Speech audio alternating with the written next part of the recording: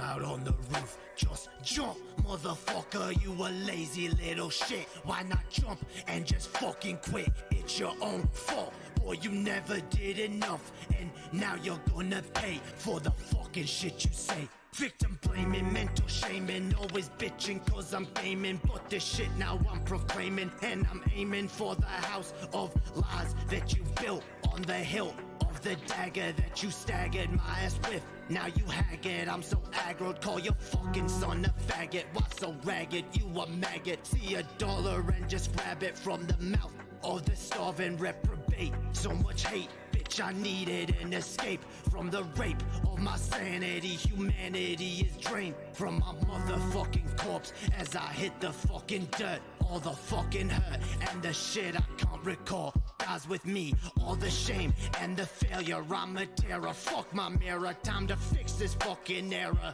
Yeah, I'm the bearer of this shit, and I wear it on my wrist. Now it's time to cut it out and just grow the fuck up. In my mirror, it's a vision that I see of myself. Damn, I'm looking like my father, so why even bother? I'll die for my mother, so I'll never treat another the way that he fucked her. I'll break this damn cycle and jump, jump, jump, jump, jump, motherfucker. Jump, jump, jump, jump, jump, motherfucker, just jump. Jump, jump, jump, motherfucker. Jump, jump, jump, jump, jump, motherfucker. When there's evil in my heart and there's Satan in my veins, I'm insane. Best get stitches in my brain or a cane, cause I can't fucking stand on my own 2 feet. Defeat is my only fucking path. I'ma retreat, can't rest until my brain hits the concrete. Fuck you, I'm just tired of this deceit and these lies that you fucking spew, and the shit you put me through, and the shit you fucking do. But sometimes I just wonder if the shit you say is true. I'm just so damn rude and irresponsible to boot, and I'm the fucking reason mama's cutting her wrists up. And I just sleep too much, play too much, got some shit to say too much. Never clean my cage, I must. Such a fuss, boy don't cuss. I'ma fucking take your trust, give to God and make it rust. Time to bust, mustn't lust, gotta leave you in the dust. Live a life that's unjust, into hell you will be thrust. Satan is your just reward,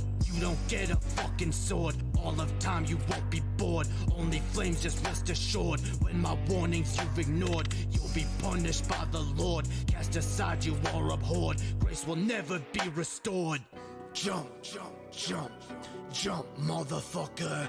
Jump, jump, jump, jump, jump, motherfucker, just jump. Jump, jump, jump, motherfucker. Jump, jump, jump, jump, jump, motherfucker, just jump.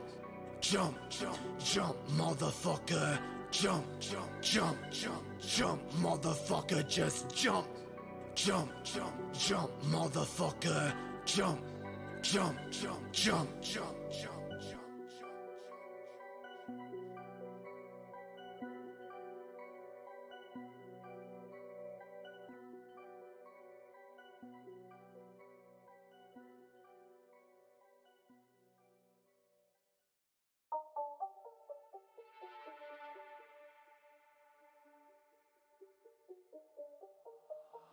I'm a son of a bitch.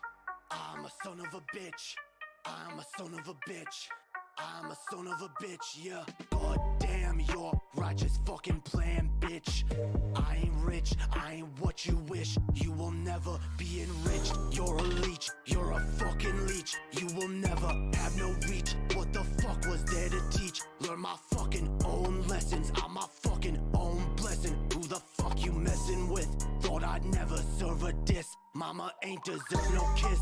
I'ma let her slit her wrist when I'm done. I don't wanna be a bad son, but you fucking made me one. Now I'ma take this fucking knife and my own damn life right here. I don't wanna be my mama. Too much trauma, never saw the damn light. In this tunnel I won't fight, I won't fight. I'ma fucking lay down, let myself drown. No one will save me anyway. No one will save me anyway. No one will save me anyway, cause I'm a son of a bitch. I'm a son of a bitch. I'm a son of a bitch. I'm a son of a bitch, yeah. I'm a son of a bitch. I'm a son of a bitch. I'm a son of a bitch. I'm a son of a bitch, yeah. I know angel bitch. I'm the devil you feared. Yeah. Why in the fuck did I leave? Why in my absence you grieve? Why can't my pain you perceive? Cause your own lies you believe. Didn't know you would conceive. The son of Satan deceived. I'ma take my fucking cleaver at your stomach fall. Make that shit mine, for that shit you fucking stole. I'ma take back my control. Dig me out a fucking hole. What the fuck, I got no goal. Getting high, pay the toll. Like my mama gave a soul. For them pills and these demons, I can't even see my veins. Kids are driving me insane. I'ma cut this damn pain. With my baby in my arms. Won't be sounding no alarms. Slip my wrist and I'm gone. Yeah, no one will save me anyway. No one will save me anyway. No one will save me anyway. No one will save me anyway, cause I'm a son of a bitch. I'm a son of a bitch. I'm a son of a bitch. I'm a son of a bitch, yeah. I'm a son of a bitch. I'm a son of a bitch. I'm a son of a bitch. I'm a son of a bitch, yeah.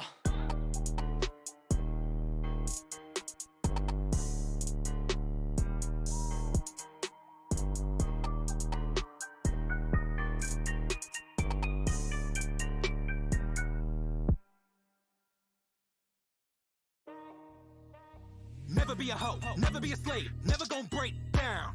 I don't want the dough, I don't want the pay, gotta get the change now. Never be a hoe, never be a slave, never gon' break down. I don't want the dough, I don't want the pay, gotta get the change now. Yo, coming up busting the game, don't want the money or fame. I want the public enraged, I want the government change. Cause they bend the rules for the revenue, so we better move right now. Just living proof, I'ma tell the truth, and what I never do is pipe down. What will it take? What can I say? Making them question the norm. If we never change, I don't see a way that we can weather the storm. We buy what they're selling in stores, and accept what they tell us is for. You ready for war? Let's settle the score. The world of the rich is the hell of the poor. Yeah. This ain't right, we don't fight, cause it's normalized. Overhyped, underpriced, it's a corporate lie. It's a corporate lie. Money's glorified. Overhyped, underpriced, it's a corporate lie. Never be a hoe. Never gon' break down. I don't want the dough. Gotta get the change now. Never be a hoe. Never gon' break down. I don't want the dough. Gotta get the change now. What is the difference between pro-life and misogyny? Free trade and monopoly, sweatshops and robbery. What is the difference between capitalism and poverty? Freedom and worker democracy? Nothing, obviously. What will it take? What can I say? Making them question the norm. If we never change, I don't see a way that we can weather the storm. We buy what they're selling in stores, and accept what they tell us is for. You ready for war? Let's settle the score. The world of the rich is the hell of the poor. Yeah. This ain't right, we don't fight, cause it's normalized. Overhyped, underpriced, it's a corporate lie. It's a corporate lie. Money's glorified. Overhyped, underpriced, it's a corporate lie. Never be a hoe. Never gon' break down. I don't want the dough. Gotta get the change now. Never be a hoe. Never gon' break down. I don't want the dough. Gotta get the change now.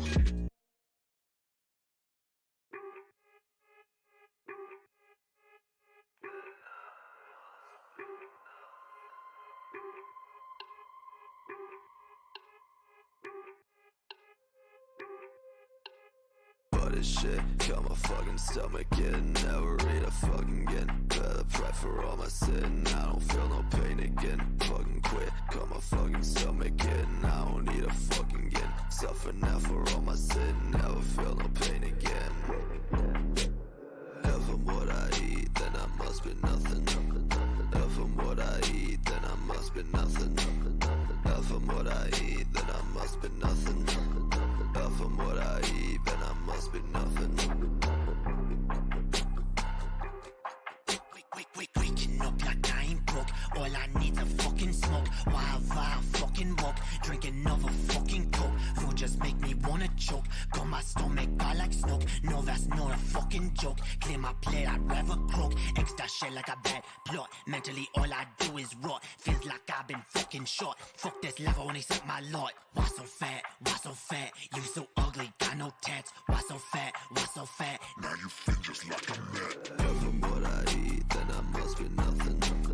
If I'm what I eat, then I must be nothing. If I'm what I eat, then I must be nothing. If I'm what I eat, then I must be nothing. Feel so nauseous, I can't eat. All I want's to fucking sleep. Caught it out, that's not a leap. I won't, so I'd rather weep. Fuck this shit, I don't know why. Makes me wanna fucking die. All I do is fucking cry. You won't see me eye to eye. I ain't hungry, eat no steak. Want no bake for your cake. Fuck them bitches, they all fake. They just judge him on a snake. Bile in my throat when I see a fucking note. I don't want fucking choke. All I need's an antidote. When I die, so she wrote. If I'm what I eat, then I must be nothing. If I'm what I eat, then I must be nothing. If I'm what I eat, then I must be nothing. If I'm what I eat, then I must be nothing.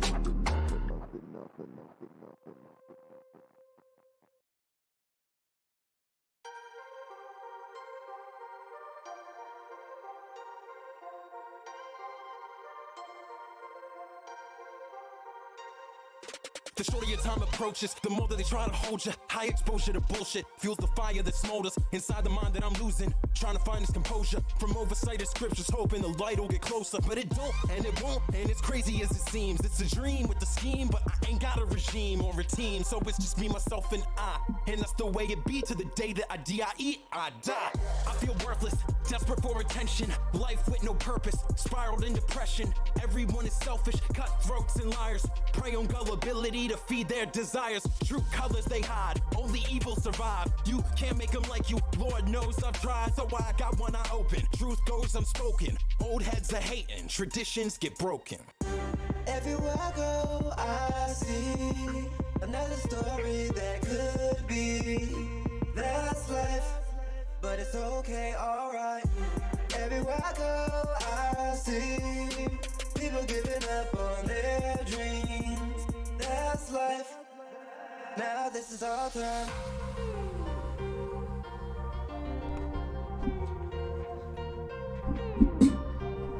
Yeah. What up, y'alls?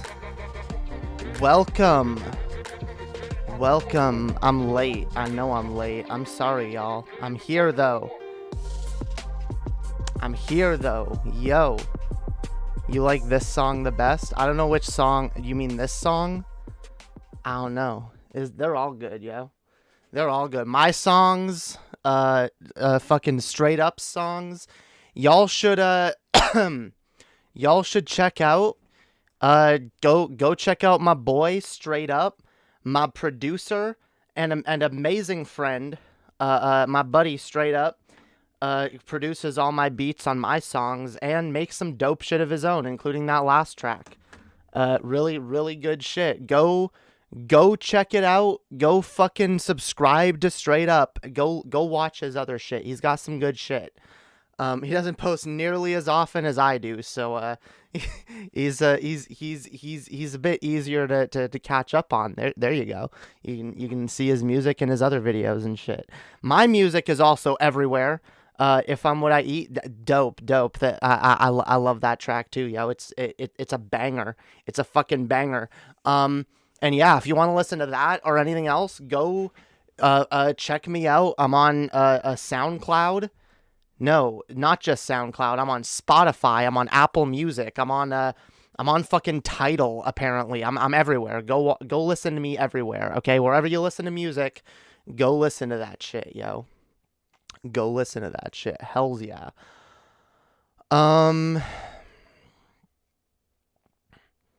You all about beats? Yeah, check out Straight Up. He's here. Wait, let me catch my bearings. What am I doing? All right. Yo, there's Straight Up in the chat. Yeah, I think I have his shit linked in the description. No, not the description of this one. I forgot to do that. Let me add his shit, yo, because it's dope. It's poggers. No, I don't want to hear myself. I don't want to hear myself. Fucking piece of shit. Let me do what I'm trying to do. There we go. Straight up, straight up, straight up. He is in my recommendeds on my fucking channels, all right? But here, all right? I'll even put his above the donation link for this, all right? Follow STRAYDUP. Follow straight up. Do it. All right? It's in the description. It's in the chat. There's no excuse. There's no excuse. Straight Up's got dope beats, makes fire beats, and makes some good fucking raps. Go do that. All right.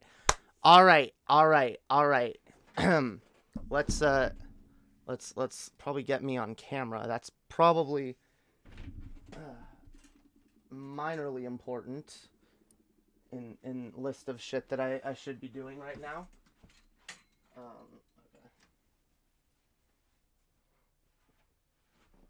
Okay. Yeah, that's probably there. No, it's okay. Actually, no, wait. Nope. God damn it. No, oh, I lowered this. That's why. Because I lowered it. That would explain. See if I put it at like a down angle. No, I should put it even higher then. And then I'll put it like angled down. There we go. There we go. What up, y'alls? Hells yeah. Hells yeah. I got my my Kingdom Hearts memorabilia. All right, already. My Kingdom Hearts necklace. It's cute. I think it's supposed to be the one that I think it's supposed to be Kyrie's neck. I don't know if Kyrie actually wears it or if it's just, I don't know. It doesn't matter. You know what I want? I want Kyrie's outfit. I want to cosplay as Kyrie or as Xion. That'd be dope. Xion is canonically trans in my head, by the way. Fight me. Fight me. Xion is canonically fucking trans. Anyone who disagrees can fight me. Or bite me. I mean, you could try. You could try to bite me. But, when you try to bite me, alright? Bad things happen, yo. Don't fucks with me. Don't fucks with Lady Hopium, bitches. Don't fucks with Lady Hopium, bitches. Alright, I got vampire teeth up in here, alright? They don't need to be real because they're having vampire teeth that I can turn on and off like that is you know, it's very useful. Why is Oh, I'm looking at the I don't even realize because like over there on the camera is like cut off. I was looking at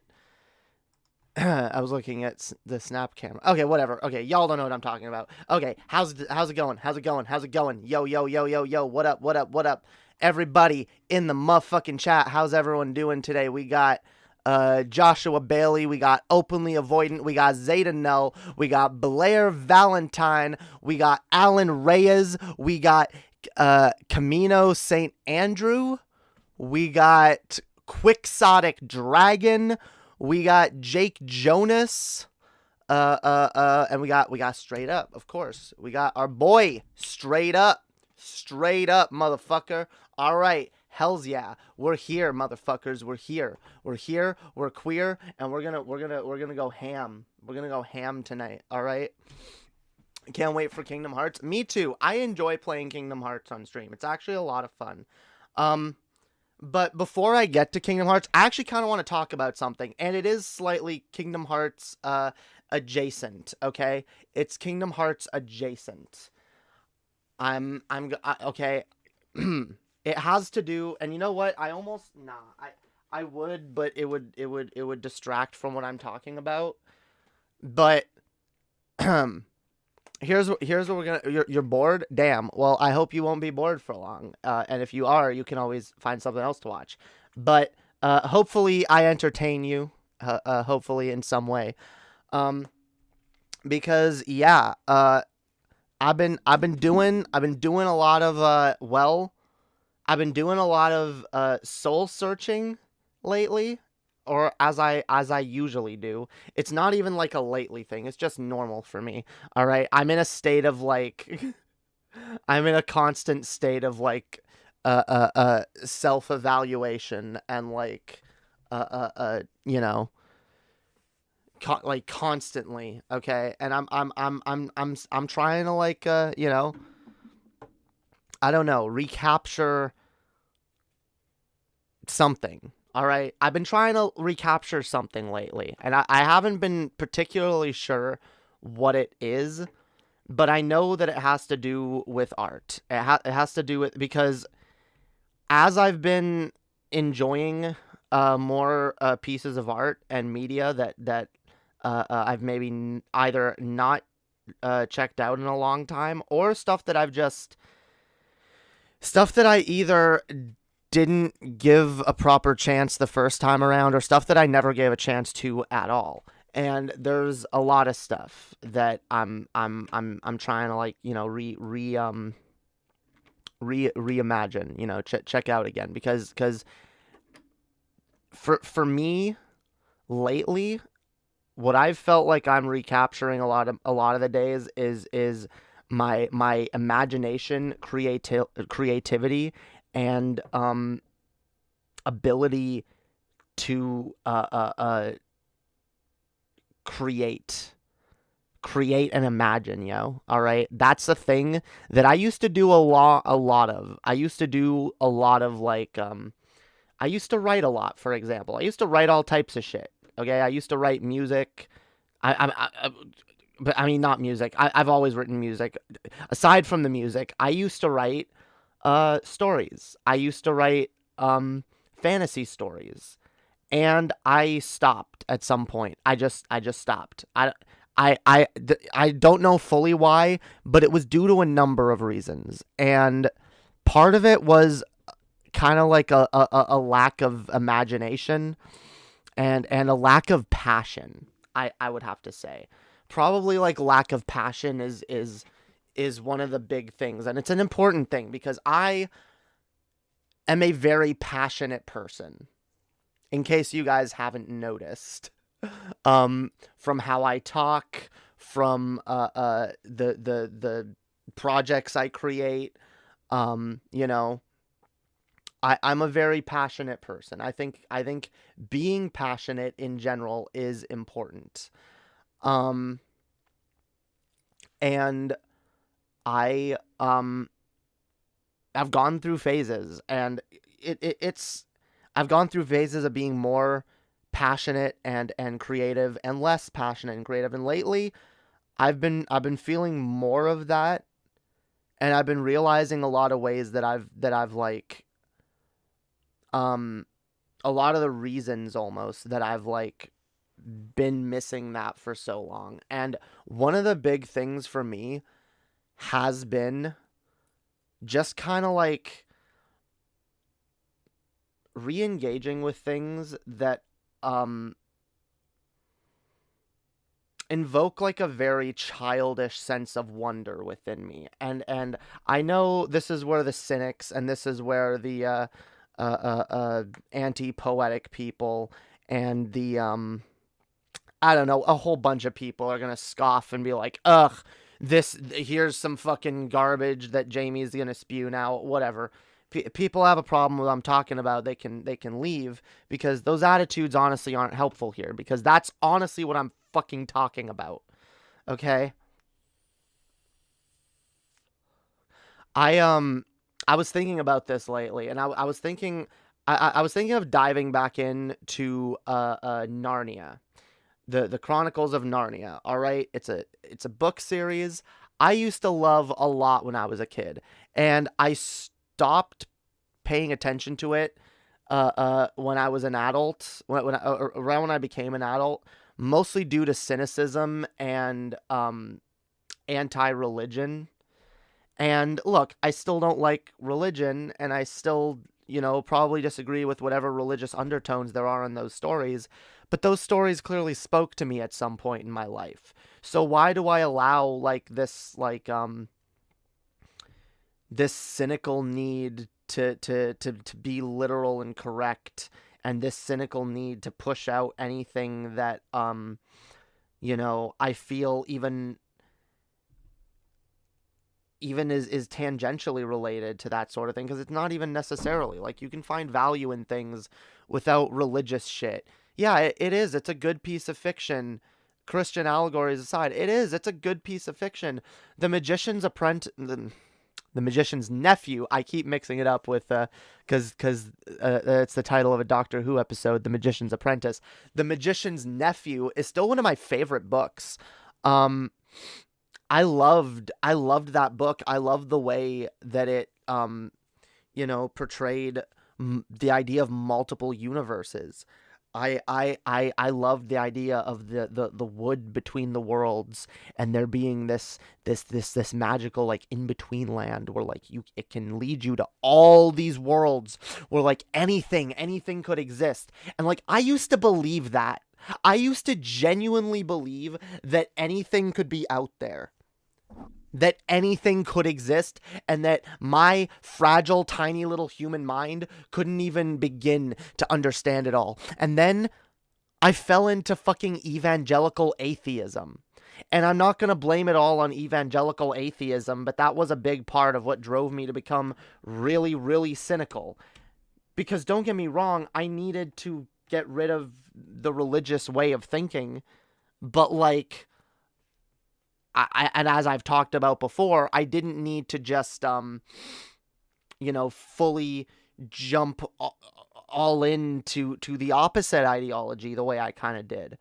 I should have learned what patterns were bad and negative, and that I should avoid for the future, and what, like, I should have been like, okay, so rather than just avoiding all things religion and all things that have even touched religion, I should avoid religious ways of thinking. I should avoid not being skeptical, because skepticism is an important tool that we should all have in our tool belt. When we approach everyday life, it should be there. It should be a tool that we use. It should be with all the other tools that we have. And, like, I fucking swear, humanity is so thick-headed in that we all do this. We all forget that we have multiple tools at our disposal, and we all end up relying simply on a single tool as if it's the only way to live now. And there's a lot of people that everything about them is just, oh, I'm skeptical. Skepticism, everywhere you go, skepticism. To the point where it's like someone says, oh yeah, I experienced this thing, and they're like, I don't know about that. How do I know that you really experienced that? How do I know that you're actually being genuine? I don't know. Oh, do you have proof? Do you have evidence? And, like, that can be a very toxic way to, like, live your life, to just be so skeptical that you have zero faith in the one thing that we should have any faith in if we want a better future is a faith in humanity, not a faith that humanity will always do the right thing, because it won't. It will not always do the right thing, but faith in the idea that humanity has the potential to do the right thing, and that we can be good, genuine, honest people, and not to just be so automatically uncharitable to every person that we come in contact with. And that's one important thing. But, like, there's this other thing that I've noticed, and, like, in my attempts to, like, evaluate something that I enjoyed previously, or something that I didn't enjoy as much previously, or that I let, certain ways of thinking cloud my judgment on certain things, or or just things I wasn't able to enjoy before, something that I notice is that when I put aside this, like, and honestly, people will tell you that your need to be imaginative and to find some kind of wonder within the universe, that is childish. But you know what I believe is truly childish?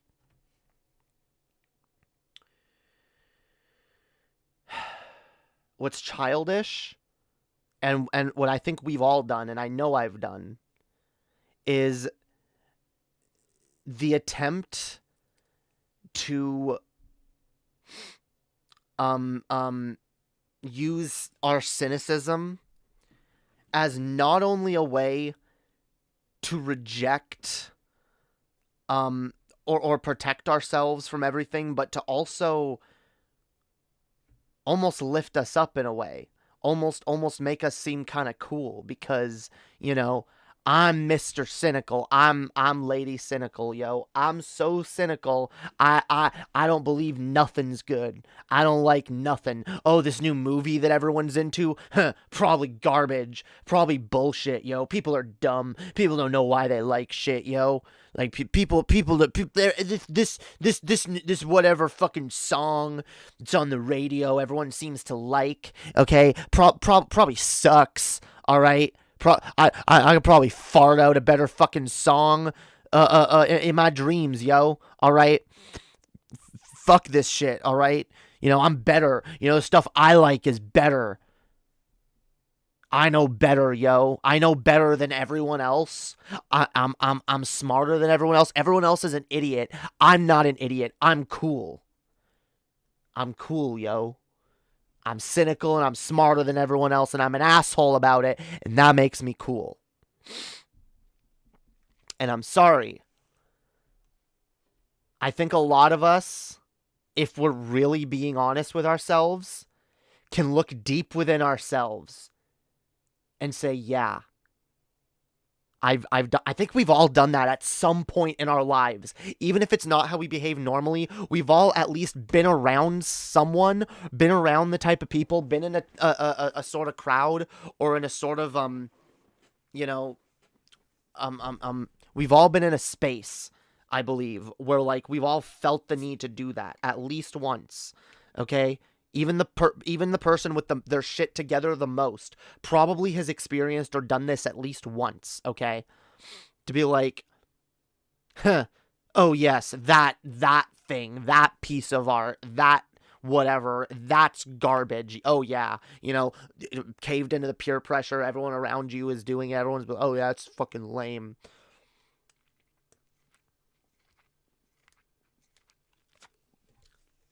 What do we do when we have that kind of attitude? Honestly, it has multiple effects, and not just on other people, by the way, because it can be shitty, and I think it is shitty. It creates a shitty culture to, like, push forth your, like, negative cynicism about everything, and to, like, it's one thing to just be negative and be cynical, fine, have your opinions and put them forth, but, like, when you take it to a place of, like, making fun of people for what they enjoy, and I've seen a lot of this. I've seen a lot of this behavior, a lot throughout my life, in a lot of communities, by a lot of types of people. I've seen this done where, you know, people kind of, like, get, like, I don't know, they get, like, really big heads about a thing that they enjoy, or about an opinion on art, and they think, or you know, like, sometimes it's just like, oh, you know, like, I don't know, maybe they think that they're better at interpreting art than everyone else is, or maybe they like something that other people can't see the enjoyment in. That's probably what it happens a lot of the time. Like, people, like, enjoy something. It's like, why can't people see the enjoyment in this? You know, and why do they like all this stuff that I don't immediately enjoy? Oh, they must be stupid and I must be smarter than them. I must be smarter than them, right? And so we can create an attitude and a culture and a society of, like, meanness, where we, like, shame people for the things they enjoy just because we don't enjoy them. And that's bad. That's negative. But I've realized it goes beyond that. It's worse than just that. If it were just that, I would say, well, we all need to work harder than on just ignoring those people and, not listening to them. But the thing is, they exist. They exist in this world. They're gonna exist. And we all kind of,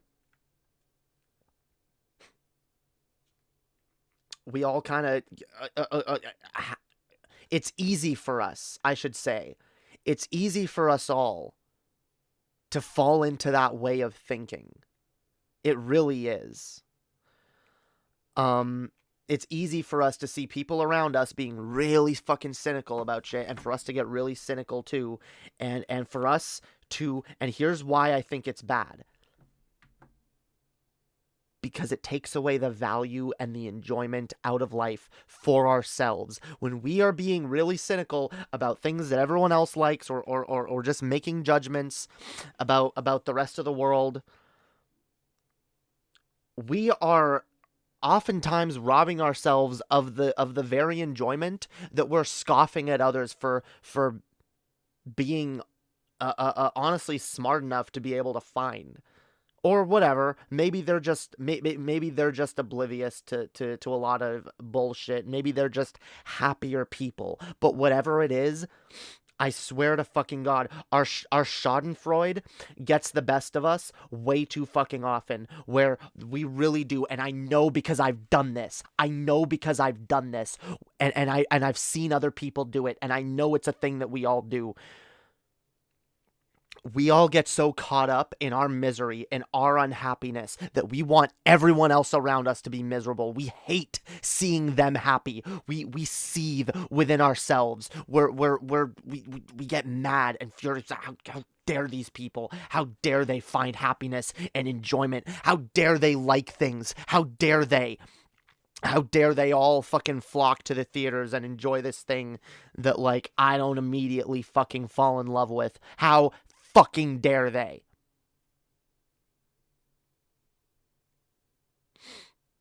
Misery does love company. That is very true. And that's the problem. We all get so caught up in our misery and in wanting others to be miserable with us that I think we forget something.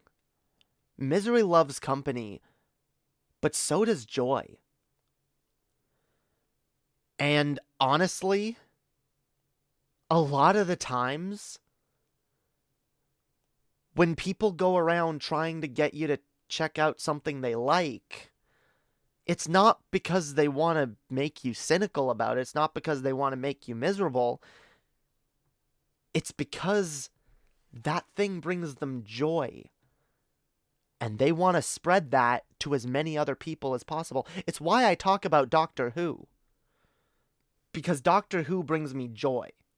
Doctor Who is something that brings me happiness and enjoyment, and I think there's a lot of good to be found within these stories, within the character, within the show.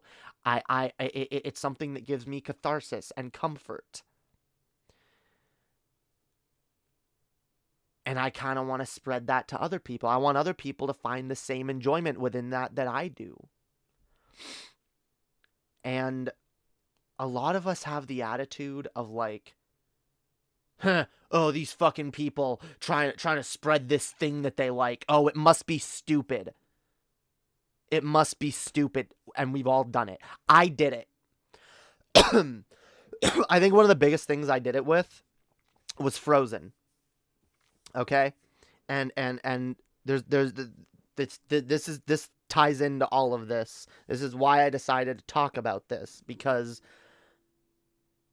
a long time ago, I don't remember when Frozen came out, but I remember when it came out. Like, I don't remember the year, but I remember around what I was doing.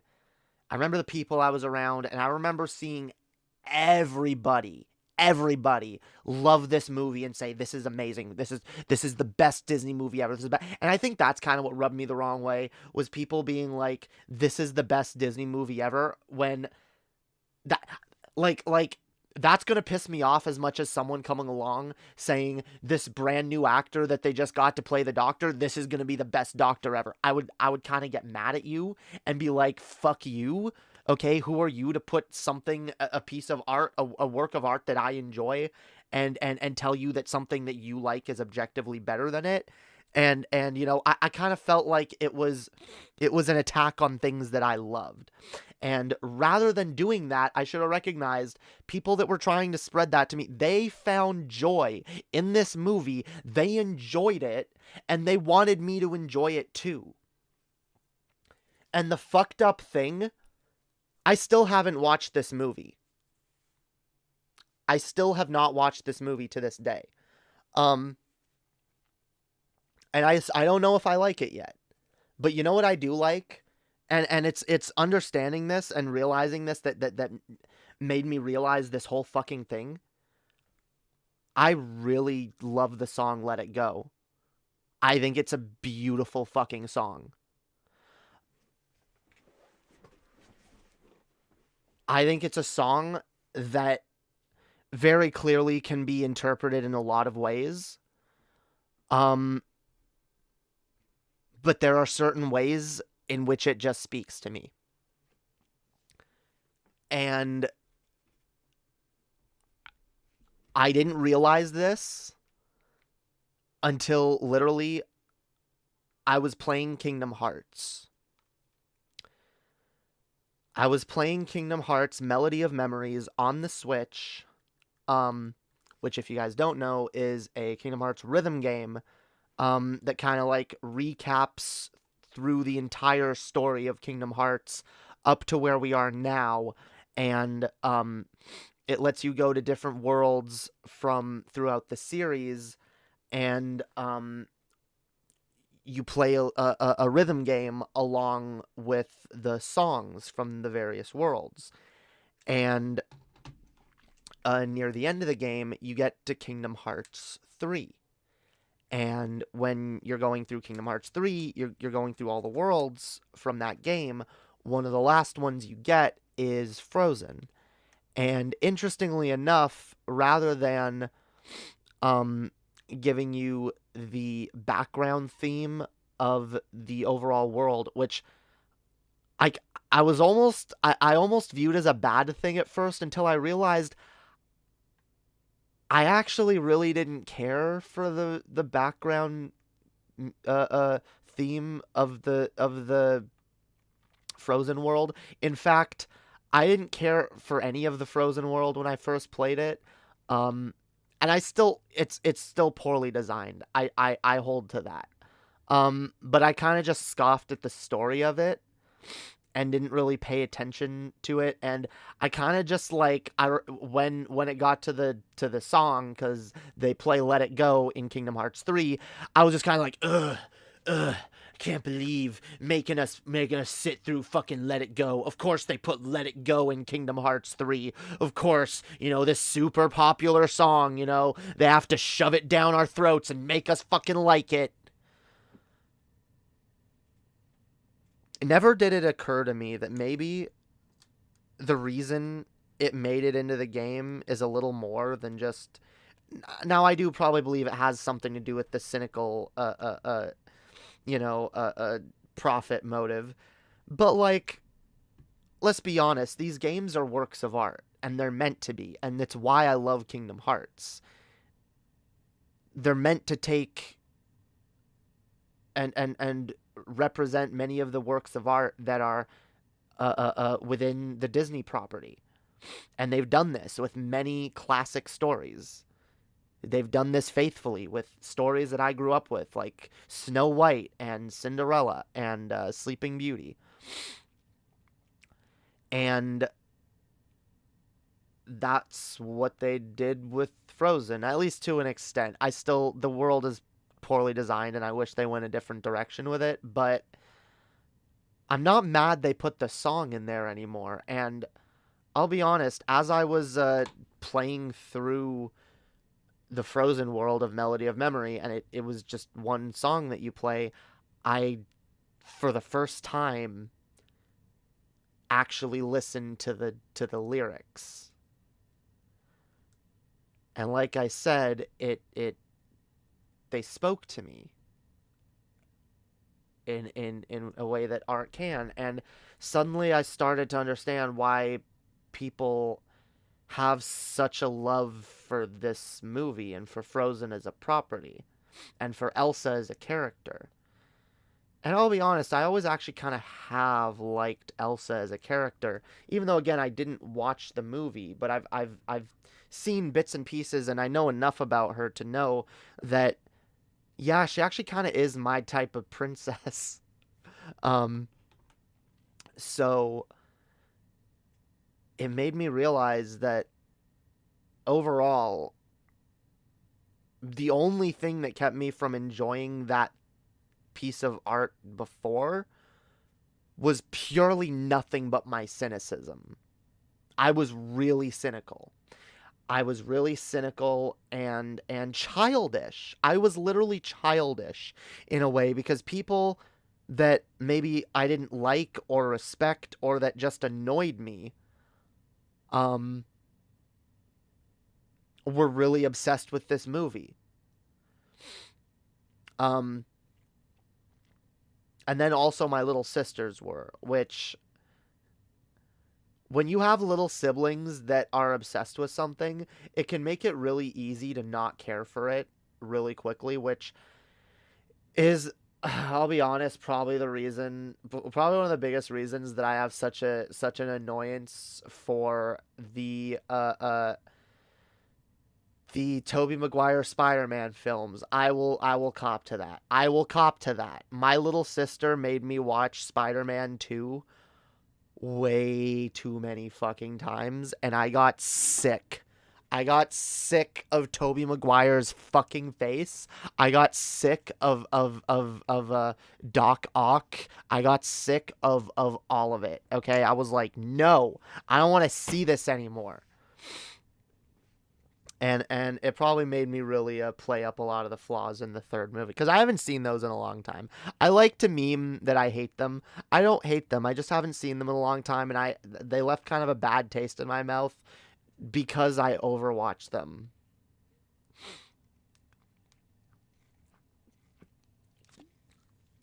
So overall, and that's another thing, the Spider-Man thing. I probably should reevaluate my affinity for the Spider-Man films, because I've let childishness and cynicism get in the way of that.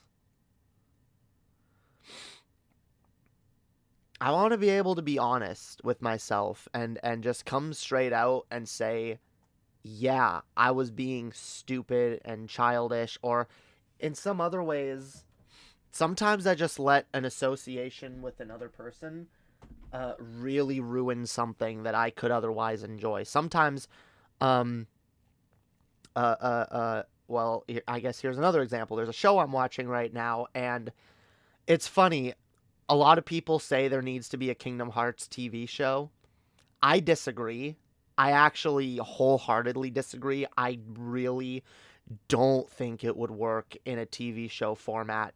At least not. It would maybe. It could maybe work in an anime format, but in terms of like an American Disney made show, no, please, no. I don't think it would ever work.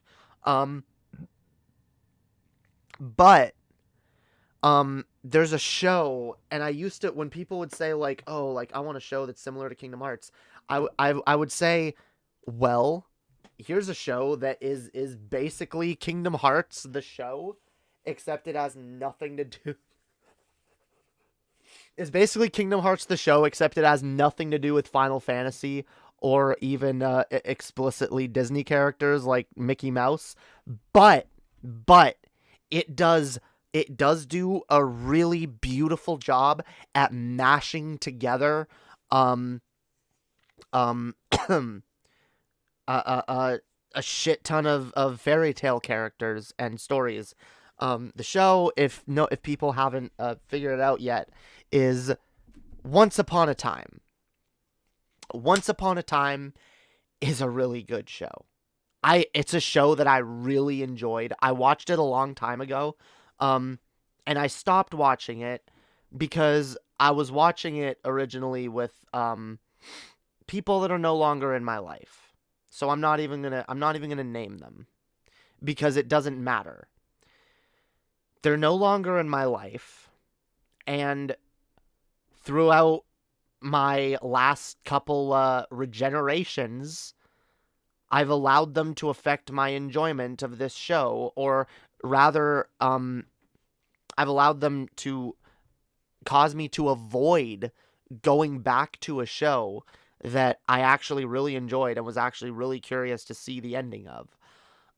Once Upon a Time is a really interesting show. It's a family show. It's not super adult themed, but it's also not exactly for little kids.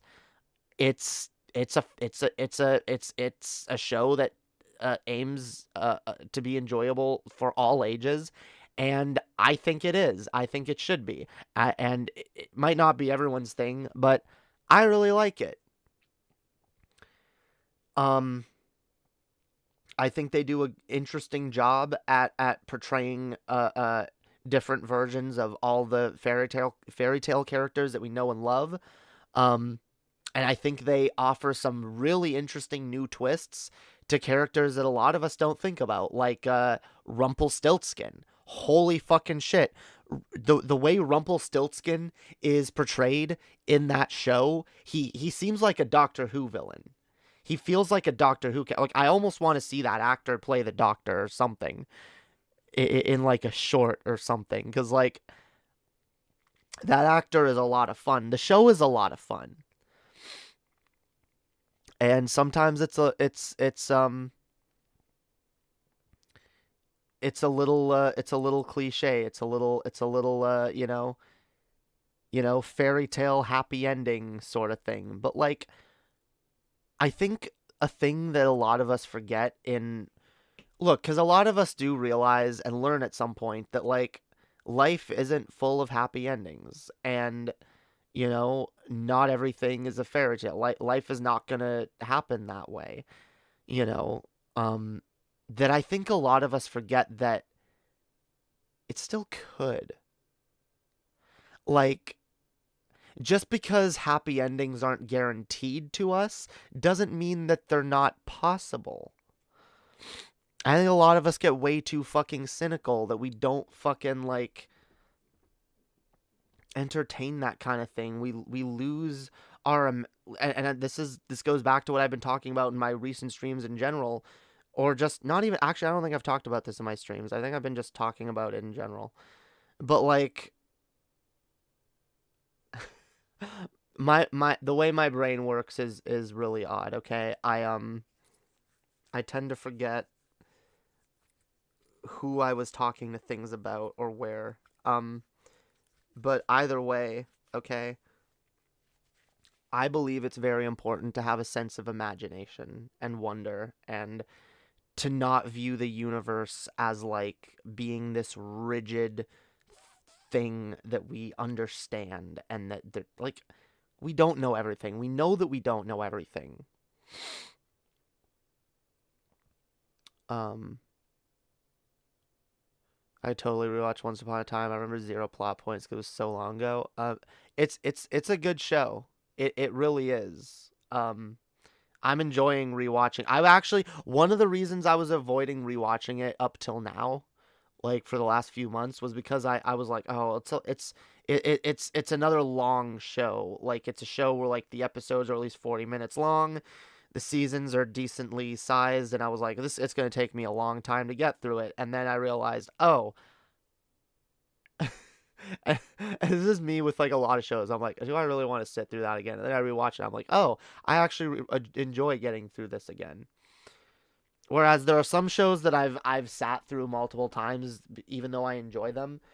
I've sat through them with multiple people, and they're shows that maybe deserve rewatches a little less than others. Like Vampire Diaries. I like that show, but I've rewatched it way too many times. I don't feel the need to rewatch it anytime soon, even though I haven't finished it.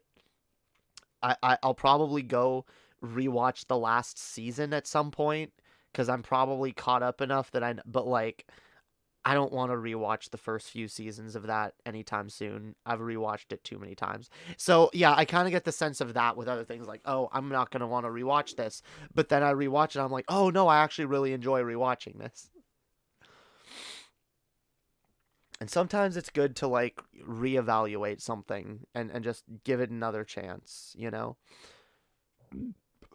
This one time I saw someone who was real rude to me recommending Ozark on Netflix to someone else, and I almost brushed it off because it was them. Instead, I went out of my way to watch it, and I love it. Yeah, very easy to let people ruin stuff for you. If, I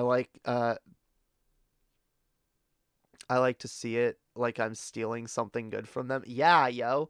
Look at it that way. Be like, what? Why does only this person get to enjoy this thing? Okay? I get to enjoy it too. Fuck. And I've had friends that were real dickish. Granted, I don't know if these people are still like this, but I've known a couple people that in their lives have I've known a couple people that have like introduced me to certain pieces of art, or that, you know, were more interested in something before I was, particularly the person that introduced me to Monty Python, which, funnily enough, my uncle had tried to introduce me to it before, but I didn't really take any interest, and then this friend at school made a Monty Python reference, and I thought it was funny, and I checked it out, and I it was a scene from the Holy Grail, and I watched the movie, and I thought it was fucking hilarious, and I started talking to my uncle, and he started he was like, oh, you've checked out Monty Python. I was like, oh, you gotta watch this one and this one and this one, and he started like getting me into like really into to Monty Python. And then I would make Monty Python references in front of this other person, this friend from school, and she would get mad at me. She would be like, "Why are you referencing this isn't your thing. It's my thing. It's something that I like, you know." And I'm like, I mean, or I guess she kind of viewed me as a poser and was like, you know, like you don't get to say that you like this. This is, you know, this is a thing that I actually like. And maybe I was a little bit of a poser at the time, but I don't think I was a poser. I just really liked it. And I didn't enjoy a lot of stuff growing up. I wasn't, or I did, what I should say is I wasn't exposed to a lot of stuff growing up. I wasn't exposed to a lot of comedy or anything subversive or edgy in the slightest. So when I discovered certain things, I was like, holy fucking shit, this is amazing. And that person also introduced me to Harry Potter, which I also fell in love with really, really quickly. And yeah, that person got annoyed with me at that. Sounds like she got you into it and then got mad that you got into it. Yeah, I mean, whatever. Maybe I was annoying her. I'll give that person the benefit of the doubt. I was really cringy and annoying back then, but and she was much younger, as was I. So I'm not going to assume that person is still like that or anything. But I just remembered I was annoyed about it at the time. I was like, fuck you. I really like this thing. You don't get to say I don't like this thing, yo. But maybe for her, maybe my cringiness was making it difficult for her to enjoy that thing. But then, hey, she needed to let go of that and just be like, nah, yo, I enjoy this thing. See, this is the thing we got to remember. Recognize, and again, to bring it back to what I was saying earlier, what we all remember, okay? Misery loves company, guys, but so does joy. And when people are when something gives someone joy, they generally do want to see it give other people joy. And we should remember that. And we should want for other people to find joy in the things that we do. But then we should also, you know, recognize that the way others find joy in something might be different from the way that we do. And that's okay. Everyone can have their own appreciation. That's another thing. People get, and this is another argument I've gotten into with certain people where it was like, well, you don't know how to enjoy this thing, or you're not enjoying it, right? You don't get it. You don't get it. Oh, and by the way, I probably didn't get Monty Python back then as well as I thought I did. So I could also understand her for being annoyed at that. But yeah, either way, we got to be willing to spread joy, and we got to be willing to entertain the joy that other people try to spread, or at least not be cynical about it, not be assholes about it, okay? Because even if we don't like someone, like, it doesn't mean the shit that they like is bad. And that, honestly, that the fact that we're all able to find connections to the same piece of art, even though we don't necessarily like each other, even though we don't necessarily have a lot in common, we can still have connections to the same pieces of art. This is what makes art so fucking powerful. It does. Hang on. Let me... God damn it. Let me fix this.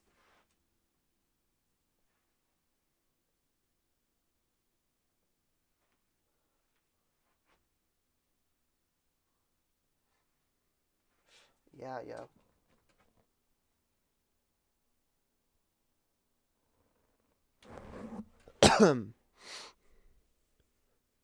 And once upon a time, the master would have made a great Wait, what do you mean the master?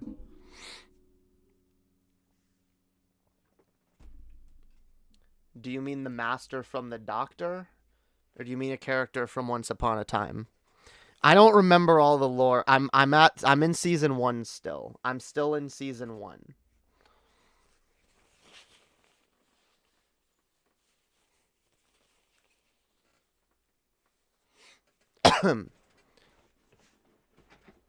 I love the Holy Grail. Well, Life of Brian was too meta. Okay, Life of Brian is my favorite. I have to say, I love them both, but Life of Brian is like so much better. Just because of all of its meta commentary and how prescient it is, like, yeah, I don't know that character. Or I don't remember that character, because I've watched up to like season 3 before, but I don't remember it right now.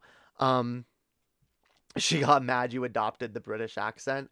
I don't know if I ever actually used that in front of her. That was a friend that was a friend from my first year of high school, where I went to one high school in careful. I almost dropped my hard drive that's plugged into my PS4. I need to find a better place for my PS4 than right here. I put it under my desk. I mean, under my monitor, and it's not a good place. What?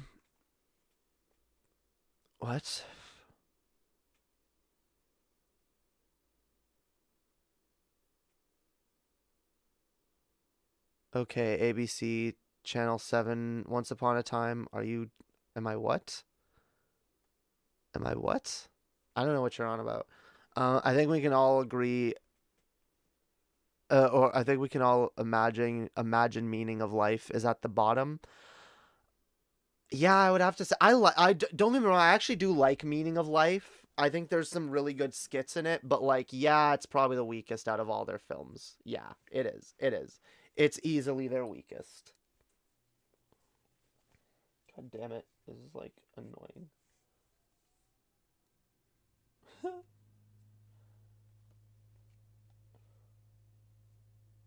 Is anyone else like a super OCD about their clothes?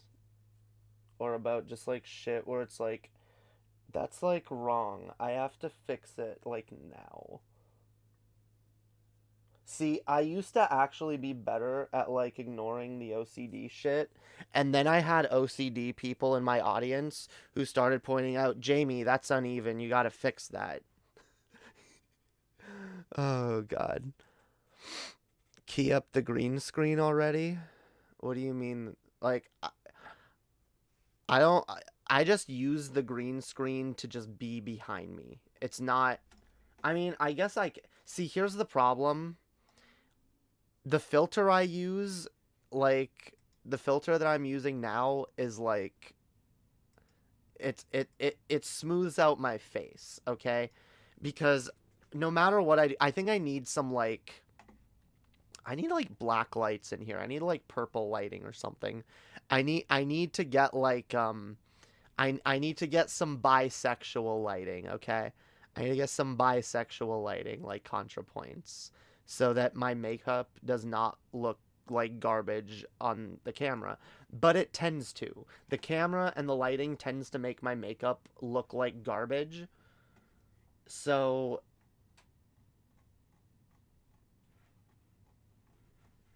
like literally, like I look in the mirror and I'm like, yeah, this looks pretty good, and then I look on the camera and it's like, ah, the fuck. So I use like, I guess I could use this one too. No, it's more no, it's too, the other one. But like I can, like, yo, look, I'm in the TARDIS. But then like look, it like it makes it look like I got wrinkles, or I don't know, it makes my face look weird. We're in the TARDIS, yo. I gotta get rid of my chair, yo. I gotta get rid of the chair. Whoa. Whoa. Okay. Yeah, yo. Now we're in the TARDIS. We're in the TARDIS, yo. Whoa, we're flying in the TARDIS. We're in... We're going places, yo. I should have used this for my regeneration, and then I go, I like have the regeneration energy fly out of me, yo. What else we got? I got other TARDISes. I got other ones. What was this one? Was this the old one with the round things? Yeah, we got the round things. Yeah, 12's TARDIS is probably the best, yo. 12. Look, no, it doesn't. What up?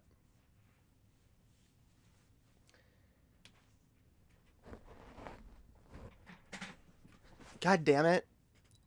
Oh, it made the... What? Oh. If the green screen moves, it freaks out. Damn. But yeah, it doesn't work with my chair, yo. I need a green chair. I should have got a green chair for behind me.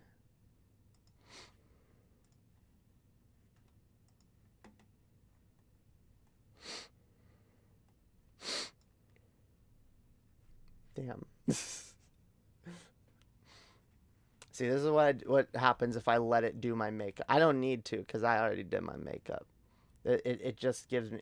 It makes my lashes longer.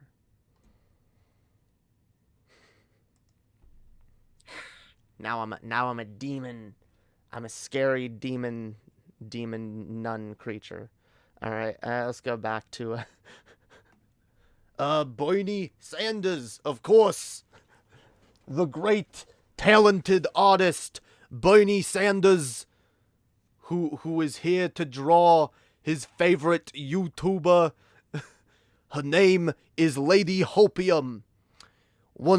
She is one of the greatest leftists that has ever been on YouTube. She is an amazing advocate for socialism and for political leftism. She is an amazing person, transgender advocate. I can't speak. I couldn't speak more highly of this person. Everybody should subscribe to her right now. As I draw her here, everyone should be subscribing to the person that I draw and be donating all of your cash. Donate money to trans women in need today. Donate money to trans women in need. And make sure to vote. Goddamn. Trans women in need. Yeah, if I ever start like a charity foundation, it'll be called Trans Women in Need. And it will be like children in need, or like no, no, what's the other one? What's the one? God damn it. No, I mixed them up. The charity, the comic relief. There we go. Comic relief. All right. Yeah, it'll be called Trans Women in Need, but it'll just be a ripoff of comic relief, okay? There we go. I'll just do like a twin. What? Twin? I'm confused. Did the chat reset? Yo, damn. That's cray. That's cray. That's crazy in my naze. Damn. All right. So let's see. What else do we got? Do I want to do I want to auto-tune the news? I don't know. I don't know why I said that, and I doubly don't know why I find it funny. Let's auto-tune the news with this shit right now, all right? I had to because Bernie said that. Aw, thank you, straight up. Fuck yeah. Thank you so much, yo. Hells yeah. You did it for Bernie. Well, damn right. Everyone should listen to Bernie. Hell yeah. Hell yeah. Trans women in need, yo. Yeah, trans women in need. No, seriously, what's happening? I don't know, yo. I do not know. That just reset the chat. Should I don't know. Reset the stream or something. Should be good. Should be Gucci, yo. Should be all Gucci.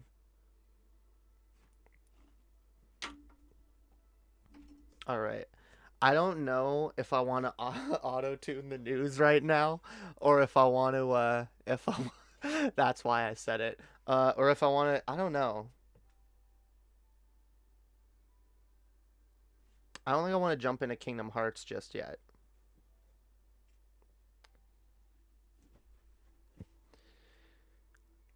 I don't know. I got distracted. Do I still have a... Oh, the chat did reset. Yeah, that is weird. I don't know why. It did reset. Take on me. Take on me.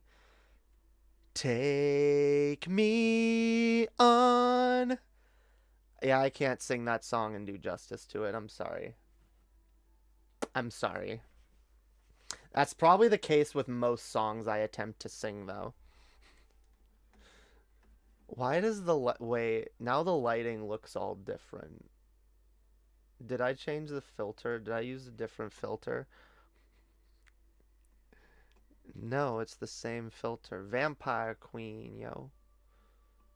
So I wish I had a vampire one that works, that, like, looked more realistic.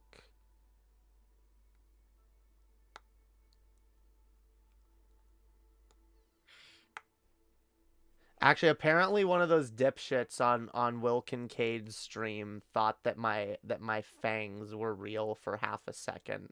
And like it was like, no, it's actually a filter. As if like, yeah, I use filters. I do like this hat. If it didn't like cover my face, if I look down, it like covers my face, I would totally wear it. This would be my filter. You know what's annoying? I can't have the same filters on my phone and on my computer. That makes me sad. I don't know why. It's the same app. It's Snapchat. Should we go with red lighting? Red mood lighting. It also darkens around my eyes, which is not bad, actually. I'm terrible at doing eyeshadow, so... I mean, I don't know if I'm terrible at it or if it just doesn't come off well on stream. Whatever. Anyway, how's the chat doing? Get a pair of thermoplastic fangs? Maybe. Let's talk about some deep shit. All right. What do we want to talk about? I had a feeling I wasn't finished about what I was talking about earlier, but I can't even remember what it was. I look beautiful. Thank you. I appreciate that. I'm too critical of my own appearance. I really am. One day the dysphoria will go away, and I won't be so like self-judgmental, yo.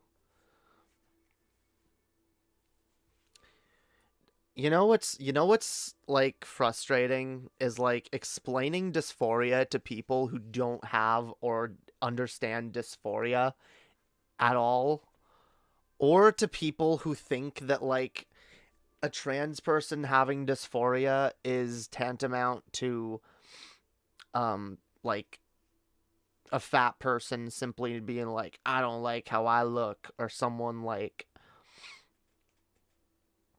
you know, being like, I wish I had a different nose or whatever. Because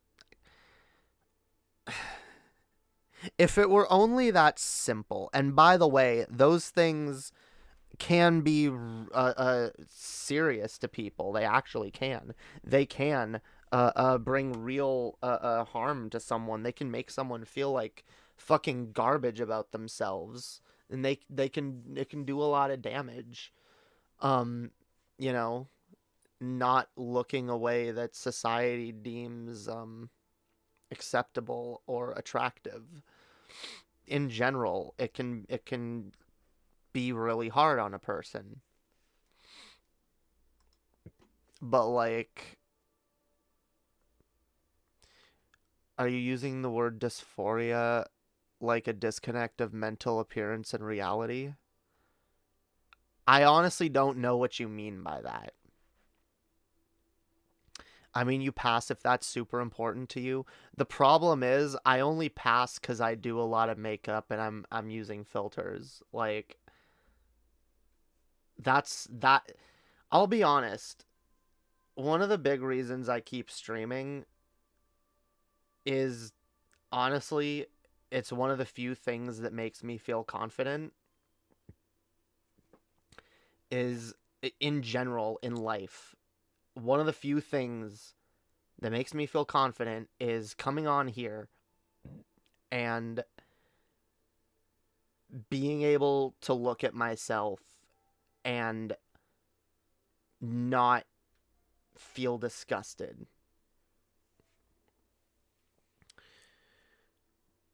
Can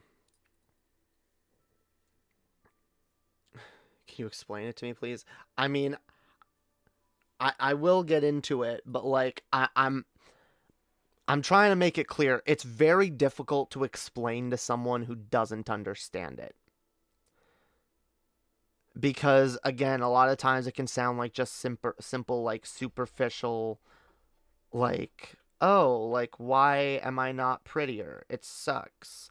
My sister is prettier than me. Why can't I be pretty like her? That it's not fair. Like, now I'll be honest. Are those feelings that I've had or those thoughts I've had? Yes, but it's something genuinely deeper than that. Because I know that looking at myself as a male makes me feel feelings that are like I said, far more complicated, and I feel far more wrong. Like, it feels wrong. It feels like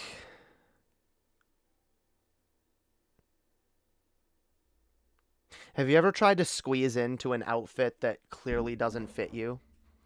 Have you ever tried to squeeze into clothes that are like maybe a size or two too small for you, but it's all that there is, or you have to wear it for one reason or another. Maybe it's a uniform, or it's something you gotta wear. You gotta squeeze into it, and you get it on your body, and it's there, and it's just, but it's tight in all the wrong places, and it's like, oh God, okay, I want to, oh God, my fucking, you want to straighten it, you want to fix it, you want to find something, but you can't.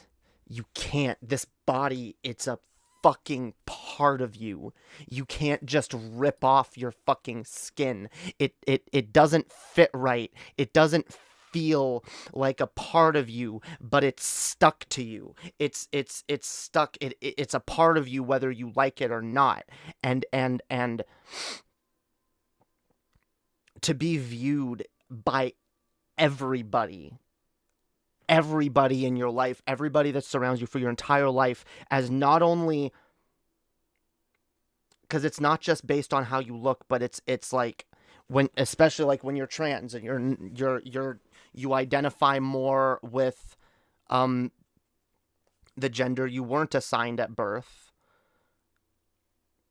but people are trying to fit you in that box, you know, like, you, from a very young age, you know, at least for me, you know, seeing like female characters, seeing like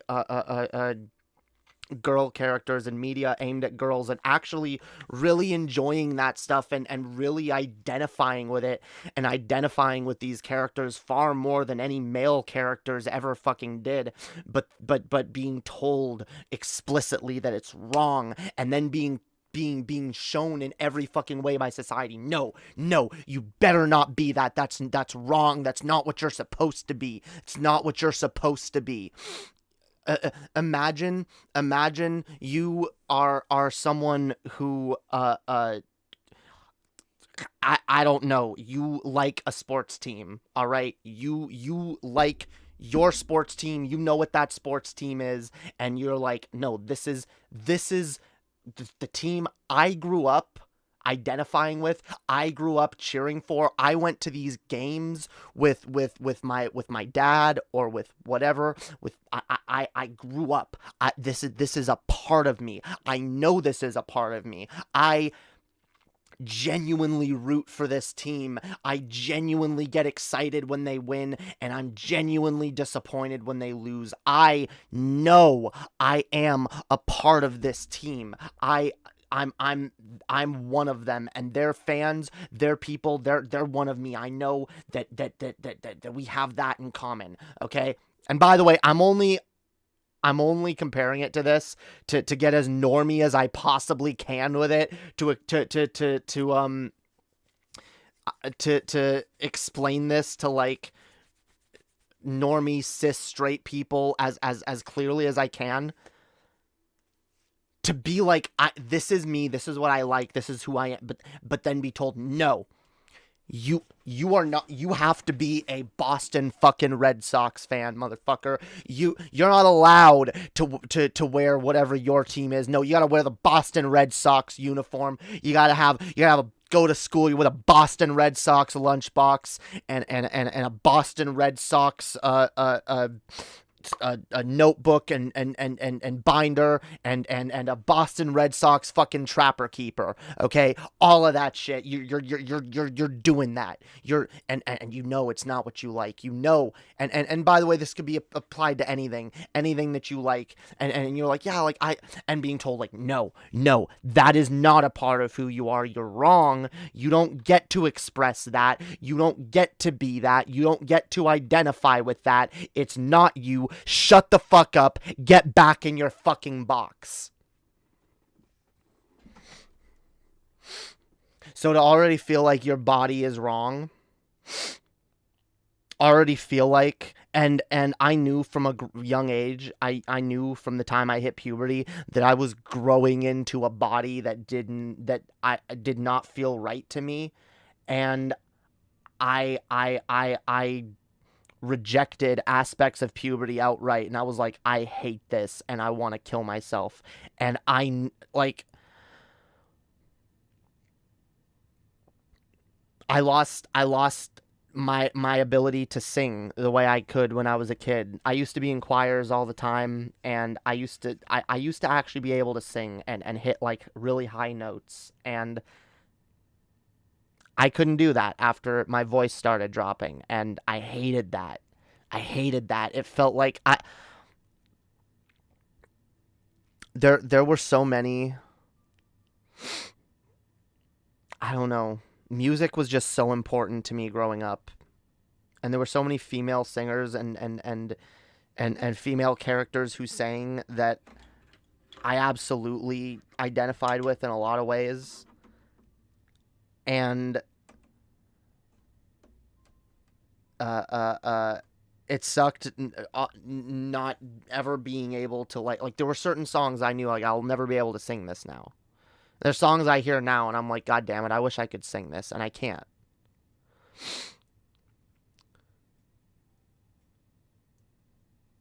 And so imagine if everything that you envisioned you might someday be, everything you spent your life dreaming for, was something you're told that you can never have and will never have.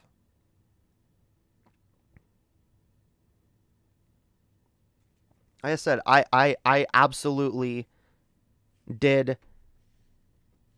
See, here is the thing. I identified with male and female characters, but the only reason I identified with male characters was because they were attracted to female characters. I wanted to be the female characters. I wanted to be the princess, and I wanted my prince to be another princess. And I knew that from a young age.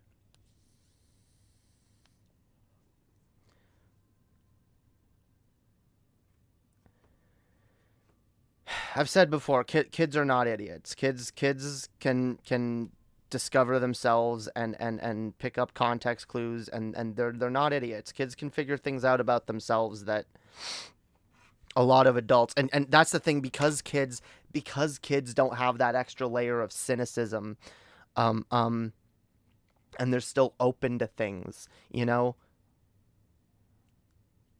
they're less likely to like worry about peer pressure and just be like, oh, you know, no, this is what I like, and this is what I'm gonna be. And I knew who I wanted to be.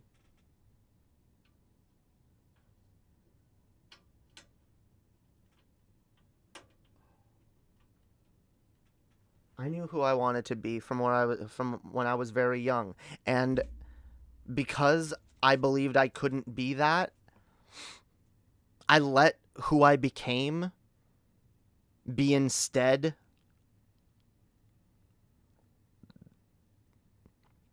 nothing but an image of me lashing out and becoming the opposite of everything I was. Because I was mad. Because I was bitter. Because I was so fucking repressed, so fucking shoved into a box, so forced to be something that I am not, so expected by everyone around me to be something that I am not and will never be, and never allowed to just be.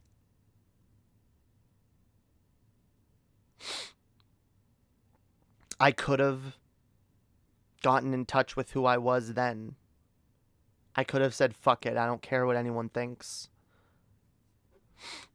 But instead, I went in the other direction. I embraced the darkness. I did. There's a reason why most of my channel is now private. And it's because a lot of that shit, in fact, when I gained any amount of prominence, was probably when I was going through one of my darkest times. And the person that I was was nothing but a reaction based on who I couldn't be. And I got cynical. And I got angry. And I stopped enjoying things. And I started convincing myself that anything, especially anything that the masses had a capacity to enjoy, couldn't be worth enjoying, because the people, everyone else is fucking stupid. They must be. Because they all think it's fine. They all think the way we're forced to live, the way we're forced to be, they all think it's fine and there's nothing wrong with it, and they don't see how much fucking pain some of us are in just living in the everyday status quo.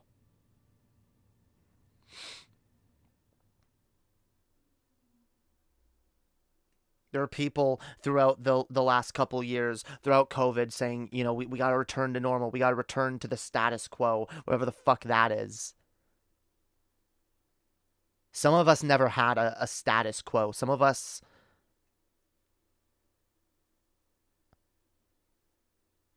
always felt like everything was wrong. Some of us have never been at peace. Have never been at peace with ourselves or the world around us.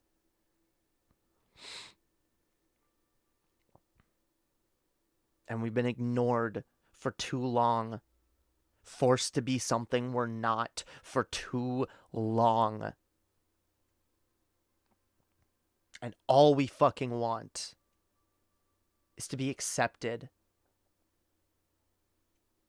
Is for our identities to be viewed as valid.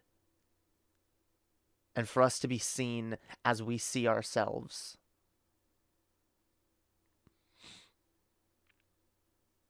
Rather than how society chooses to see us.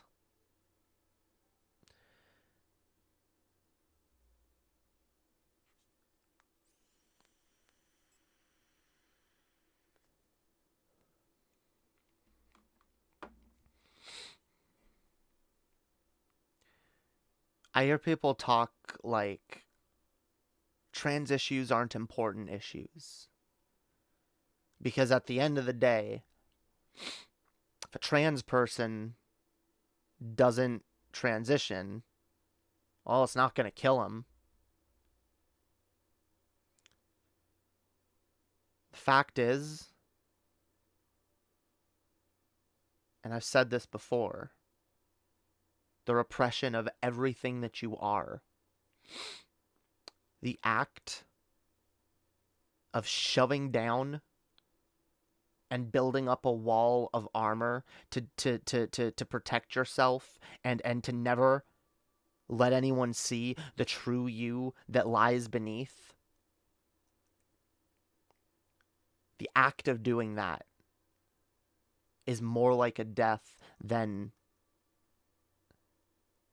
anything going through this change would require. And it is, because it's not just painful. It's not just stressful or traumatic or depressing. It is a death. It kills a part of you. It kills an important part of you. It kills the part of you that is in touch with who you are, with what you believe, with what you have the potential to be.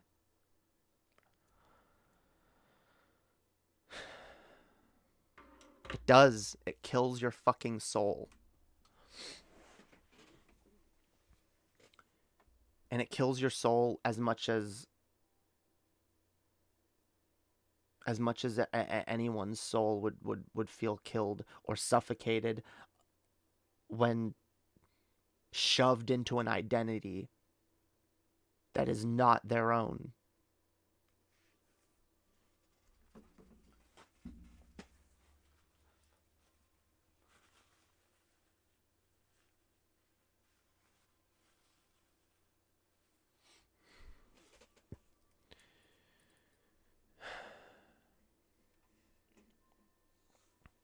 trans issues are extremely important issues because the fact is,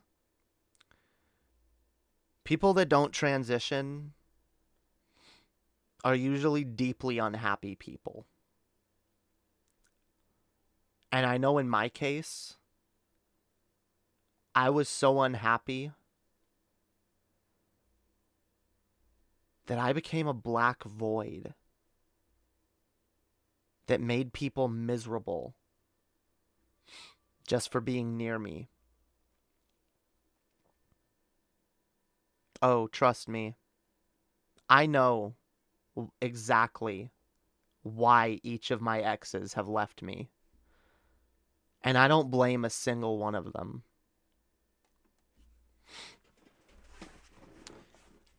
Because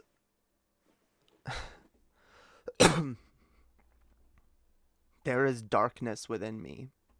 There is hate and anger and sadness. And there's stuff that I haven't fully dealt with. And my unhappiness in general has led me to be a kind of person that I wouldn't want to be around. At least when it comes to who I was in the past. And even as I've tried to change, I've retained some of that unhappiness, but then there is the fact that I only really begun to change more recently. I mean, let's be honest. Changes take time. We change in steps. It doesn't just happen. We never just snap our fingers and are something different. All of life is a transition. We transition from birth to death. And everything in between, that's up to us.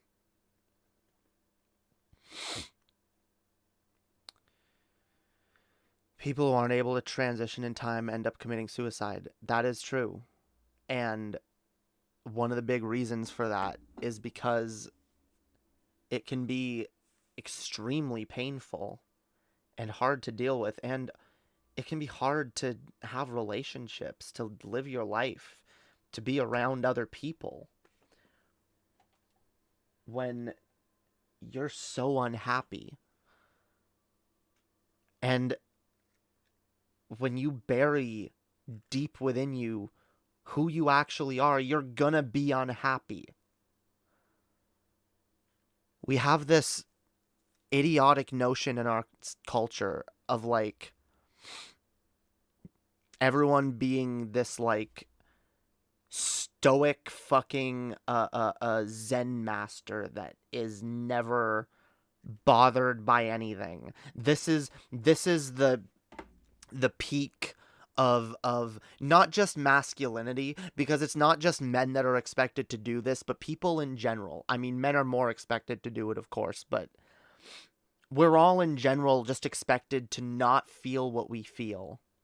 And if something bothers us, well, we're supposed to brush it off, not let it bother us. And if it bothers us, that's our own fucking fault.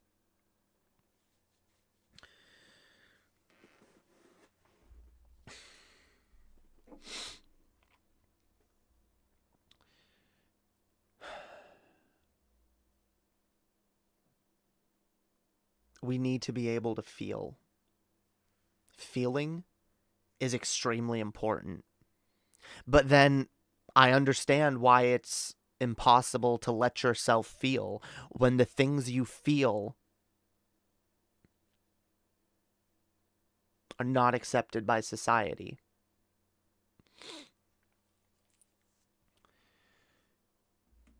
When who you are, who you know you are, goes against what they tell you, what they tell you you can be or should be.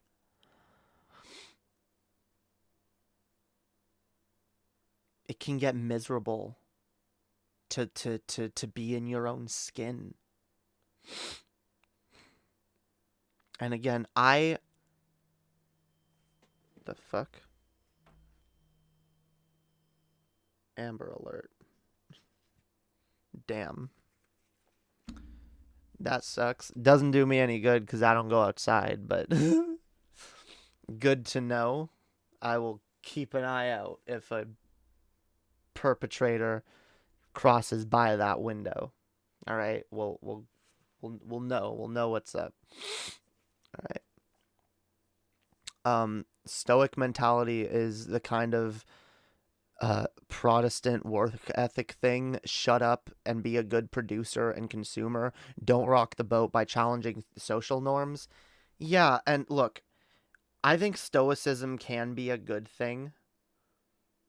But in doses, right? There should be some things that you say, you know what? I don't need to worry about this. I don't need to let this bother me. But there are other things that are gonna bother you. And if something genuinely bothers you, maybe there's a reason. And maybe rather than just shoving it down and ignoring it, you know,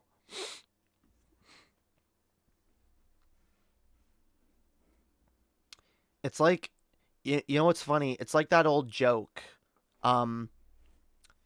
Patient goes to a doctor and says, hey, doctor, you know, it hurts when I do this. Hurts when I do this. Hurts when I do this. Hurts when I do this, you know? And the doctor goes, oh, well, stop doing that. And they go, oh, it's all better now. Or you know, it's like, what? No, it's not all better. It's not all better.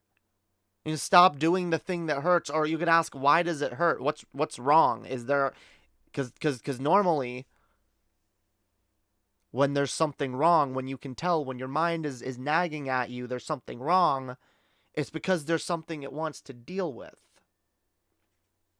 It's like when there's pain in your body, when your stomach is hurting, it's because your body is telling you it needs to have food. It needs you to put food inside it.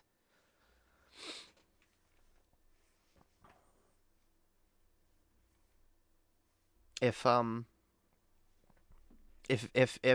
something is making you feel uncomfortable, maybe explore that thing.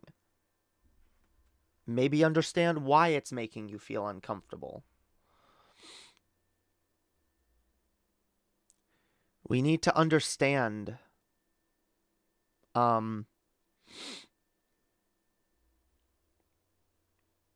we need to be able to feel what we feel.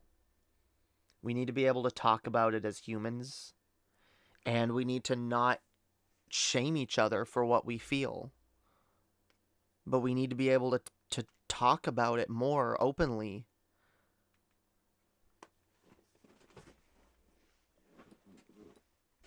I want you to realize something, fam. It's the people who have the most friends, who have the most going on in their life, who are the most active day to day, that are the happiest. It's the people who are interacting with other people who are having it, and they're not always happy either.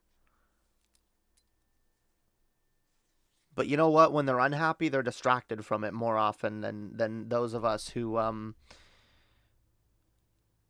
let's be honest, just kind of seclude ourselves from society. And I say us because I still do it. I still push people away, and I still am afraid to reach out in ways that I know I should.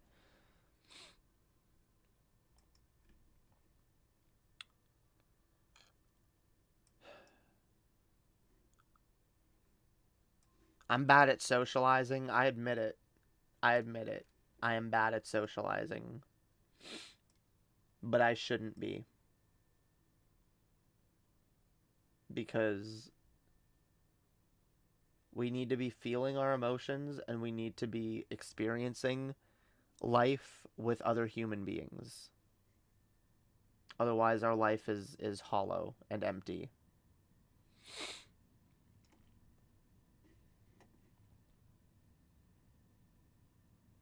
What?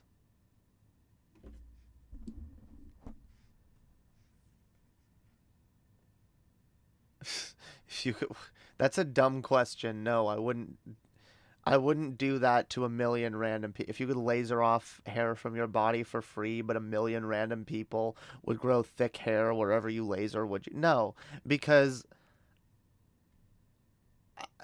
I know how much I don't like having hair on my body. I wouldn't want to inflict someone with worse hairiness just to get rid of my own. I'm not that kind of I wouldn't do that in general. Like if there was anything wrong with me and I could get rid of it by inflicting it on a bunch of other people, I would not do that. Even if there's a chance that half the people I did that to would like being hairier, I still no. I would just save up for laser hair removal, which I still would like to do, but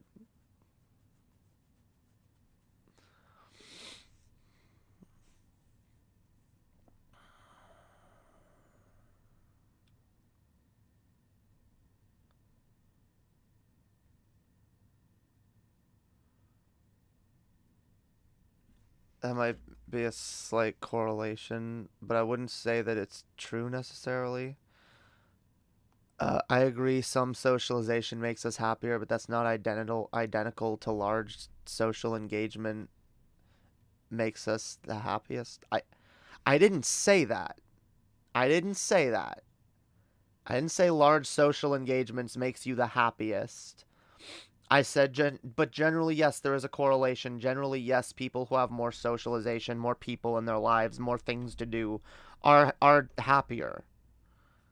And I've said many times, when it comes to what I strive for in my life, it's those things. I want community. I want people. But I want genuine people. I want people that, you know,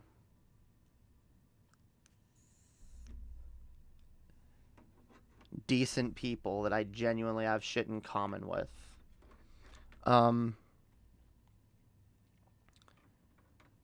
I don't know.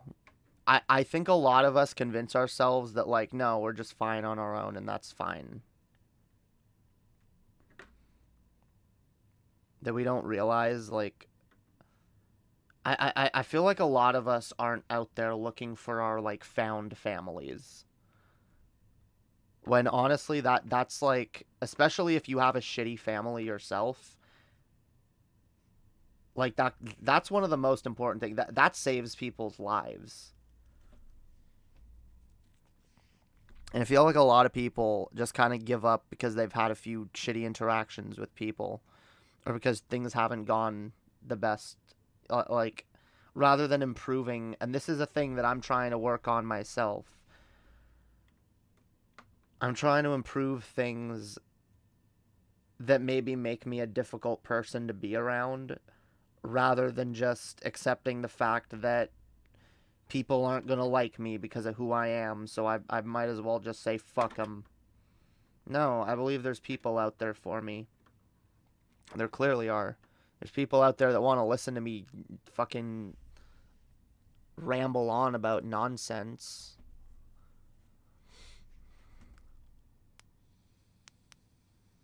Part of why I love Star Wars so much, found family is one of the core elements.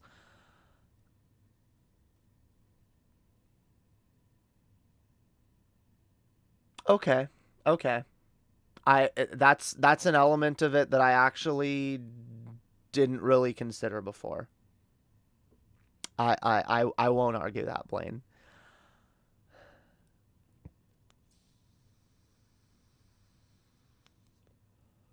I'm forced to be alone because I don't blend with the locals. I promise you there's other people who live nearby you who also don't blend, who also feel like, ugh, I've got... Like, you know what's funny? A lot of us are sitting in our basements, sitting here thinking, damn, I'm so weird and different from the people that I see outside when I go out, you know? I'm so weird from I'm so different from, like, the crowd, you know? And I really don't get along with a lot of the regular people out there. So I guess I should hide in my basement and continue just being alone because that's just who I am. When honestly, if every one of us that was thinking that right now got up, went outside, walked out to the end of the street, in front of our houses, walked to the end of the fucking street, and looked down the street, and looked to the left, and looked to the right, I promise you, bunch of us would see each other, and be like, oh, yeah, there's a... Yeah, a lot of the people that hang out online and that don't think there's anyone they have anything in common with, we're actually everywhere. So true. We all think we're so different. See, this is the thing. We're all unique. Yes. But that doesn't mean we all don't share certain fundamental human experiences that connect us all. Okay? And the fact is, no matter how unique we think we are, we're never so unique that there's no one out there who has anything in common with us. That just doesn't happen. You can think that you have the most niche fucking tastes of all time. I promise you. There's people within your own city. There might even be people on your own street who have similar fucking... And by the way, especially if you live in like some small town or some middle of nowhere place where like, you know, you don't get along with like your parents or all the adults or whatever nearby or the like, I promise you there's someone else your own age, or like even if you're an adult, like the people older than you, you know, like you don't get along. I promise you there's people your own age. There's people who have had similar upbringings who are also raised by the internet. Because let's be honest, we're the generation that was raised by the internet. Well, my generation was raised half by television. We were raised by television when we were like in elementary school, and then from high school on, we were raised by the internet, or middle school on for a lot of us. Yeah, we were raised by the internet. So, I'll be honest, a lot of people, I'm serious, a lot of people within this generation have that in common.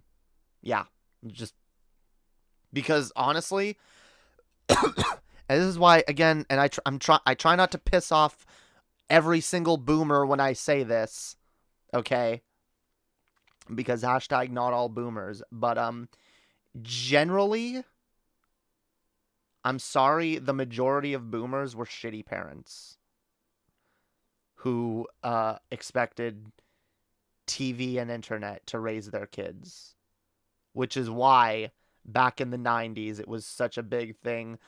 Oh, think of the children, you know, we have to take this off the air, we have to take that off the air, oh, think of the children. We all know this. We all knew this in the 90s. When a lot of the fucking baby boomers were first fucking parents. And they started like, oh, I can't have this in front of my kid. I can't let my child see this on television. And again, I'm sure there were boomers that absolutely did a good job parenting, and that didn't just sit on their ass and expect fucking television to do the job for them. But there is a really sadly, disgustingly, disproportionately high number of boomer parents that raise their kids like that, and that fucked up Like, I'm sorry, like, just again, like, if you're a millennial, you just remember, okay? We were all fucked up. The boomers fucked us up, okay? The boomers fucked us up. They screwed us up, okay? We have that in common. Honestly, again, if you live in some small town, some middle of nowhere area where you don't get along with the locals, I promise you there's someone else your age who's also a shut-in who also doesn't get along with the locals, and you have that in common. You might not have everything in common. This is the thing. We'll never have everything in common, even with our best of friends. But, like, it's finding people that we share something with, something in common, and being able to form those connections. I promise you, there's people within your vicinity that you share something in common with. Go find them. I need to find them too, okay?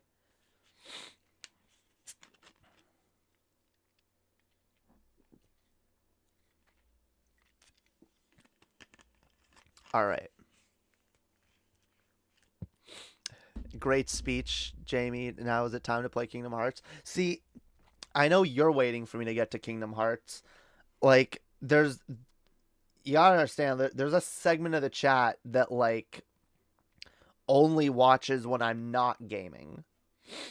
So I know there's gonna be a chunky that just leave when I start playing Kingdom Hearts, even if I keep talking about exactly what I'm talking about now.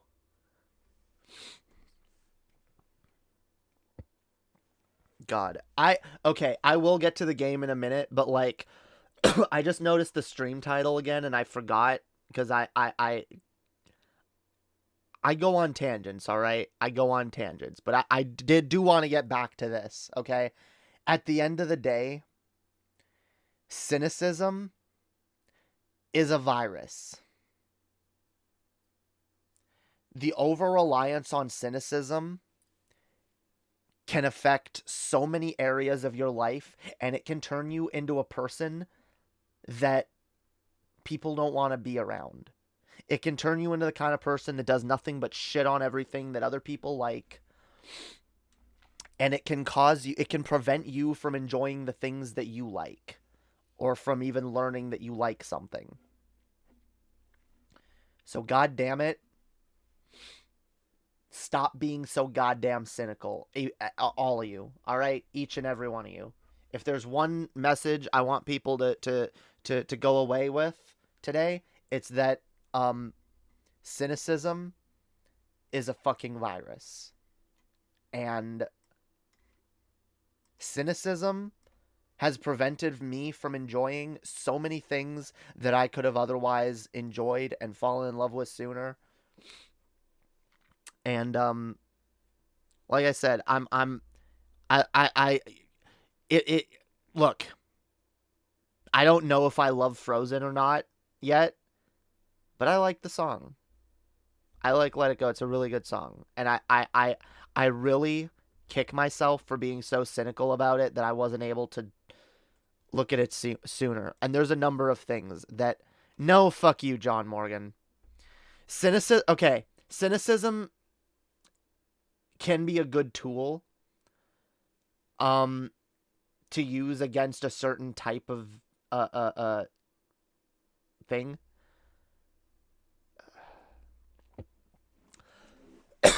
Cynicism can be useful, but if all you rely on is cynicism, you become a cynical person, and it overtakes you.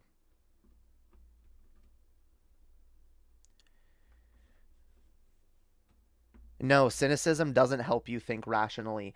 I just offered several... See, you just came in, John Morgan. But I just, throughout my entire stream, have offered several examples for how cynicism can take away your enjoyment of things and cause you to be irrational.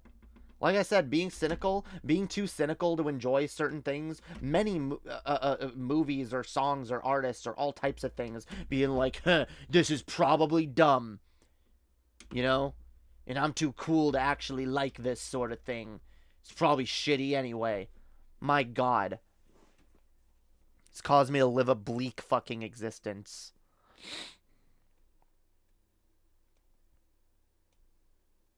If all a person see, like,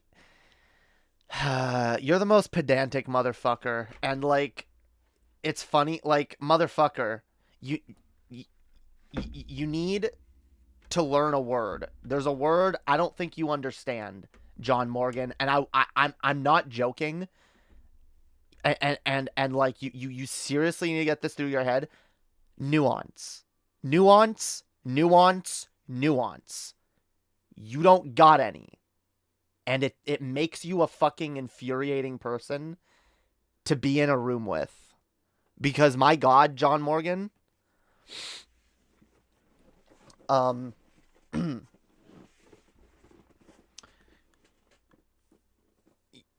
like, you never seem to understand, like, the difference between, I'm not going to this extreme, or like, I'm saying, guys, I'm being a little hyperbolic calling cynicism a virus, because I think it's being overly cynical is a virus, and I think it worms into a lot of areas of your life, and I've watched it do so, okay?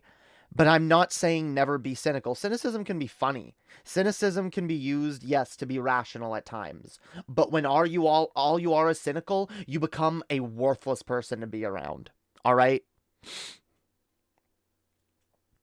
There you go, John Morgan. Being overly cynical does help you feel more important than other people. Thank you for being honest, John Morgan. And that's what I was getting at earlier. Yes. Yes. It makes you feel more important. Yes. It makes you feel more important. It makes you feel smarter. It makes you feel superior to everyone else. I'm sorry, but it's bullshit. And if that's where you're gaining your worth from, you live a sad existence. If all you gain your worth from as a human being is the fact that, yes, oh, I'm smarter and more important than other people. Oh yes, I'm smart enough to know that this is all lame and everything's stupid and everyone is just stupid. I'm smart enough to see through it all. I'm smart enough to know that everything sucks and everything is bullshit and nothing good will ever happen. Oh yes, look how superior and amazing I am. Again, is that rational? Is that rational? No. No, it's really fucking not. So understand this, motherfucker. Oh, don't do that, John Morgan. You're not helping yourself any. I suspected you were being facetious, but You know what else? You know what's funny? There's an old quote, and it's that many a truth was said in jest. And I actually believe lies can tend to hold more truth than blatant honesty at times. Because a lot of the times, when someone tells you something that's blatantly false, they're telling you more than they realize about what they wish things were, or how they truly see themselves. And John Morgan, I'm sorry, but you do come off as someone who views themselves as more important than other people, because you think you're smarter than everyone, and you think, oh, look at me, look how much smarter I am than everyone else. I'm Mr. Pedantic, cynical motherfucker over here. And I'm sorry, John Morgan, I know you've gotten mad about this before, that people say you only have one joke, but like, you really do only seem to have one joke, which is just like, oh, how do I be a contrarian, you know? What's the most contrarian thing I could say right now?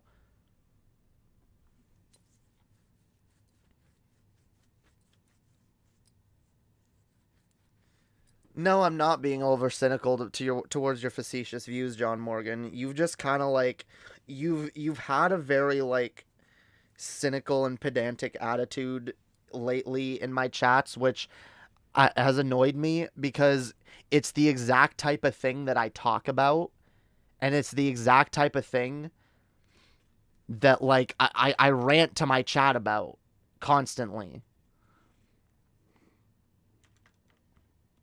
I mean, for example, fam, last time you came in my chat, I asked you to please not comment on what I was eating, and please not, like, concern troll about health food, because it genuinely is something that bothers me and makes it difficult for me to eat. And you proceeded to do it. You proceeded to just do it immediately after I asked you to stop, and then continue doing it after I continued asking you to stop. So, yeah, I'm a little annoyed with you, John Morgan, in general. And so when you come in my chat and just immediately start being a contrarian douche, yeah, I'm gonna I'm gonna call you out, cuz it's kind of annoying. It's kind of really annoying. And it's funny that you pop into my chat a lot, and you've heard me go on many rants about, you know, introspection and you know, self-honesty and shit. And, like, I don't know if you're honest with yourself enough to understand why, like why. And I've seen you get into similar, like, little spats with several communities. I've seen you make these same jokes and piss off other people. And, like, you continue to do the same thing constantly. So, like, yeah, I'm kind of going to call that out. Because I'm kind of sick of it. I'm kind of sick of seeing it. I'm kind of sick of it in my chat.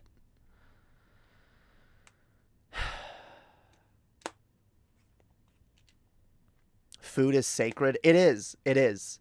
No, it is. Look, I have an eating disorder, and, like, I'm serious about this, and I've told people this before, and people have, like, ignored this before, but, like, this is something I take a strong stance with, especially if I ever eat on stream, guys. The last thing I want anyone to be doing is comment, "Oh, you shouldn't be eating that. That's unhealthy." That's, like, first of all, you shouldn't comment on anyone's eating ever. Because first, you don't know who has an eating disorder and who doesn't. But especially if you know someone has an eating disorder and they've asked you nicely to not, you're a piece of shit. If you continue to talk about someone's eating habits. So I'm letting you know that. And I'm giving you a very fucking harsh warning, John Morgan.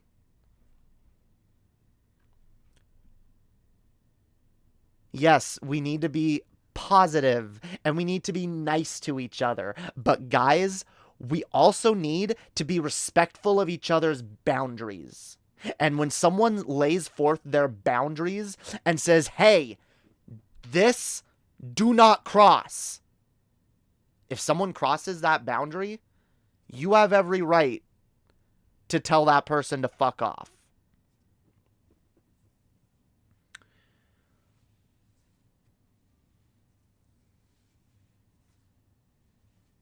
So, yeah. That's one of my boundaries. And that's something that, like, that goes for anyone watching me. Alright? If I start eating a bowl of fucking Fruit Loops on the stream, I don't need to know how much fucking sugar it has in it. You never specified you had an eating disorder to me until now. Fam, everyone knows I have an eating disorder. What do you think my song, "If I'm What I Eat, Then I Must Be Nothing," is about? I've done several streams talking at length about having an eating disorder. And I'm pretty sure I brought it up. Maybe I didn't use the words eating disorder when I said that to you, but, like, I told you, I was like, "Fam, Like, this is something that bothers me. Please don't do it. It shouldn't have to go to that level, honestly, fam. It shouldn't have to go to the level of, oh, you have an eating disorder. Oh, fam, I didn't even know, man. You know? That's like you make fun of someone's lisp, and then it's like, they actually have that lisp because they're deaf. And it's like, oh, man, oh, I had no idea, man. You know, I had no idea you were deaf. Oh, so it was fine making fun of it before that? Like, honestly, it's shit that's none of your business. Like, how about just don't concern troll about that? How about just don't do that, right? How about just in general, if something's none of your business, you just don't concern troll people about it. You're sorry you don't watch every single one of my streams. I mean, whatever.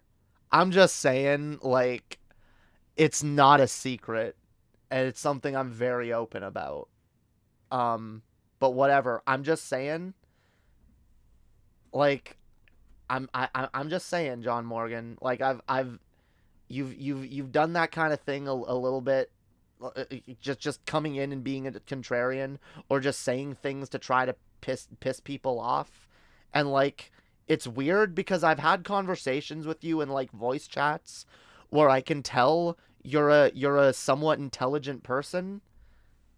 Like, so I don't know why you act like you act like a dipshit in chats, where you do kind of just have one joke, and it is just always just, I'm a contrarian, and I'm saying, look at me, it's either I'm saying the opposite of whatever's being said right now, or it's I don't understand. It's like, what's this thing? Who's this person? I don't know. Like, and again, and like, it's so, like, you've done that so many times where it's like, oh, like, I feel like if you had ever come in at some point and been like, oh, what eating disorder? How do I know that's not you doing your unfunny meme of like, what's this thing? I don't know what you're like, God, just anyway, I'm done. I'm just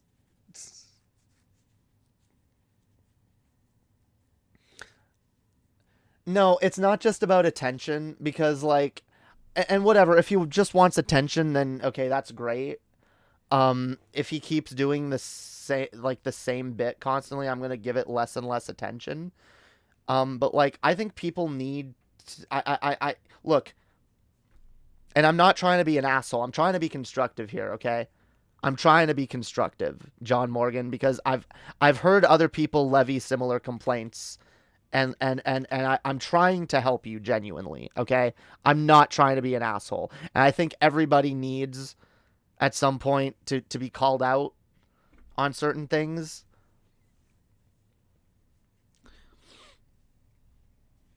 And like, yeah, John Morgan, I don't know. You're an all right dude. I don't have a problem with you. I have a problem with the way you behave in my chat, okay? That's all I'm saying.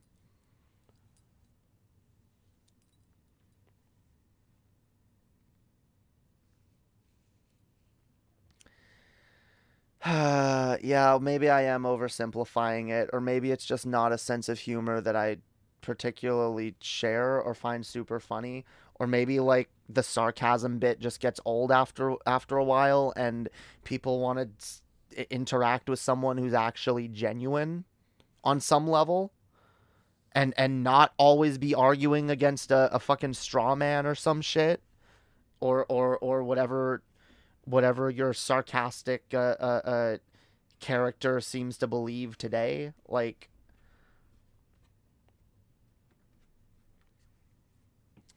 whatever. Like I said, everyone needs to. In fact, you know what? I'm gonna call out my mods on something, and this is something. This doesn't go to all of you necessarily. Okay, John Morgan. How you have fun with that? It's about what you take seriously, not just about taking things too seriously. All right. Some things we take seriously, other things we don't. And honestly, like,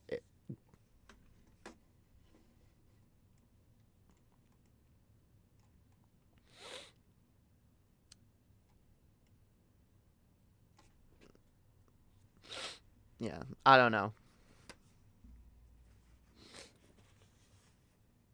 I'm just saying the devil's advocate bit gets old, okay? In general, the devil's advocate bit gets old. It gets to the point where, like, you don't know what someone believes anymore. And it's just like, you don't even seem like a real person to me when, like, all you do is argue positions you don't hold or, like, meme. Like, it just... I'm taking shit too seriously, though. I don't think you take yourself seriously enough. Anyway.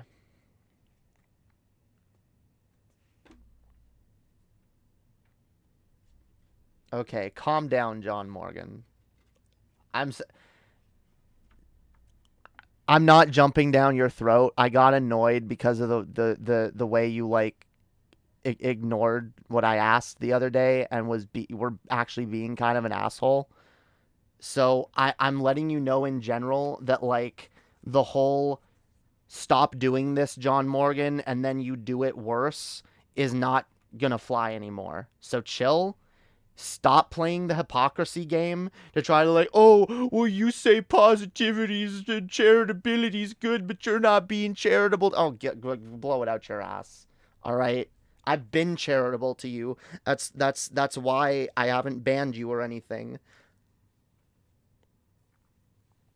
Anyway, yes, I swear to God, if you try to bring the focus back to you again, I'm just gonna time you out. All right.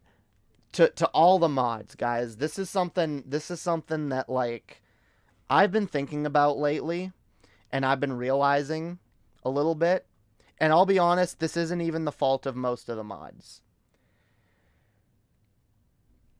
But over the last couple months, I feel like I've been listening too much to criticism of how I handle things. And I've been letting certain paranoias of mine get in the way of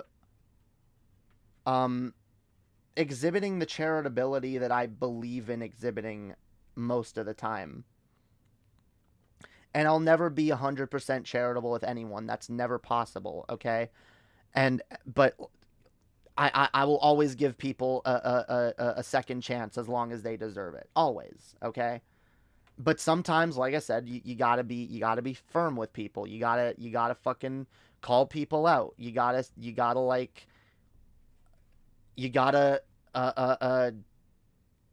fuck. You gotta have boundaries, all right? You gotta make your boundaries clear in general. And something that I maybe haven't made clear enough is, in general, the way I handle trolling. Because a lot of the time... Now, look, I'll say this. I don't handle trolls consistently. In fact, I'm starting to realize, in general, that I'm not a consistent person. I actually think consistency is a bit of... I think consistency, or striving for consistency, is a bit of a waste of time. Because I think consistency in and of itself is a bit of a fallacy. I don't think we are consistent beings. I don't think we're ever going to be. We're all hypocrites in one way or another. But honestly, and I've said this before, consistency is a thing that I believe gets in the way of treating individual situations with the care and understanding that they deserve.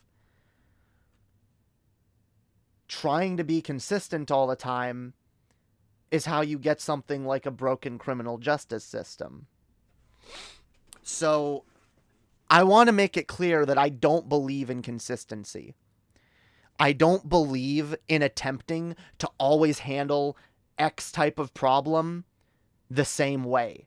I don't believe that there's value in saying, I always do this when this. I always have this reaction to that, because I don't believe that causes us to come to the right reaction of things.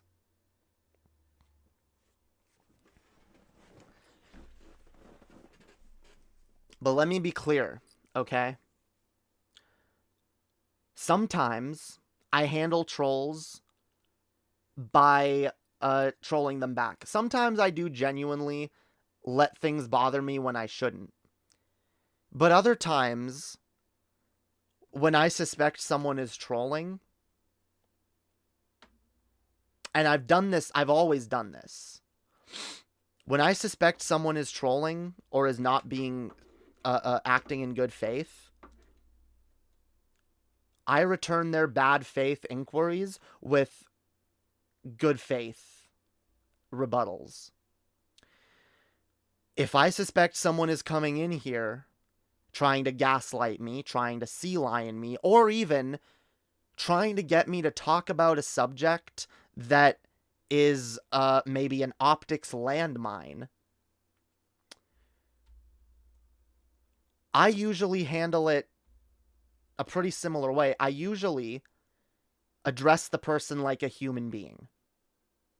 I ask them what they believe. I try to get to the bottom of what they believe, and I try to explain what I believe. And lately, I've noticed a thing happen a couple times with the chat. And it's not even just mods.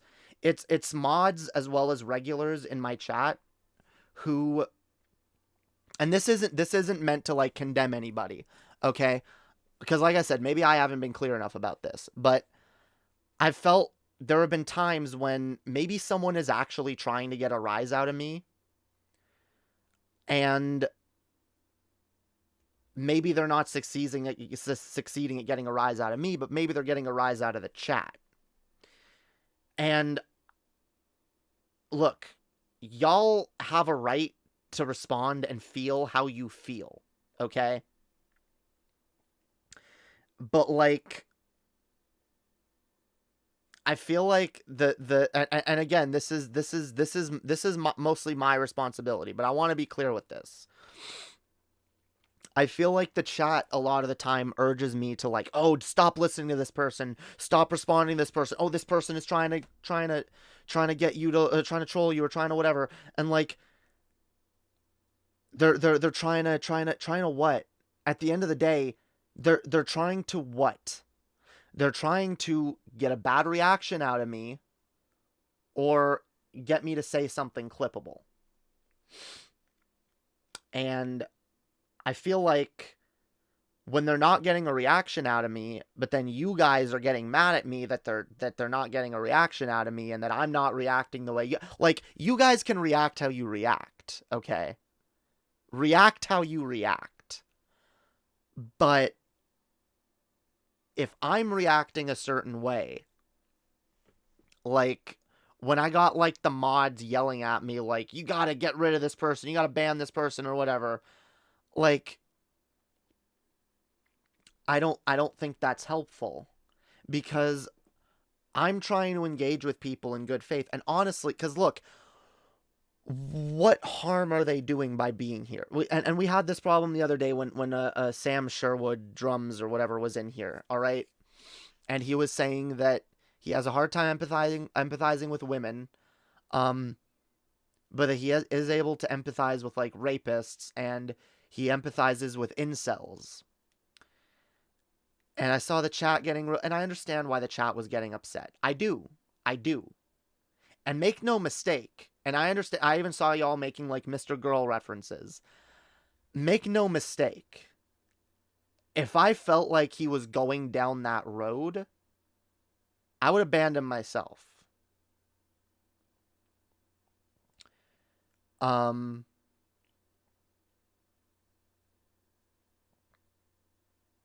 I was never intending to force you to do anything. I only asked permission to ban. Yes, okay. And I want to make this clear, because, like, this isn't anything I'm even critical at the chat about. I'm more critical at myself about. And so this is why I want to talk about it, okay? Because I feel like I let myself get too anxious about how I respond to certain things, and like, see, I'm not even gonna blame you guys. I'm not gonna say it's because of you guys having a response or whatever, because again, I understand why you guys respond the way you respond. But for me, I've noticed, like, I let myself question and second guess myself in the moment and be like, am I handling this badly? Am I you know, am I giving this person more attention than they deserve? And I second guess myself. And make no mistake, if you guys think I'm handling something poorly, absolutely feel free to call me out. I do not want to make my mods feel like, or even the chat feel like they can't criticize me. Absolutely criticize me, be critical of me. But more what I wanted to talk about, I want to make it understood why I make some of the decisions that I make. And why I'm not comfortable banning certain people. And I want to make this understood, especially if people are going to continue to mod for me. I want people to understand what my philosophy is when it comes to dealing with people.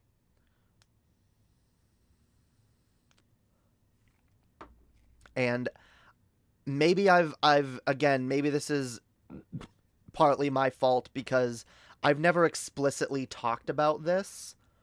And that's true, I don't have written rules anywhere.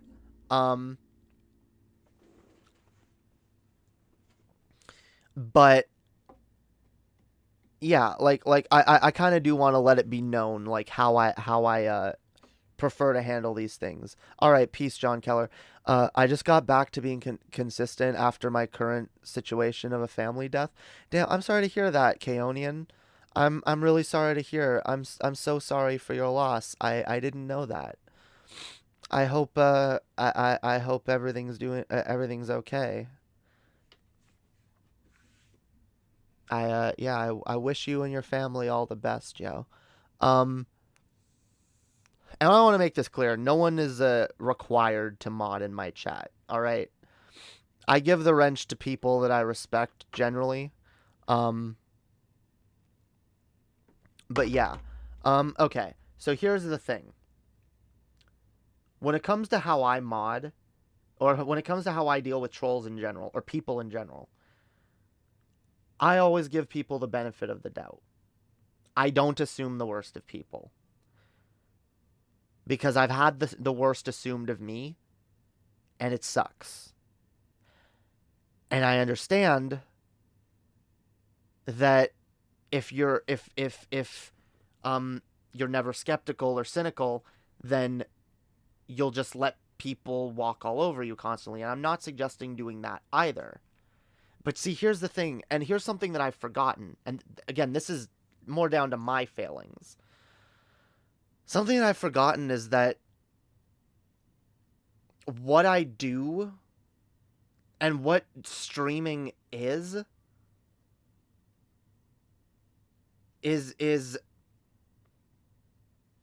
guys, the whole point of streaming is I'm sitting here talking, and there's a chat full of people that either want to get my attention or are here to fuck with me. And my job as the streamer is to turn that into content. All right? My job is to take people who are trying to fuck with me and turn that into good content. And so rather than, because again, I'm not trying to condemn the chat. More, I want you guys to understand when you guys say things like, Jamie, he's trying to fuck with you. This person's trying to fuck with you. I want you to understand. I know that there are people out there that are trying to fuck with my channel. I know that there are people who come in my chat trying to fuck with me. trying to get me worked up or trying to get me upset or trying to get me to talk about something that, you know, is not great for optics, that they can clip me later and make me sound like I said something bad. I know that all of those people exist, and I am constantly on the lookout for that kind of shit. But the fact is, if I'm ever gonna make a worthwhile streamer, I need to be able to handle that. I need to be able to take that as it comes, roll with the punches, especially roll with the be able to take heckling and turn it back into something worth listening to. And whether you're doing comedy or streaming or what the fuck ever, that's the point. Is when someone heckles you, you take that and turn it around into something that your audience wants to hear, or that can is worth listening to on some level, you know? And maybe the topics that I talk about are not always gonna, you know, fascinate everyone listening to me, but the fact is, sometimes even when people are trying to fuck with me and are bringing up topics that I maybe don't even want to talk about necessarily, sometimes it can spark something interesting in my mind, and it can, you know, lead me down a path of something I want to talk about. So what I'll say is, I want you guys to understand what I'm doing here and what I'm working at here. I'm trying to get better at how I react, and I will say a couple of you, all right?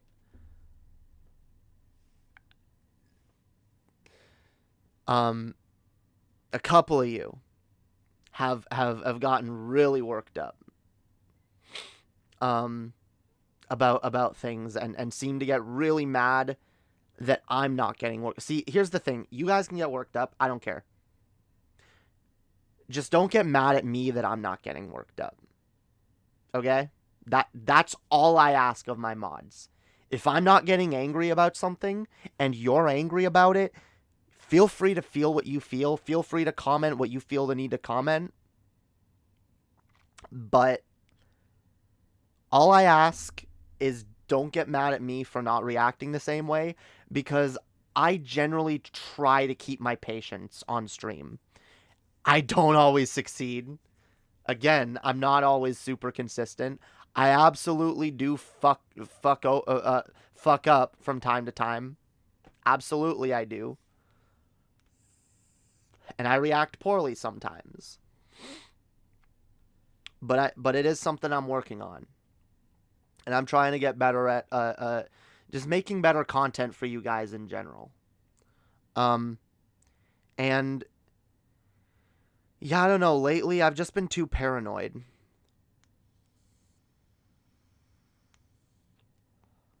I've been too paranoid. And I've let myself get really worked up about, you know, the trolls and the bad faith actors out there, that I forgot to have fun doing what I'm doing, because it is fun. And I've genuinely, I keep mixing those two words up, but they're two words that I also use a lot. I've genuinely had fun on this stream. This was a good stream, and this feels like me a little bit getting back to what I do, especially when it comes to like the Hopium rants. For the last few months, I've just been kind of questioning myself and questioning, you know, I realized there were a lot of trolls in the chat, and you know, I was listening to people telling me, like, you know, you gotta watch out for this, or you gotta watch out for that, you know, you can't, and like, I forgot what I was even fucking doing on here. I forgot what my fucking intention was, and like, people warning me about the trolls that are trying to fuck with me and possibly even trying to cause me to neglect the way that I handle things, causing me to trying to cause me to change the way I view things. The last thing I need to do is give in to that. Because no, I handle things the way I handle things. I don't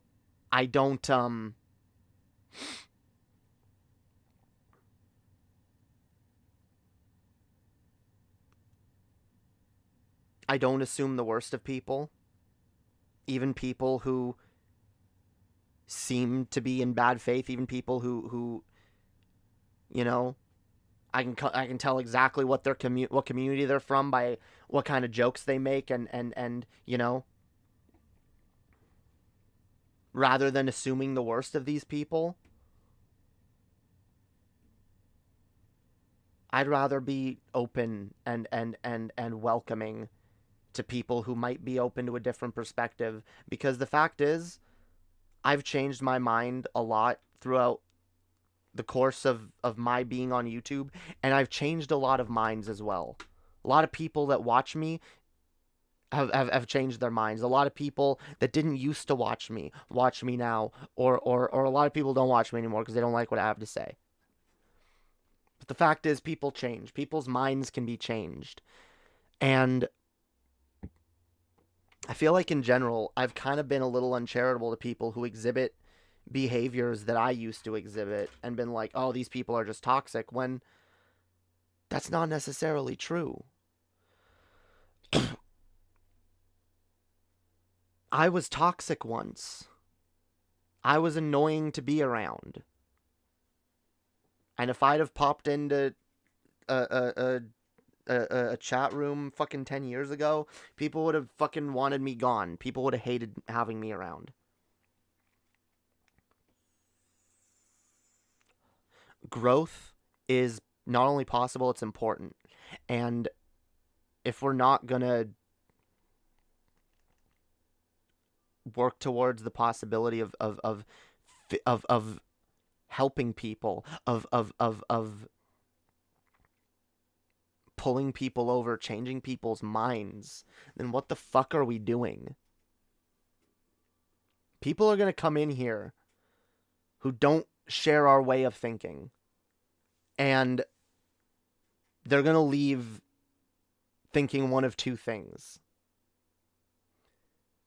They're either going to leave thinking, oh, these people actually have some interesting things to say. And this person offers some interesting perspectives. Or they'll leave saying to themselves, huh, wow, what a bunch of crazy SJW fucks. What a damn. I heard these lefty transgender communists are a bunch of Steve Shives in their echo chambers, but god damn these people.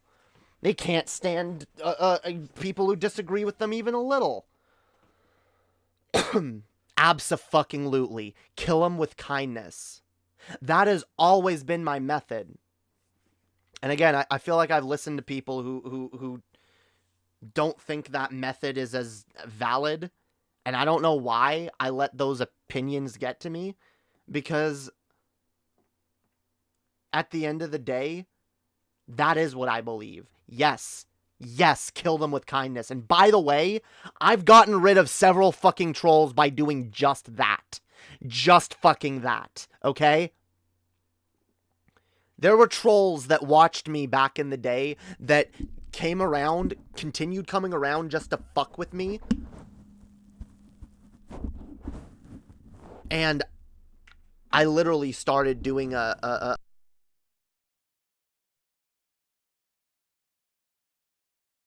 when the trolls would come around, where whenever they would say something negative or something that would try to piss me off or get to me, I would just be like, I love you too. I love you too. Thank you. Thank you for the love. Thank you for the time and attention you're giving me. I love you. I love you as a fellow human being, and I'm sorry that you're so sad and lonely and depressed and miserable in life that you feel the need to come here and fuck with my community. I genuinely am sorry. I am sorry for you, and I wish your life didn't suck so much. And I love you as a human being. And I wish that you didn't hurt so much that you felt the need to spread your misery to me. I literally used to do that, and it actually worked. Nothing pisses off trolls more and makes them more uncomfortable than genuine human kindness.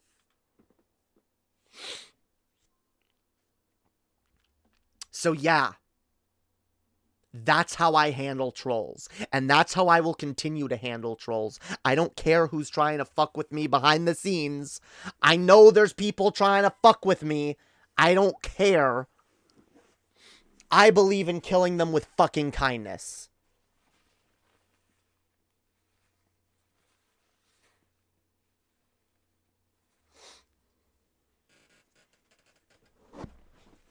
And I always will.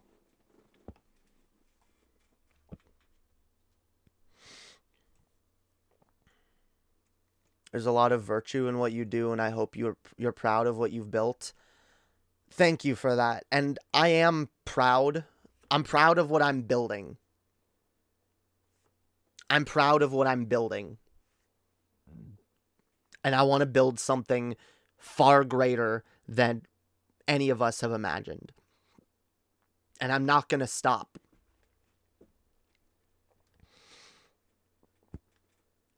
I'm so going to try to copy your style. I've been doing it subconsciously lately, but I hadn't thought about it properly until now. Damn.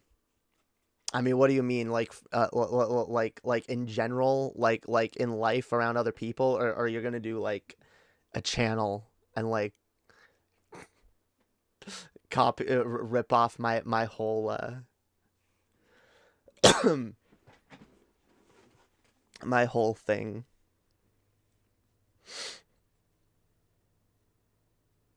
You're gonna do a channel called like the Kindium. Be proud of what you're building, but don't lose sight of what you've already accomplished. That is true. That is true. We shouldn't lose sight of. I should look. I try very hard to stay humble, but the fact is sometimes I'm a little too humble. And yes, that is true. I need to be proud of what I've accomplished, because I have accomplished good things. See, here's the thing. Like, every once in a while, like, I get too like in my own head about shit, and I start comparing myself. I start comparing myself to like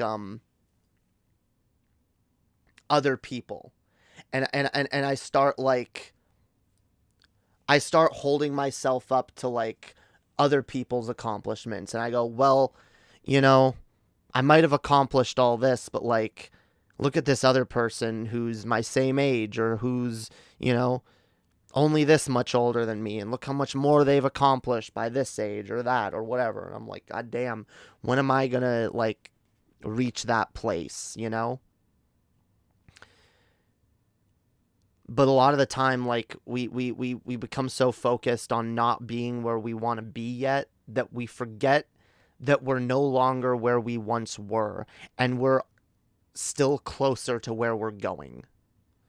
So we should continue and not let it get us down. Because everything isn't just going to, like, fall into place overnight.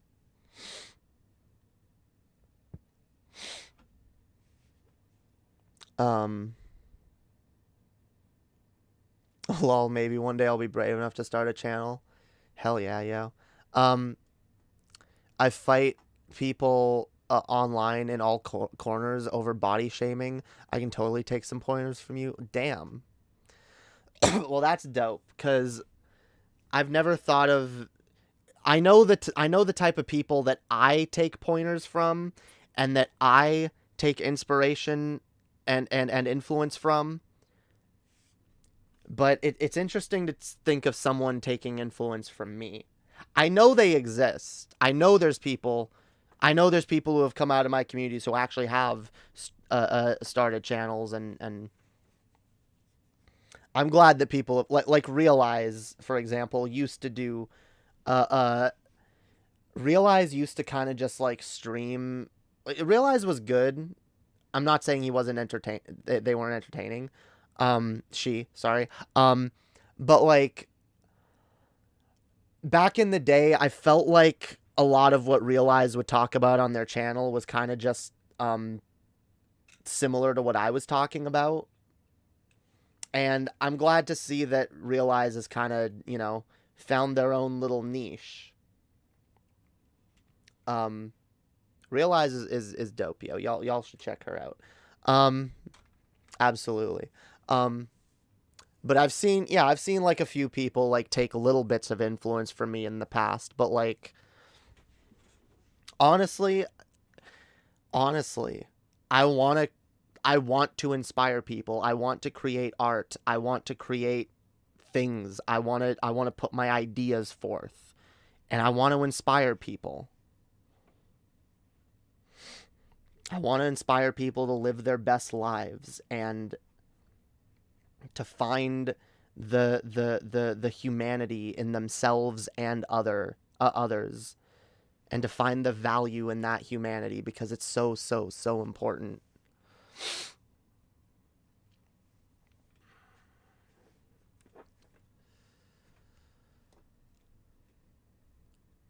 With me, it's more just I'm in my head about meeting certain stepping stones or having connections to get cert points rather than allowing organic growth. I mean, yeah, a lot of times we focus too much on like the particulars of like, well, I haven't reached this goal by this time, so I'm a failure. But like, we all gotta recognize that we all grow at our own pace, and that's fine. And we gotta be willing to grow and to embrace the growth. All right, here I'm gonna grab something real quick, because I think I want to roll a J, and then we can play some Kingdom Hearts, yo.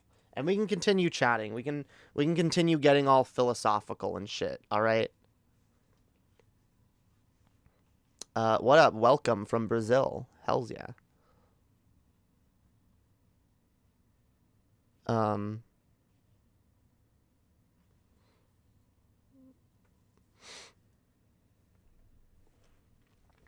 Yeah, I don't know. I don't watch Destiny. I understand why some people like him. I'm not a fan.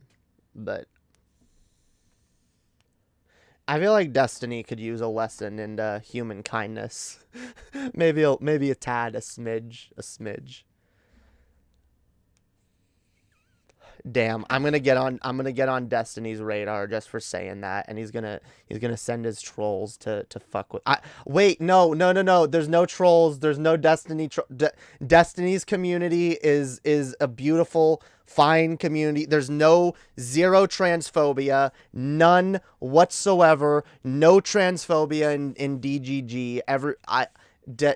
Destiny is good.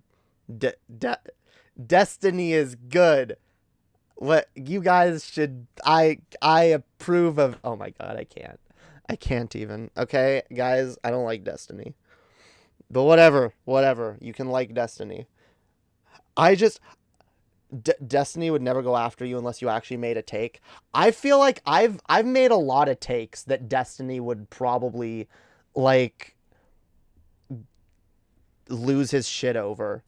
Like, when I see the kind of like people that Destiny goes after and the kind of arguments that makes him mad enough to become obsessed with someone like Demon Mama, yeah, I'm a little Needless to say, I'm a little afraid of what would happen if I ever did reach Destiny's radar, because I don't think he would like my takes very much at all.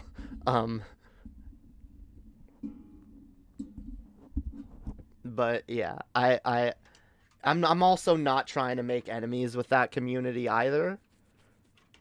But I don't know, maybe just my association with Demon Mama will make them hate me. Whatever. Anyway, I will be 20 seconds. Whatever.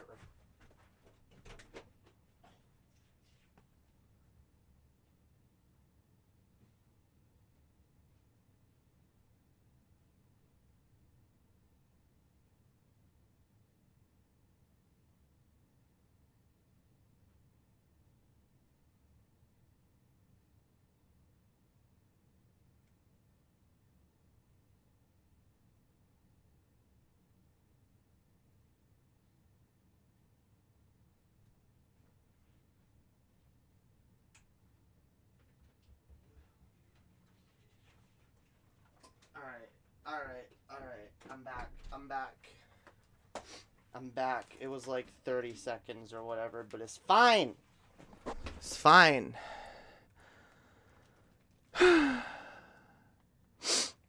Probably, but I think he'd actually give you a lot more respect than people like Demon Mama because you wear everything on your sleeve. Huh.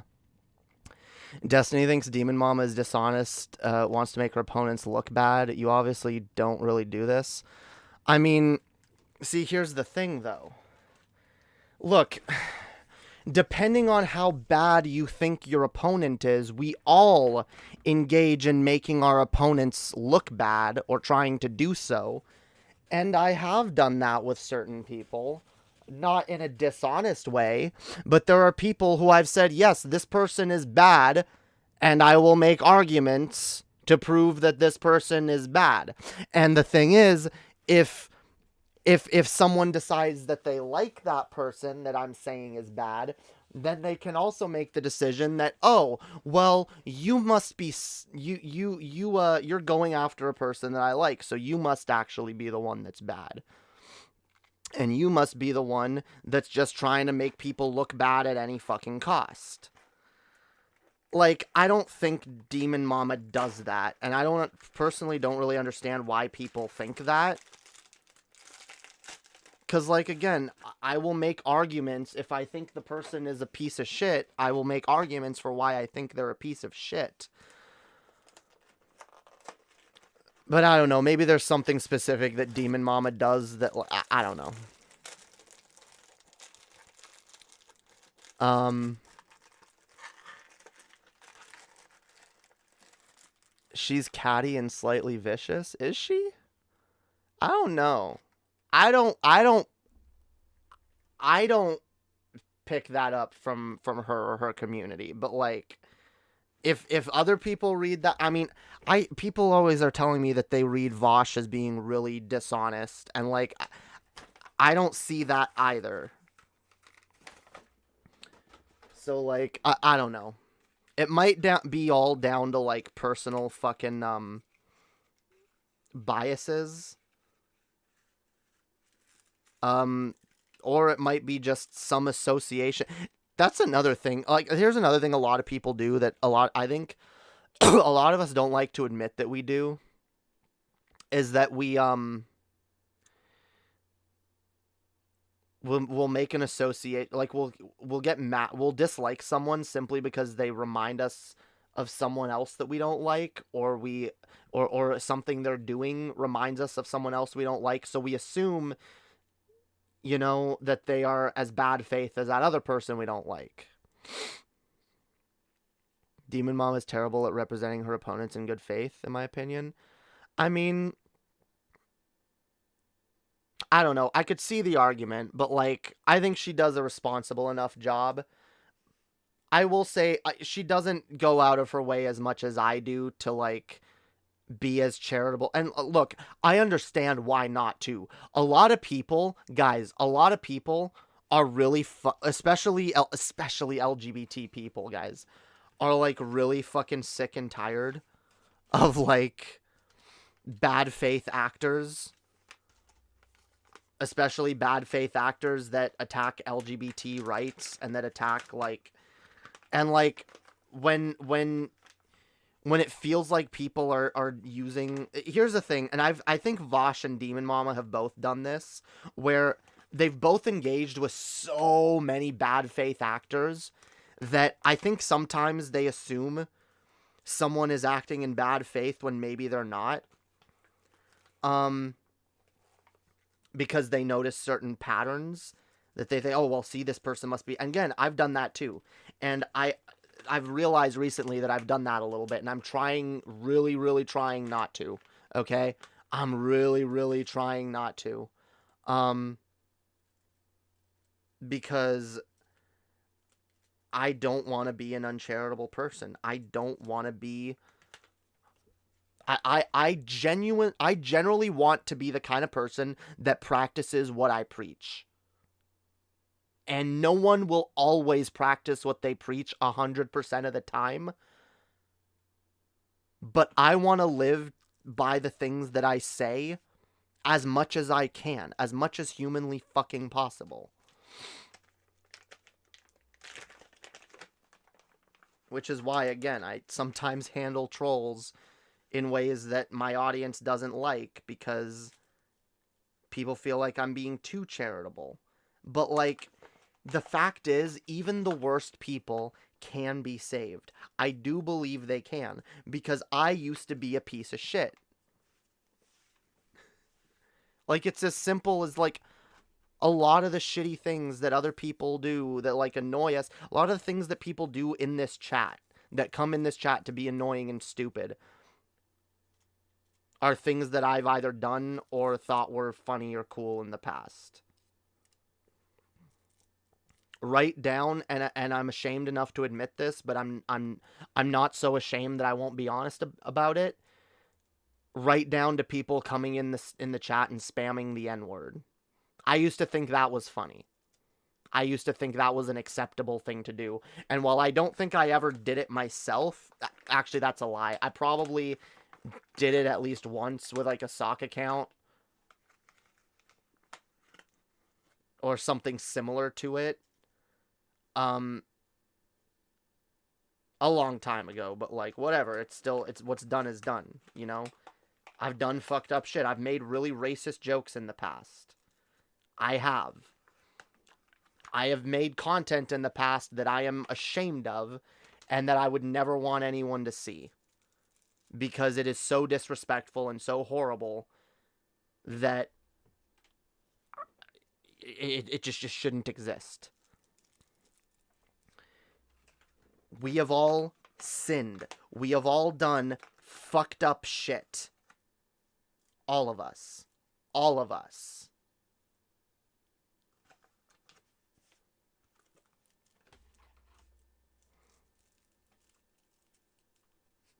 As far as I'm concerned, in the grand scheme of things, no one is really above or below anybody. At least not when it comes to potential. We all have the potential to be amazing, and we all have potential to be fucking horrible.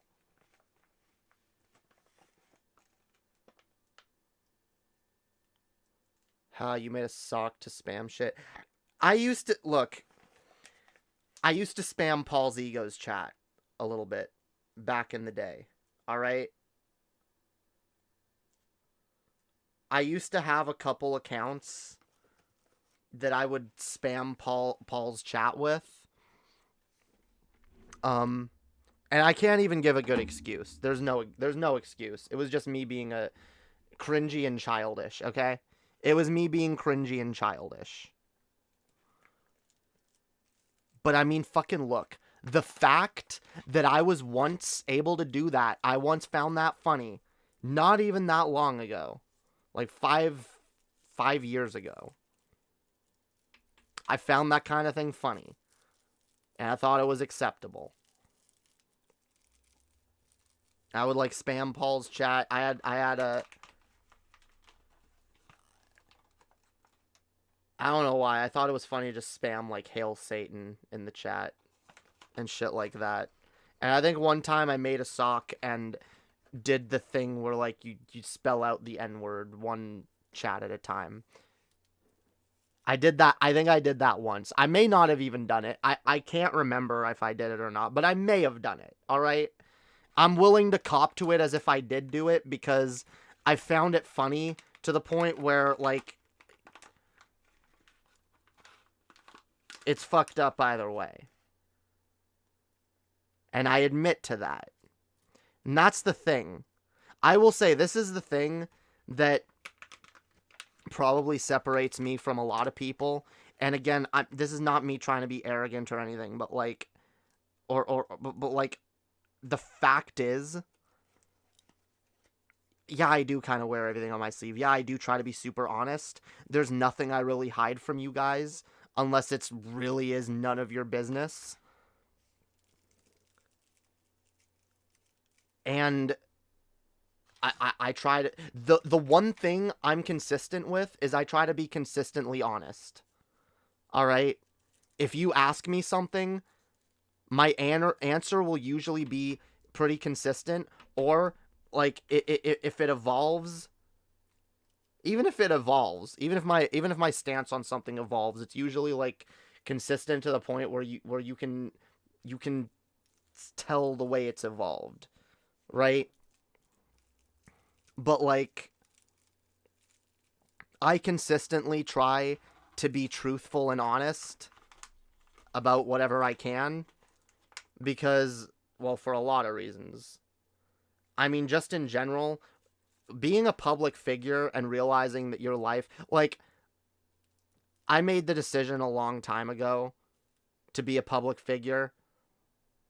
Before I arguably even was much of one. And for my everything in my life to be public, and that's the life I live now. And I've realized that especially if you're going to live a life that's as public as mine is, you got to be honest about shit, because if you lie and if you put forth shit that's not true, like, that's only more headaches to deal with in the future. It really is. Keeping up your lies is one of the most, like, tiring fucking things. I used to be a total liar. Like, in high school, I don't think I don't think a day went by when I didn't, like, most of what came out of my mouth, like, around kids in high school and, like, shit like that was not true. I lied constantly, and I got good at lying, and I got good at making people believe shit about me that wasn't true. And I did that for a lot of reasons, but in large part to protect myself. I did that to protect myself from what I had experienced, and also to disassociate from it. And to kind of, like, you know, to put forth that, like, I don't own this, you know? But the fact is, who I am is who I am.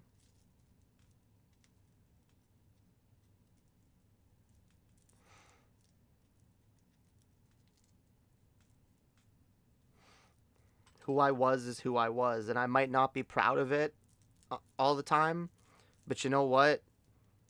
We gotta grow. We all grow. And if I don't look, here's the point.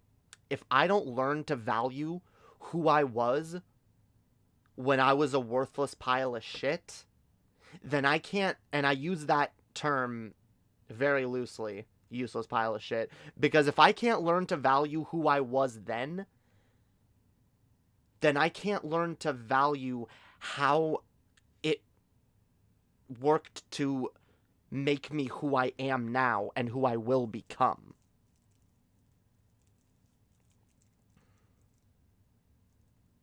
And that's the thing.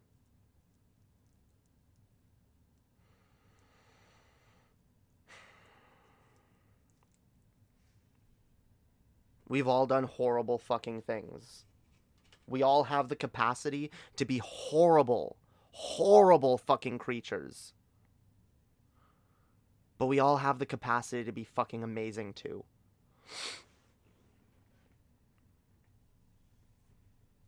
So we gotta be kinder to each other. Otherwise, honestly, we're just gonna keep pushing people into being shittier and shittier. Because, by the way, when someone comes over here from one of those shittier communities and they're curious about what's going on here, and we just push them away because they have ideas that we don't like and that we're offended by, again,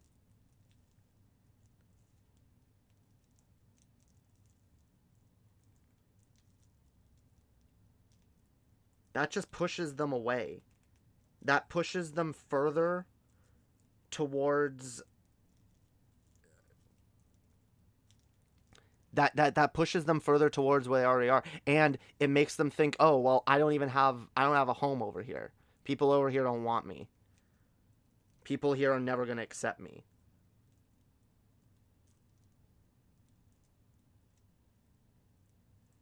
I believe that no one has sinned to the point that they are beyond redemption. No one.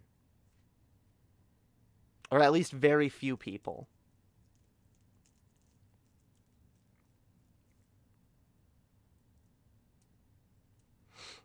If we don't recognize the possibility that people can be redeemed, that people can be made better, then we're not going to make people better. People aren't going to be better. They're not going to want to be better.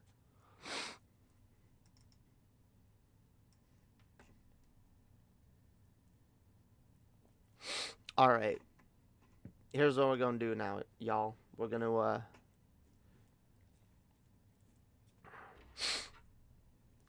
I'm gonna keep chatting with the chat. Absolutely. I'm gonna light this this J.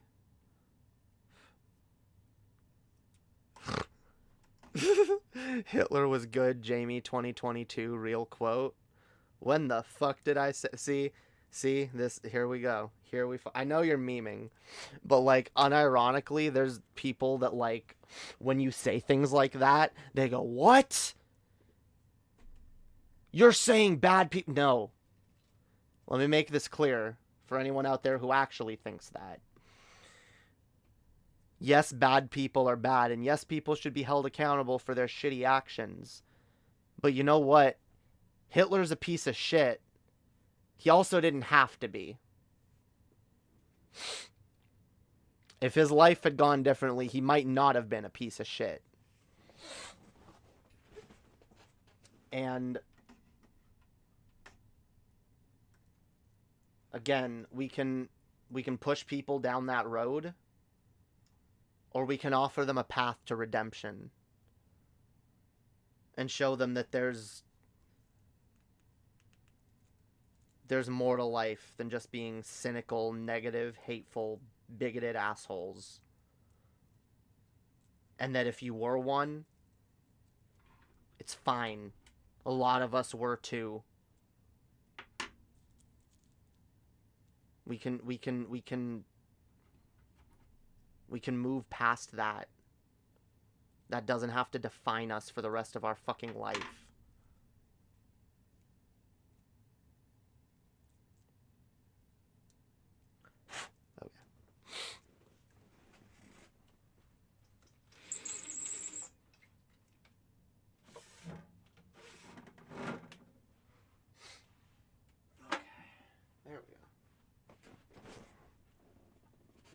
Got my ashtray, yo.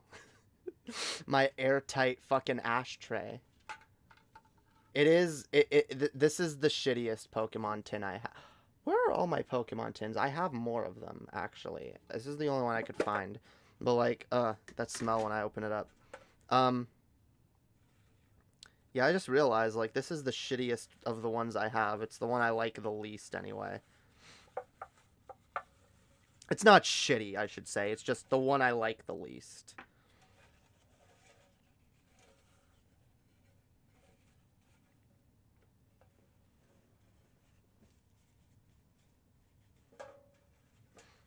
fucking Pokemon TCG tins, yo. I used to collect trading cards in them. Now I use it to collect ash from my marijuana cigarette.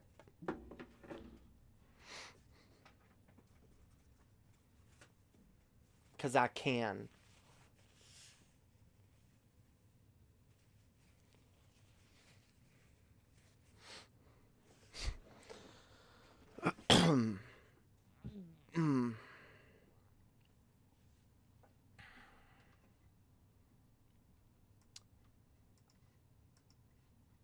All right.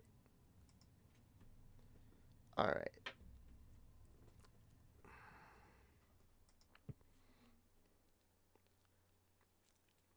Hitler is responsible for Godwin's law, probably his most unforgivable sin. Yeah, yo. Hitler. One of Hitler's biggest sin wasn't, killing 6 million Jews or the conquest of sovereign nations and the war crimes he committed. None of the human civil rights injustices. No, Hitler's worst crime was poisoning all of discourse for the rest of time. Making it impossible for a single moral conversation to happen without Hitler's name being invoked. He truly made himself immortal, and in that way, and isn't that kind of sad and disgusting, and kind of a really big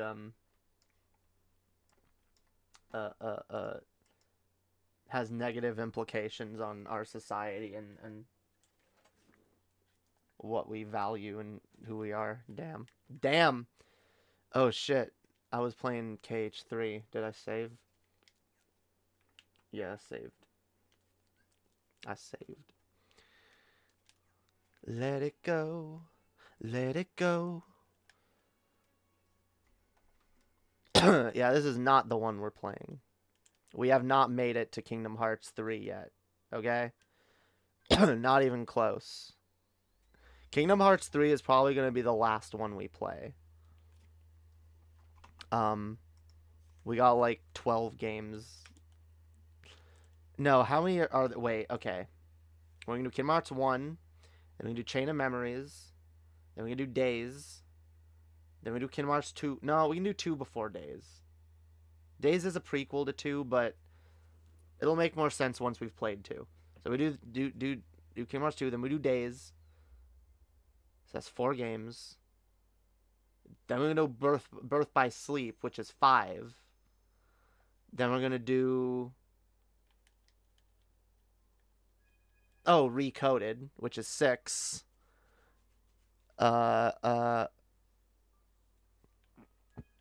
Yeah, we're going to play all of these, and this Days and Recoded on the PS4 are just cutscenes.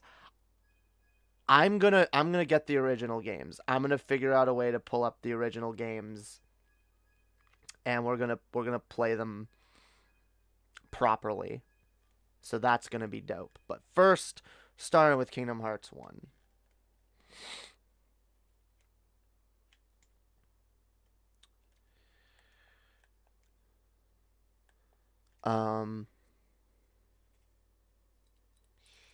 Let's see. We tend to dehumanize our enemies because we like to believe we aren't like them.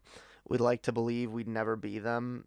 That's why we must acknowledge that we could. Yes, exactly. Exactly. If we don't want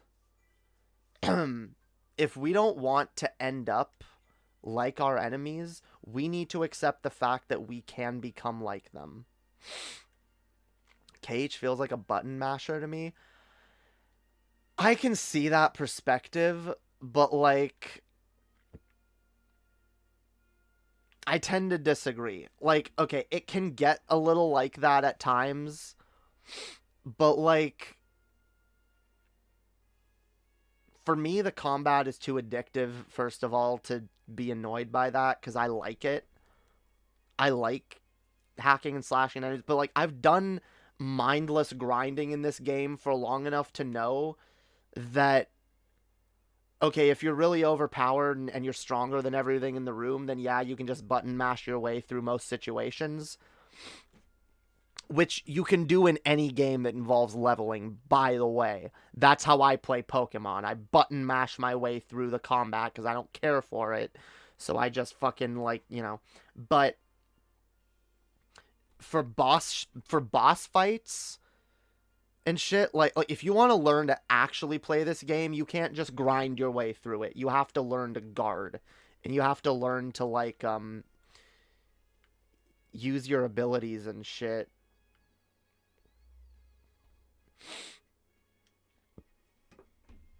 Like, it's not just as simple as just smacking your enemies until they're dead. Like, again, you can get through a lot of regular enemies that way, but, like, you won't beat a single boss that way. Well, you won't beat most bosses that way. Anyway.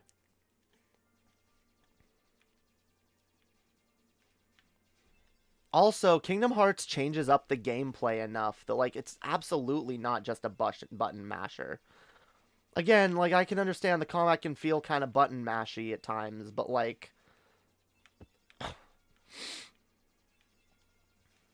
like, when, look at, like, when you're doing shit like this, you're like... It's not just, oh, yeah, kill this enemy, kill that, just hack and slash your way through all the enemies. Like, it's got way more to it. Like I've said before, Kingdom Hearts is a work of art as far as I'm concerned.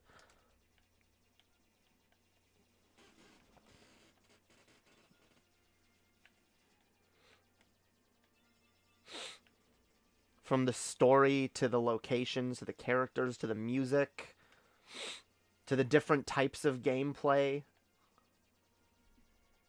All the different little elements. The combat, the ship flying, the leveling. One of the reasons I love Kingdom Hearts so much is I love the leveling. I love leveling my characters and becoming more powerful and learning all these crazy new fucking Keyblade abilities. I will say, though, the mainline Kingdom Hearts games, because of the way the abilities are integrated, it does get a little button mashy. Whereas the side games have a lot more abilities that you can use that you actually should integrate into your combat more than just bashing buttons. And you'll see what I mean once we get to the games with the command decks, like Birth by Sleep. Where, yeah, you can just hack away at a lot of enemies, but, like... You also need them special abilities, those spells. Alright. So, oh, I guess I should, okay, guys, recap time, okay? So, so far on Kingdom Hearts, we started, in Destiny Island, where Sora and, his friends Riku and Kairi, we can see them here. Got Sora, got Riku, and got Kairi, okay? And they're all chilling on an island on their world that they share with Final Fantasy characters for some reason, until darkness appears, everything gets dark, monsters called Heartless appear, and we gotta fight them, and Sora gets a magical weapon, appears to him. It's called a Keyblade, and it has the power to vanquish the darkness. Sora finds himself in Traverse Town, which is where we are now.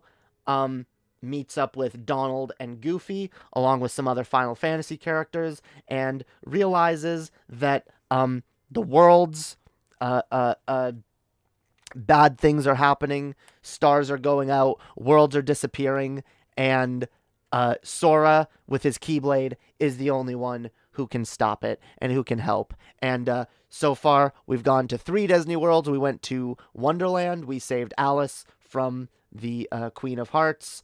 We went to the Tarzan world. We saved the gorillas from Clayton.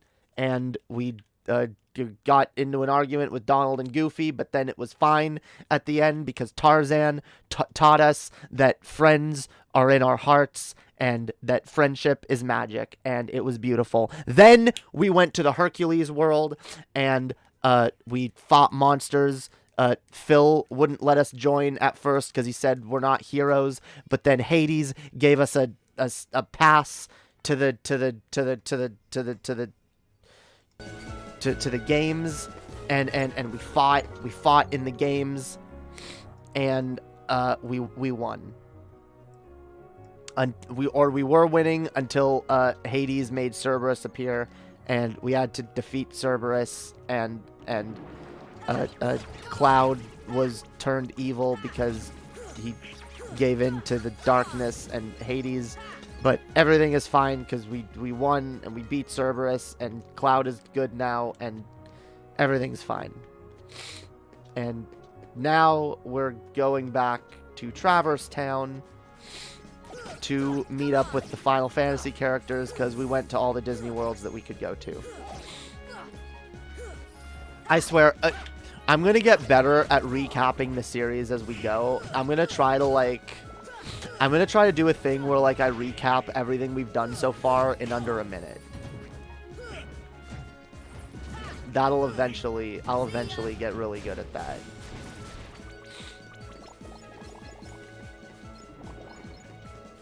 And yes, we are here now. We're here. We're gonna find some Final Fantasy characters. I don't know why I'm fighting these fuckers, except that they're there, and I want to fight them. No, let's go find... Let's go, God damn, there's a lot of Heartless here. Oh, wait, I shouldn't be using Thunder, because those things are yellow. See, you can't just button mash your way through this shit, okay? Especially with these fat fuckers. You can't attack these things from the front, so you gotta hit them from behind.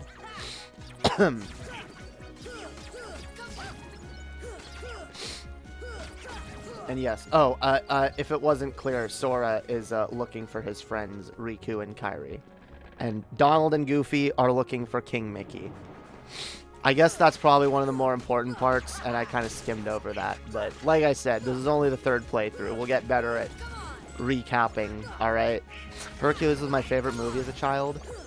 It wasn't my favorite, but it was definitely one I really loved. Yeah, I do love that world. I actually loved the Hercules show more than the movie. I don't think I had the Hercules movie at first when I was a kid. God damn it. No, okay, we're trying... There's some...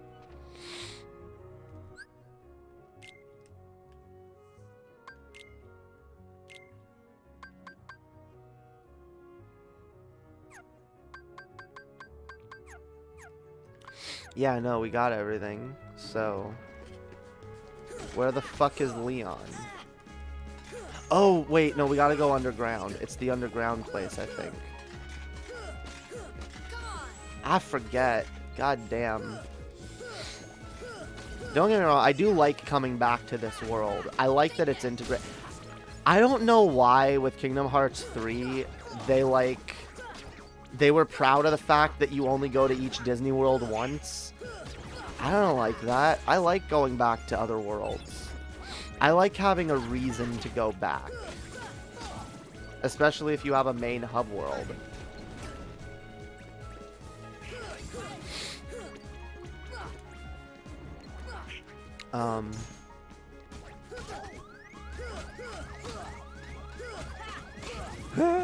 12-year-old me was 1,000% an anti-mask, anti-mask and anti-vax corona spreader. I was a bad kid. Damn. Well, yeah, yo, be proud of your fucking growth. Because we can all be better, yo.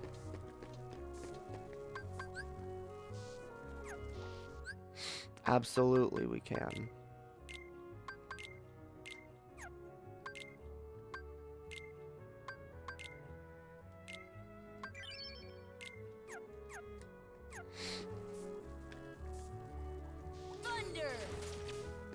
Oh wait, did it work? Can I open this now? No! Can I... How do I... Oh, there we go.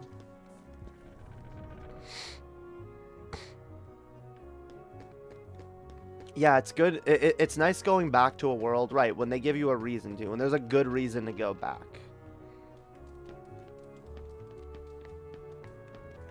Oh, wait. Is there a reason to talk to Sid?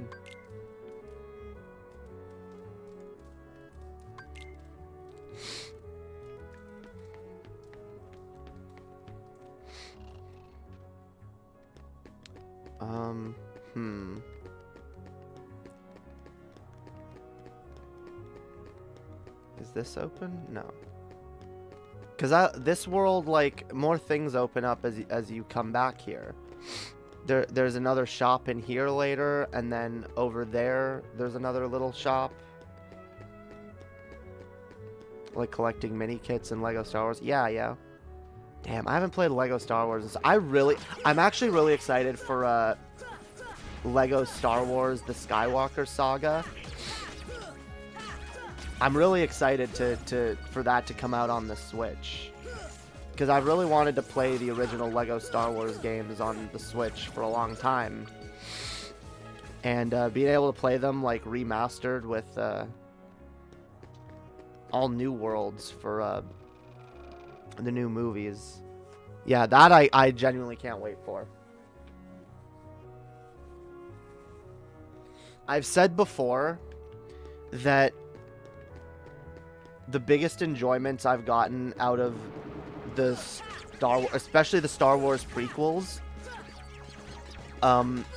came from playing Lego Star Wars on my Xbox. Playing the original Lego Star Wars on my GameCube, rather. I didn't have an Xbox. I had a GameCube.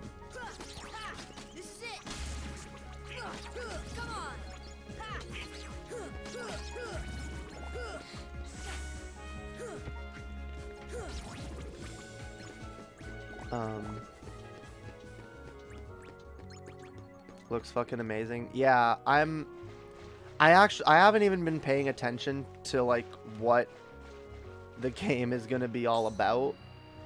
Or, like, what I haven't seen any of the trailers or what any of the new shit is. I don't know any of it, but, like, I know I liked the first 2 Lego Star Wars games. And I know I'm excited to be able to play that shit on my Switch. And I'm excited for whatever new shit is added for the new movies. Let's see. So you found the keyhole? Yeah. The Keyblade automatically locked it. Good. Every world among the stars has a keyhole, and each one leads to the heart of that world. There must be one within this town as well. What do you mean? It was in Ansem's report. Oh, the Ansem reports, yo. Now we gotta collect the Ansem reports. The Heartless enter through the keyhole and do something to the world's core. What happens to the world? In the end, it disappears. What? Damn. That's why your key is so important. Please lock the keyholes. You're the only one who can. I don't know. I don't know about this. I don't know if I feel like saving the worlds. I don't know. Sounds like a lot of work, yo. Seeing other worlds would probably serve you well. Yeah, we gotta find your friends and King Mickey. True. I guess you're right. I love how reluctant Sora is at first. Like, Sora's like the most happy-go-lucky character in all the later games. It's kind of weird to see, like, Sora was, like, really skeptical and, like, really not on board at first. Oh, yeah, we gotta talk to him a couple times, because, like, let's see. This gummy block, different from the others. Do you know what it's for? Yeah, we got a gummy block, yo. Ask Sid, he should know. Alright. Take this with you. Earthshine. What is that? It's a thing. How do you use it? No idea. Wow. What a dick. What a piece of shit, yo.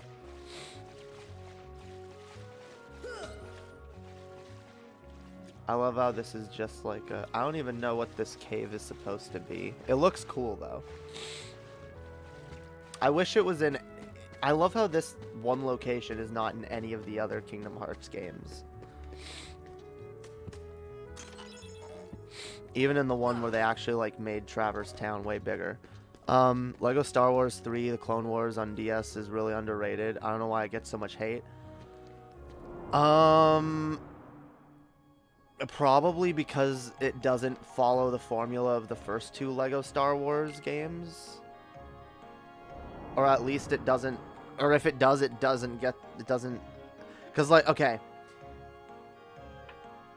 I'm used to the Lego Star Wars games having like the hub world, right? Where's the hub world in Lego Star Wars 3?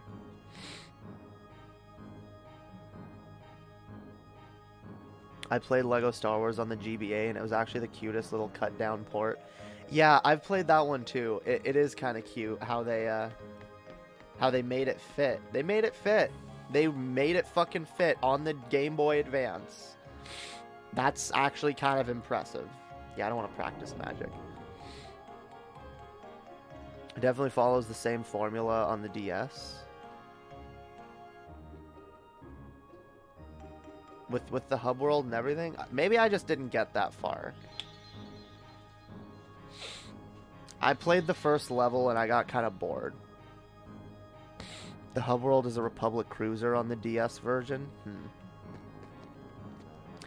I do want to play Lego Star Wars. I'm actually kind of annoyed that they didn't put it on, that they're not including it in the Skywalker saga.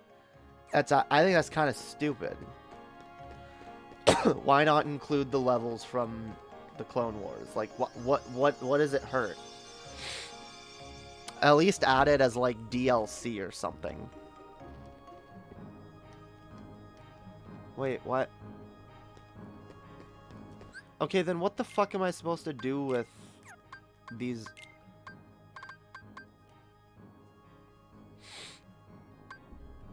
Or does she not do that yet? Because I know she gives you summons eventually. Maybe we're not there yet. Alright. I always forget about the order in which you unlock things in this world because I'm so used to coming here when everything's done and just like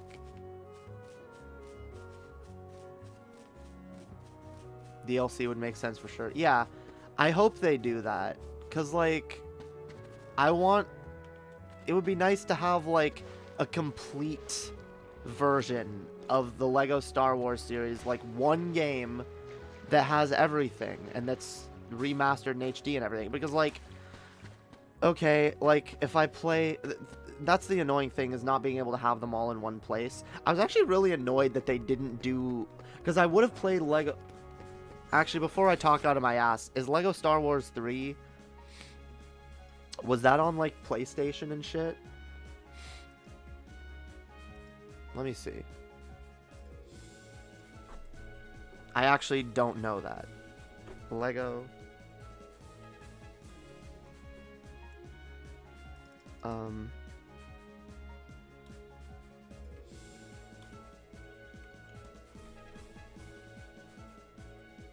Lego Star Wars 3. That's the, like, I like the Lego games, and I forget how fun the Lego games are. Skywalker Saga isn't a compilation game. It's a wait, what? It's 100% new.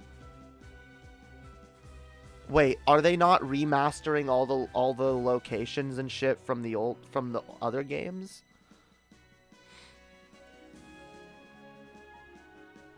It was on the home consoles, but I hear it was wildly different from the DS version. Huh. Yeah, it was on Xbox 360, Wii. See, yeah, I don't know. I don't know why it wasn't big. I'll play it one of these days. I will play it. It's not a remaster. Wait, what? I'm confused then. I don't even know what this is. I assumed it was gonna include like everything from the older games. Cause it includes all the movies, right? All 9 movies. Are they doing brand new levels for all the movies they already did?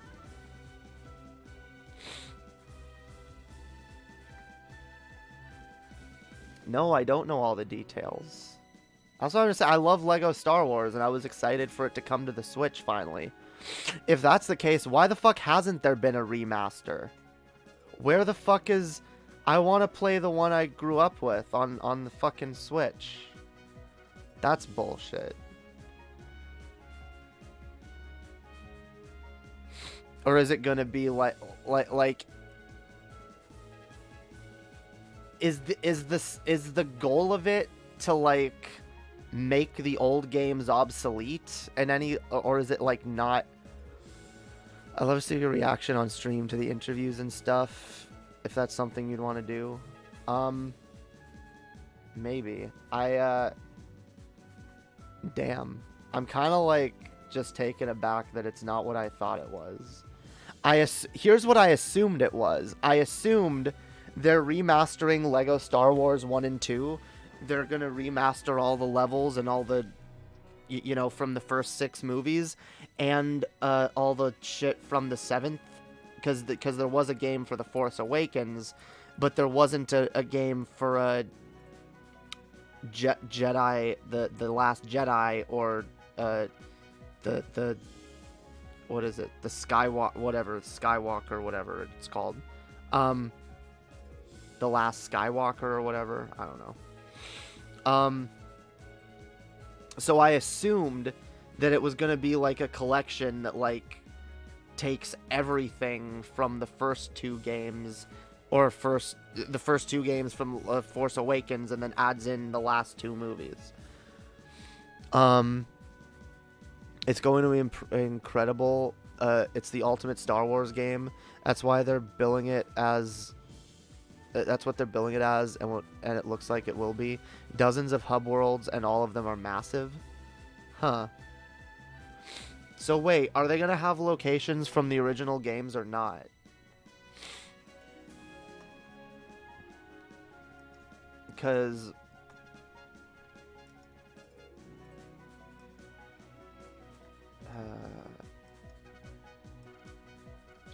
all right, here. Let's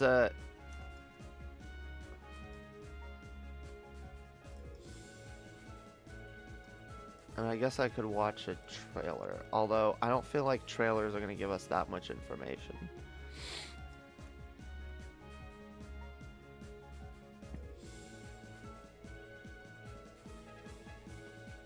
Every location from the Skywalker saga is in the game. Well, see, when I heard that, I figured it meant every location from the previous Lego Star Wars games. I imagine they're not gonna all be like faithfully recreated in any way. Like we're not getting like the levels from the original games, or are we? Watch the trailer, it's amazing.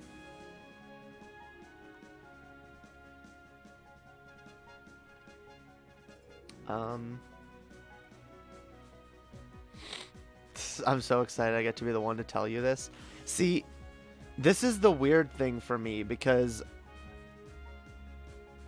I'm actually more excited at the idea of it being a remaster and bringing what I loved about Lego Star Wars to the Switch.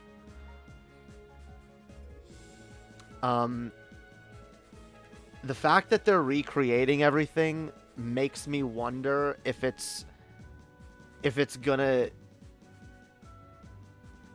be able to. I hope it captures the movies better than what the original games did, and that it doesn't somehow capture the locations and whatnot worse.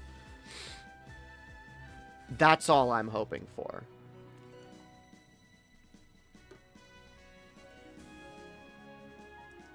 Okay. I'm gonna get back to the game. We'll probably look at it another time. I don't feel like going down the rabbit hole. No, I probably will like it. I probably will. I'm just like, oh, I thought it was a... Okay, fine. We'll watch the... You know what? Fine. Fine. Are there multiple trailers, or is there just one trailer that we can watch? Let's watch the trailer. Let's do it. We're doing it. How do I make the game silent? I make the game shut up so I can hear. Okay. Alright, here we go. Let's watch the trailer. I swear to God, you people.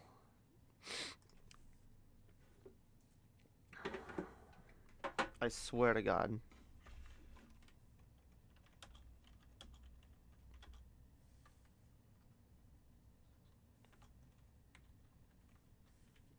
Because like I said, the original Lego Star Wars is the most enjoyable way, the best way to enjoy the prequels, in my opinion. You get the music, the amazing music from those games. You get the awesome locations. Oh, is it this thing that dropped 3 weeks ago? Alright, let's take a look.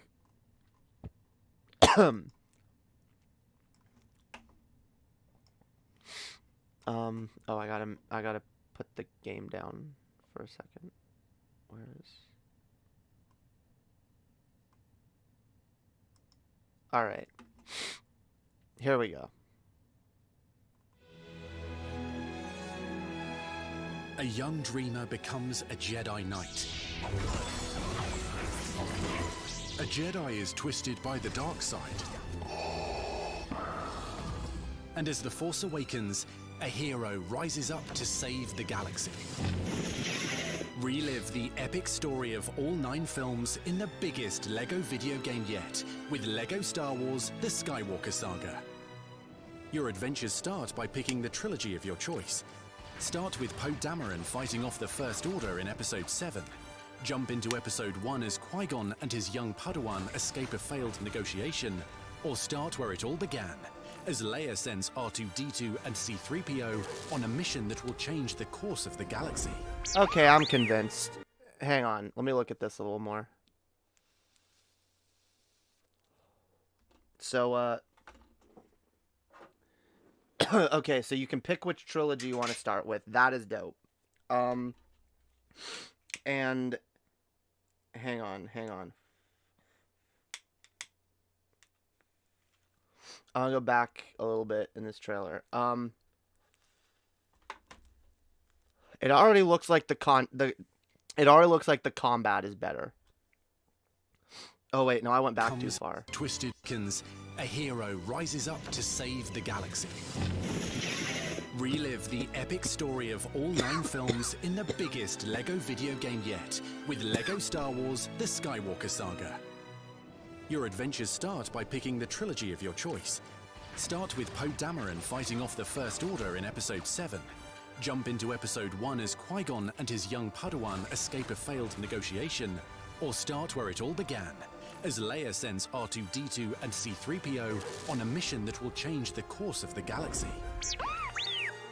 Whatever era you choose, play through the entire saga and experience the hilarious fun only LEGO games can offer. As war spreads across the galaxy, LEGO Star Wars: The Skywalker Saga lets you experience the many thrills of your favorite battles. New combat mechanics allow for greater mastery as you plunge into the action and defeat enemies both big and small. Yeah, I will say right off the bat, the combat and everything looks way better. See, okay, here's the thing. When it comes to reliving shit from my childhood that I enjoyed, I usually want it to stay true to what I enjoyed in my childhood. But I do recognize that sometimes that can be to its detriment. Because sometimes you can improve a piece of art. You can improve a game and make it better. This does look really fucking cool. String attacks together to form impressive combo chains that deal significant damage to enemies. And fend off oncoming attacks using counter-maneuvers designed to defeat foes in styles tailored to your favorite characters. New blaster controls and mechanics put you right in the middle of fierce battles, and let you aim with skillful precision. And if things get too intense, take cover and assess the risks and opportunities. When the time is right, take your shot and watch as enemies react to aimed hits. Because after all, there's nothing like having a good blaster at your side. Or choose to use a weapon from a more civilized age, as you wield a lightsaber against the saga's most sinister villains. Fight like a Jedi Knight, or someone still mastering the ways.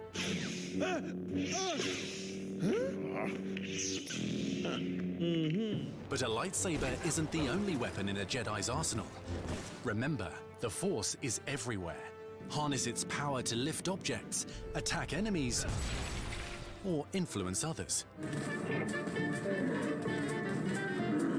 Players can also take their adventures to new heights by progressively unlocking planets as you journey your way through the saga. Just open the holoprojector to access the galaxy map and chart your course. Space travel comes with its own set of exciting encounters. Be prepared to engage in exhilarating dogfights against enemy ships, or take on incredible missions as you pilot legendary vehicles. And when you're ready, make your descent to the next adventure. Okay, that is something that the original games didn't have that is actually really fucking dope. And I'm actually really glad to see. The fact is, by the way, like, I know when it comes to like Kingdom Hearts, not everyone loves the gummy ship section.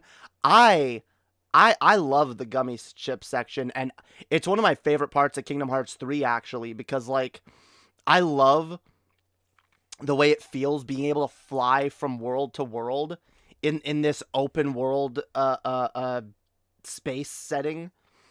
And if they can capture like if they can capture even a tenth of that here and let you feel what it's like to actually fly from planet to planet, that's pretty fucking cool. That's pretty fucking cool. Although I don't know if it's just like space missions or if it's literally going to be like, no, yeah, like you can go into space. Like, is space part of the hub world? Can you just get in a ship and fly and go anywhere? Because that, because even if it is just like, it probably is separated by like you pick which planet you want to go to and then it flies you to its vicinity or whatever. But like even being able to like fly around the space of certain planets, it still looks fucking cool. God fucking damn. Yeah, this game looks like a lot of fun. I was because like I said, I was kind of expecting, it sounds like space has its own hub too. Yeah, that's interesting. Like I said, I was expecting it to like just live up to what it was when I was a kid and that's it. But like, no, it looks like some actual love and attention is being put into this game, and I'm actually surprised because it goes leaps and bounds beyond what I was expecting, and I'm actually glad to see that because it looks fucking good. And when you're ready, make your descent to the next adventure. That's one heck of a pilot!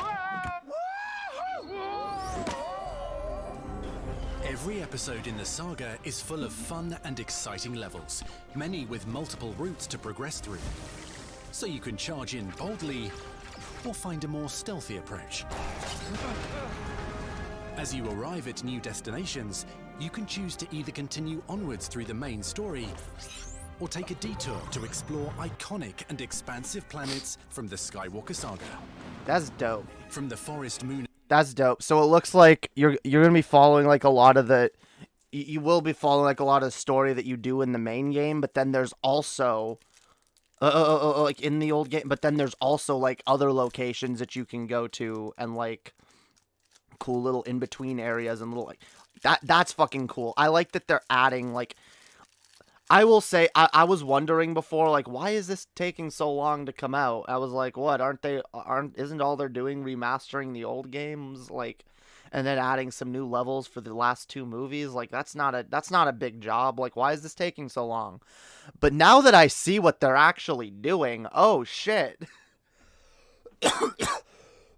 Oh shit, and this is coming to the Switch? Like, holy fuck. Okay. Okay, yes please. I'll have some of this. Of Endor to the desert dunes of Tatooine, get closer to the action and behold the most visually breathtaking LEGO game yet. Go off the Damn. beaten path and take on side missions. Everything from bullseyeing womp rats, facing off against scum and villainy, or pondering the great mysteries of the saga. Tell me, who shot first? Han! Greedo! Oh my god. That's a little cringy. But like,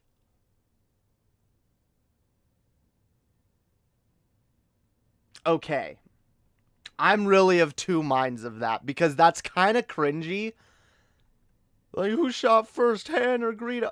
But like, I get it. It's also a nod to the fandom. And I can't really stay mad at that. I just think they could have executed it better. They could have... Whatever. I like that it includes nods to the fandom in that way. I will say that. I do like that. Also, yo, what up, Nephilim Free? Are you invisible? No, maybe I just didn't notice everything you were saying. Yeah, I don't know. Yo, if this gets flagged, damn straight up. I'm getting back to Kingdom Hearts in a minute. Just chill, okay? Yes, this game is made by fans. I think this game will be a real gift to the fandom, especially. Yeah, yo, like, it genuinely looks like there's been a lot of love put into this, and the kind of love that, unfortunately, the movies haven't gotten in a long time. What can you do? Lego games. Yeah. You know what sucks? I really hate... God, I wish I didn't avoid Lego Dimensions. And I wish Lego Dimensions wasn't so hard to get a hold of now. Because I really want to play Lego Doctor Who. There was... Back when Lego Dimensions was a big thing... Lego Dimensions, for anyone who doesn't know, is a game. I didn't really play it. But it is a game where, like, you get these, like, toys. You buy these Lego sets, and they come with, like, levels. And there were a bunch of different little sets that were levels from different properties. And one of the level sets that you could get was a Doctor Who set. And... oh, the servers are closed too? Damn, I thought that just like the games are hard to get a hold of. That sucks that the servers are closed. Damn. That really sucks, because I really wanted to play Lego Doctor Who. Because that exists. And it really sucks. Like, it really sucks that Lego Doctor Who will probably never be its own game. Even though it really deserves to be. And... look, I know y'all love Star Wars out there, but for me, when it comes to, like, what I believe is the greatest science fiction, property of all time, yeah, I personally think Doctor Who is more deserving of the kind of treatment that Star Wars gets. And I'm not even saying Star Wars isn't deserving, but, like, my God, people.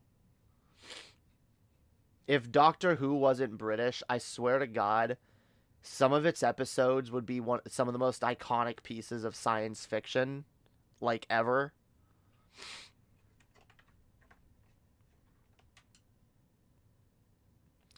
Anyway, I have vague memories of something called Lego Dimensions. Yeah, it was like, it's. I thought you could at least play it offline.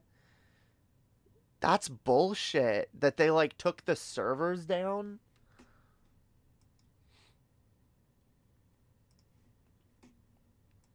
Because I figured at least if you could get a used copy, you can play the game still. That's bullshit.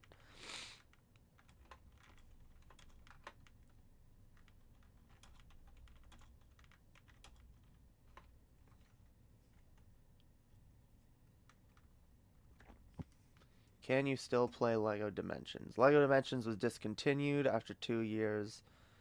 Well, no further copies of the game or expansion packs were developed. The game and all previously released compatible figures still work. Oh. Yeah, it looks like the game does still work. Maybe you just can't play it online.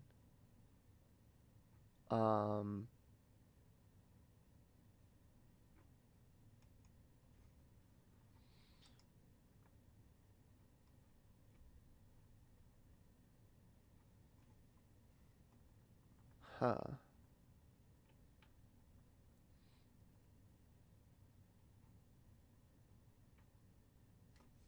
Oh, apparently it's possible to emulate. Apparently it's been archived and can be emulated. The Wii U version can be emulated, which is good because I have a Wii U. A hacked Wii U. So maybe if I can figure out a way to access Lego Dimensions and to actually play the Doctor Who levels, I will do that on stream. That would be really fucking pog to play on stream. Because I'm really sad I missed out on that. And if there's any way to play it, I'm definitely gonna figure that out. That would be fucking dope. All right. Anyway, let's watch the rest of this here. Shot first. And Greedo. Oh God. The more you explore the galaxy, the greater the rewards. I mean, yeah, it's Lego. It's allowed to be silly. Uncover Kyber bricks to unlock new features, including upgraded abilities across a range of unique characters. And that's what that is why I want a Lego Doctor Who game all its own, because the shit they would be able to get away with in that format. Oh, I would love it so much. Oh, you got a hacked Wii U? You got it then. Damn. Okay, yeah, then I'm definitely going to figure out a way to play it. There should be a way to play it on my Wii U. That would be dope. That'll be dope. We can play that on stream sometime. Hell yeah. Character classes. Whether using a scavenger's net launcher to climb with swift agility, sensing opportunities for impressive shots as a scoundrel, Damn, yeah. unleashing shock grenades as a bounty hunter, or putting your better half to work as a protocol droid. Goodness me. Yeah, this game looks Each like upgrade just makes your silly, characters more ridiculous powerful fun. and ready to take on any challenge. And with over 300 characters to unlock, free play mode lets you play as legends from every corner of the saga and live out your greatest Star Wars fantasies. But not the Clone Wars. I still think they should have covered the Clone Wars though. Because it looks like they're not going to. It should be DLC. I hope they do that in DLC. Because, like, that'll be a shame if they don't. It really should. If they want to cover every corner of the franchise, actually, there should be multiple DLCs. Over 300. Yeah, over 300 characters is fucking insane. Although most of them will be reskins of each other. But still dope. Yeah, there should be DLC. The first DLC should be the Clone Wars. Then they should do like a Mandalorian DLC, honestly. Capitalize on that a little bit. Then they should do like a Knights of the Old Republic DLC. Now I'm getting I'm getting fangirly and yeah, this is wishful thinking. That would be too fan servicey. I want it. Give us all the characters. Give us everything. All right. There's 6 DLC so far. Oh, okay, there are. Wait. Troopers. Don't know what Troopers will be. Rogue One, Solo, Mando, Season 1. They're doing that. I mean, okay. I guess that makes... No, man, whatever. Solo and Rogue One should have been, like, part of the game already. Whatever. They should, honestly, they should be bundled into one piece of DLC. Like I said, the Clone Wars should be one DLC. Mandalorian as a whole should be a DLC. Why are they splitting it into Season 1 and Season 2? That's dumb. Make it one DLC, okay? Add have the fucking, like, side movies be its own DLC, fine. Yeah, have, like, add it like another trilogy, but it's not a trilogy because it's only Solo and Rogue One. I haven't even seen Rogue One. Solo. I've seen Rogue One. I didn't see Solo. I am going to give the whole Star Wars saga another chance, okay? Look, maybe when this game comes out, I'll get excited about the series enough to actually play it again. To watch them again. I've started a couple watch-throughs of the Star Wars series, and both times I only got through the first 2 movies with the people I was watching it with. I'm gonna sit down at some point and just watch Revenge of the Sith, and then I'm gonna watch the original trilogy. Yes, I watched them in that order because of my OCD brain. Shut up. I just do. They do DLC on the Ewok. No. They need to do, like, have a DLC for the movies, fine, whatever. I didn't particularly love those movies, but whatever. They're there. Add them as content, but, like, think of how much stuff is in the Star Wars universe. Think of how much stuff is in other games. Other Star Wars games, okay? Like, there's so much that could... If this could be, like, the ultimate... This is already the ultimate Star Wars game, but it could be even more the ultimate Star Wars game if it gave you, like, characters from, like... I don't know, characters from, like, the video games. I want characters from, like give me Kyle Katarn from the Jedi Outcast and the other ones that he's in. Give me fucking Darth Revan from Knights of the Old Republic. Give me that shit. Okay? Give me what was his name? Cal or whoever you play as in Jedi Fallen Order. You might as well. You can throw everything in there. Throw the kitchen sink. Literally throw the kitchen sink in there when it comes to DLC with this game. Absolutely. There are characters from the books confirmed in it. I'm certain that Revan and Starkiller are in it at the very least. Okay, Starkiller, that's the other character I was going to say. I'm okay, if Starkiller, okay. If Revan and Starkiller are in it, then I really can't complain. Like, that is insane, man. I'm genuinely looking forward to this game. And you guys know I'm cynical when it comes to Star Wars. I have been very cynical when it comes to Star Wars, and I will probably continue to be, just because, like, the movies have really pissed me off lately. But, like, when it comes to, like, Star Wars, like, the expanded universe and, like, video games that could come out of it, like, Star Wars video games are the only good thing I expect from the series.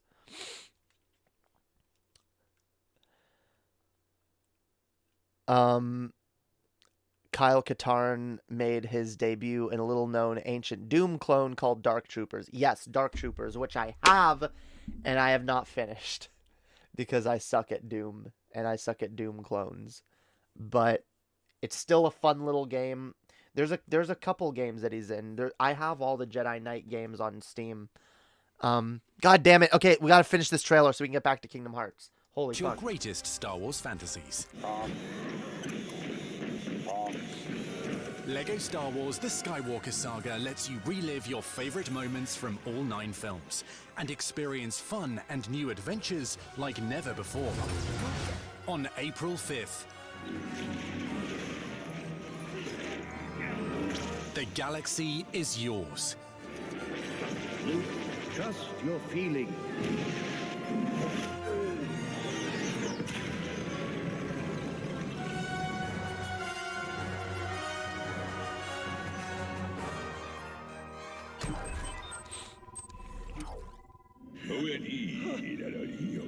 Mumble mode.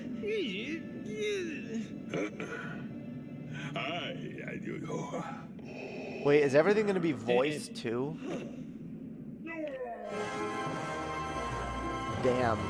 April 5th. Okay. I'm excited. I'm excited. You guys did it. You got me excited for what? No, don't do that. Oh wait, no, never mind.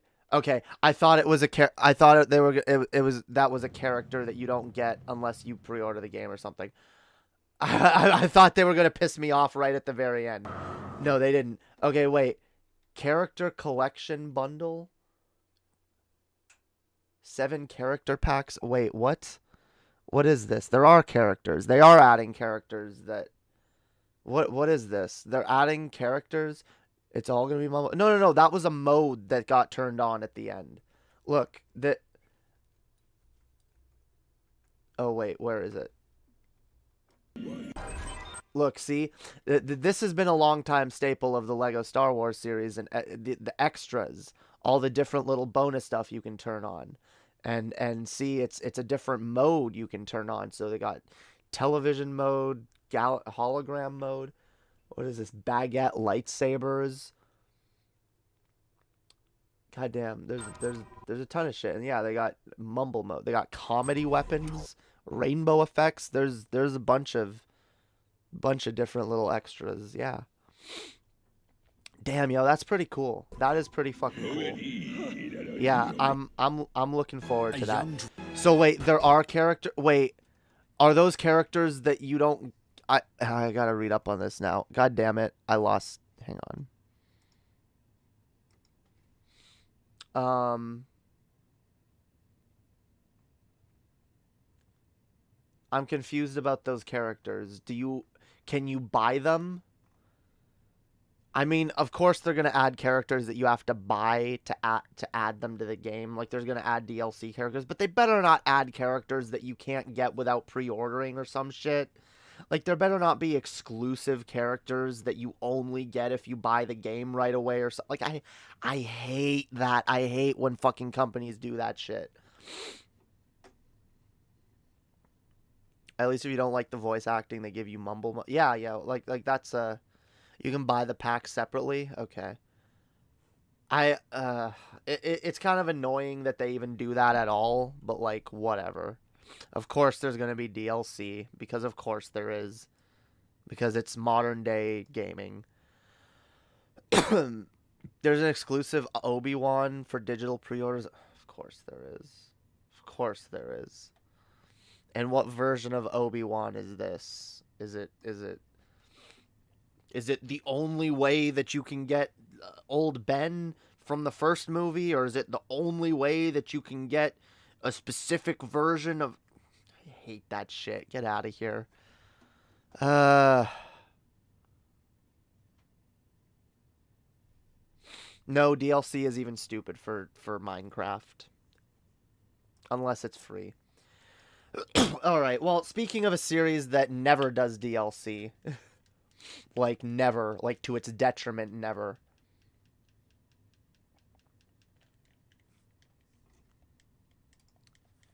Actually, I guess they do DLC. Well, they did it once. Although, let's be honest, Remind was just their...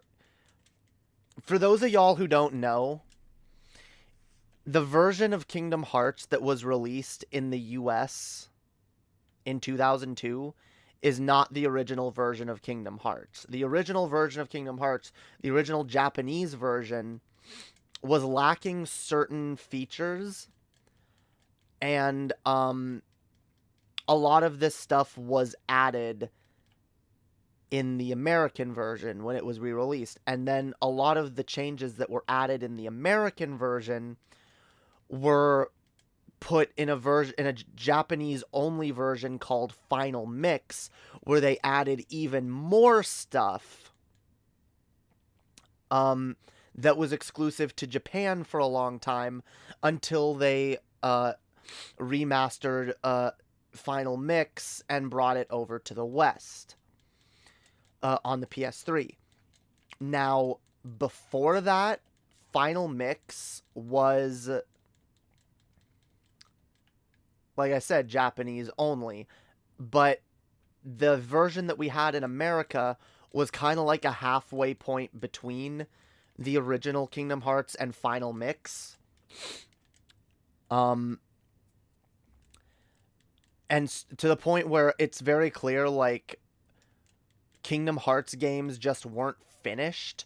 I don't think a single Kingdom Hearts game has been finished by the time it's meant to come out in Japan, because it seems they release a version of it that doesn't have everything in Japan, and then they release the proper version in the West and everywhere else, and then they release that version in Japan, or then they release a version in Japan that has even more stuff. But yeah, since they didn't plan to do the Final Mix thing this time, and they did that with Kingdom Hearts 1, Kingdom Hearts 2, and Kingdom Hearts Birth by Sleep. All three of them had a Japanese-only Final Mix version. Oh, no, we gotta go see Sid. And then had... And in that Final Mix version, there was a bunch of stuff added later.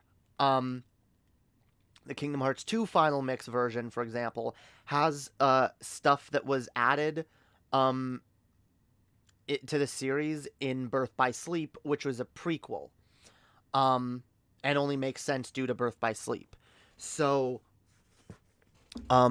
basically with Kingdom Hearts 3, instead of doing that, instead of doing like a Final Mix, they did Kingdom Hearts 3 Remind, which was a DLC pack.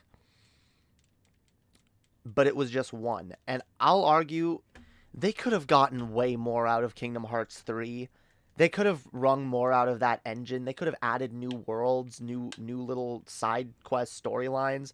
They could have added a Coliseum mode as DLC, and maybe a side quest with the fucking Final Fantasy characters that barely got to show up in Kingdom Hearts 3. Like, there's a lot that this series could do if they added stuff to these games, especially Kingdom Hearts 3. Oh, I'm ignoring the dialogue. What is it? Something happened. The bell at the gizmo shop is ringing. Okay, I'm pretty sure he has agreed to open up his gummy shop. He's gonna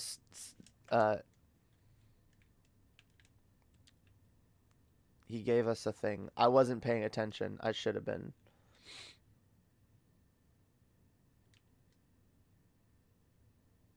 Oh, we gotta deliver a book. Okay, so we gotta deliver a book to Merlin.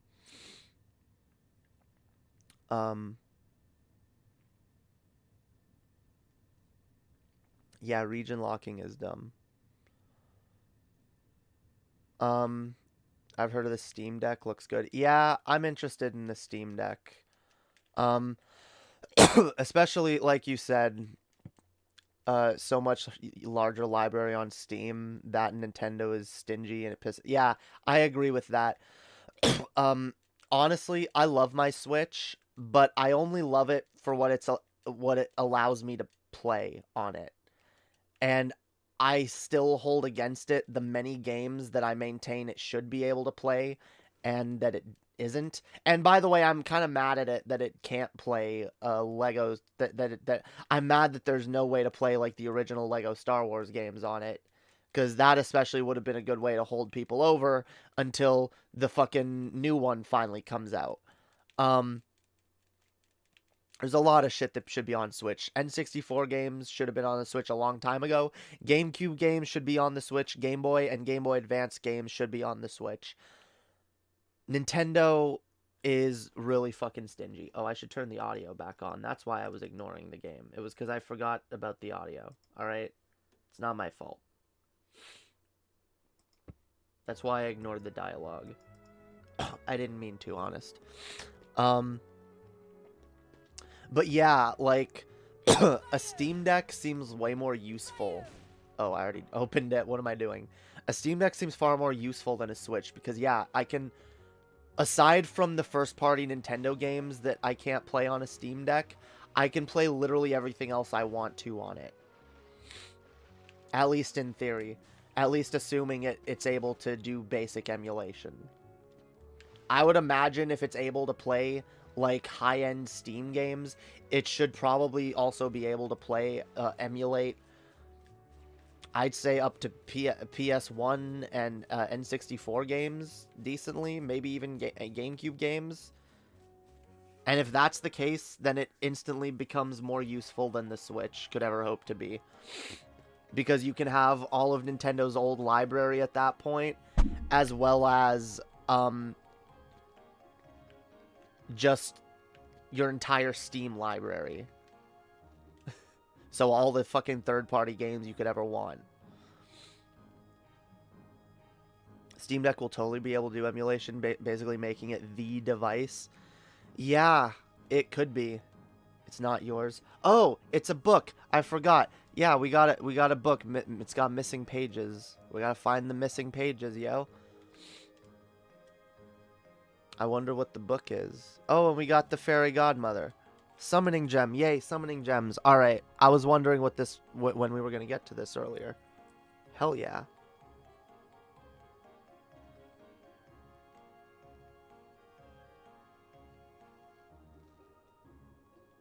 Probably, probably doubles as a standard too if you get up to... Yeah, you could probably make it a console too. This person had a strong heart. He became a gem instead of vanishing with his world. Damn. Damn.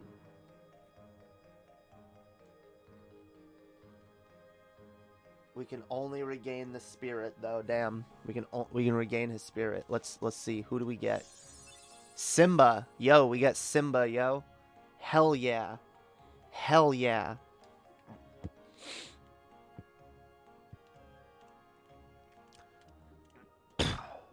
I don't know if there's another one yet. No, we don't have another one yet. Alright. Let's check out that book, yo. The book.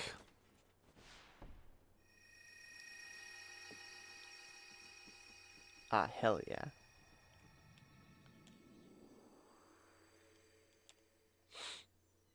I love Winnie the Pooh.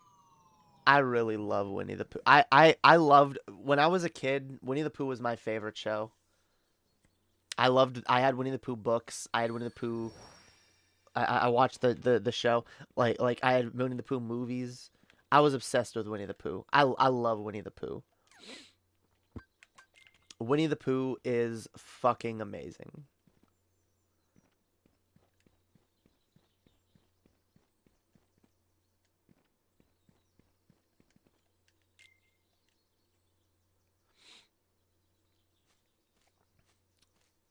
Hell yeah. Damn. Like, there was something, like, when I first played this game, I hadn't gone back to Winnie the Pooh in a long time, but this just, like, unlocked a part of my childhood that I had forgotten about. Hi there. What's wrong? Nothing. Just thinking. Oh. I was thinking of how to say goodbye to Pooh. Pooh? Goodbye to Pooh. Wait a second. You're Pooh? Yes, I'm Winnie the Pooh. Pooh for short. Who are you? I'm Sora. Oh, Sora. Hello, Sora. Have you come to say goodbye to Pooh, too? Well, no. Why would I do that? We've only just met. Because everyone's gone away. What do you mean? Well, we all lived here in the 100-acre wood. And we'd take walks together. Or play Pooh. Damn, yo, everyone disappeared. And every day, I'd eat All some the honey. Pooh friends disappeared. Just one small smackerel would taste very good right now. But now, everyone is gone. All my friends, and my favorite honey tree too. I feel sad Everyone for must have Pooh, gone yo. away while I was napping, I think.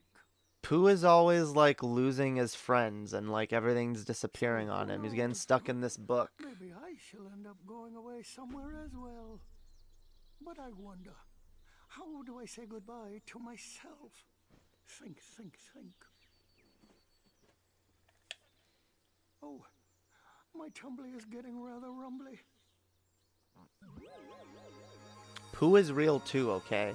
He might be a character in a storybook. But Pooh is just as real as you or I.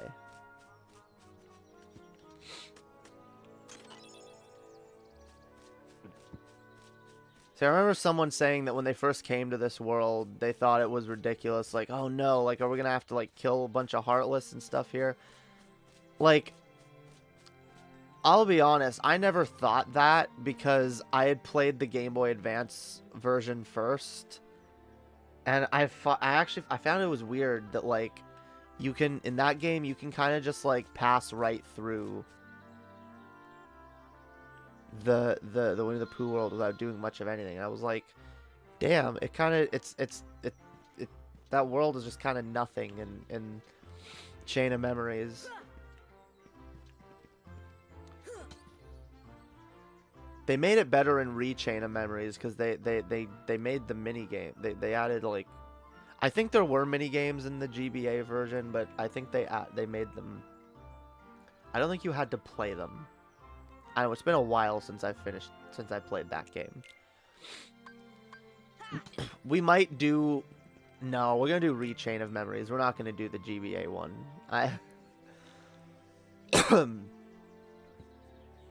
As much as I'd love to show off,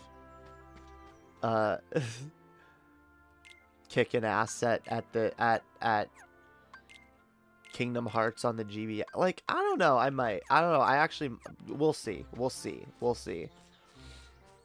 I wish there was a way that I could play through them together, like, at the same time. Or that I could, like, play the gameplay of the GBA version, but, like, watch all the cutscenes. I mean, technically, that's not it. That's possible. We could just watch the cutscenes, but... Oh, bother. There's no more honey left. If only the honey tree would visit. Oh, then I could eat my fill. You gotta find the honey tree for Pooh. Gotta find the honey tree for Pooh. He needs honey. He's hungry, yo. It's not fair. Ooh, what do we find? Elixir. Elixir.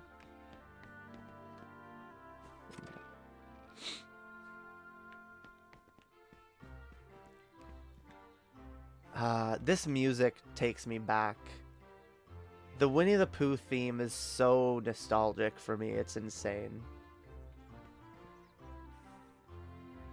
90% of my childhood that I actually remember is me watching Winnie the Pooh.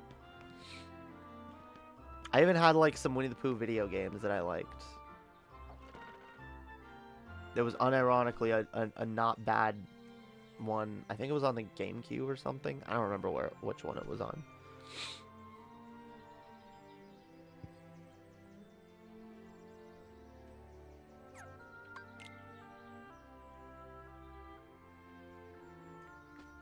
Yeah, I think we gotta come back. We gotta come back later with the with more pages. I don't think there's anything else we can do here.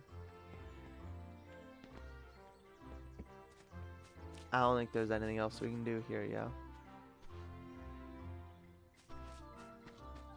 Alright.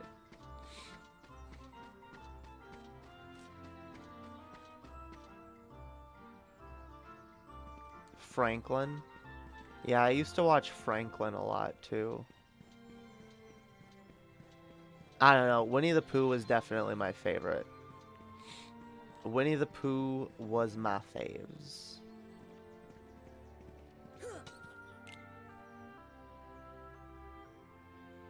My favorite character in particular was Piglet. I liked Piglet and Tigger. Yeah, there's nothing else we can do here. Alright. We gotta come back when we have more pages.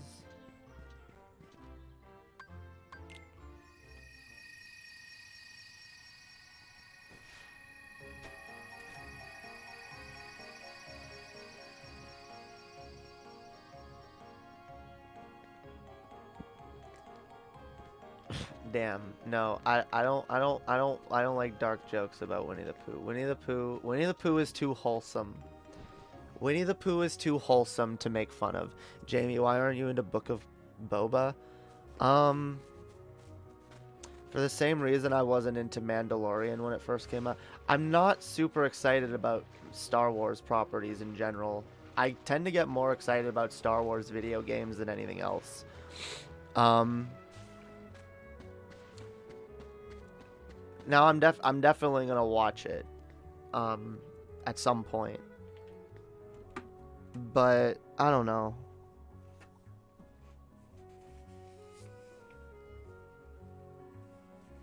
I just kind of haven't really felt like diving into Star Wars right now.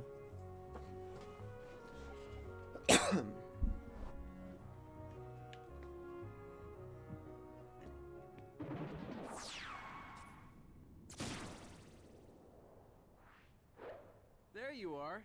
Riku. What's going on? We found Riku. Riku! Yeah. Hey, cut it out.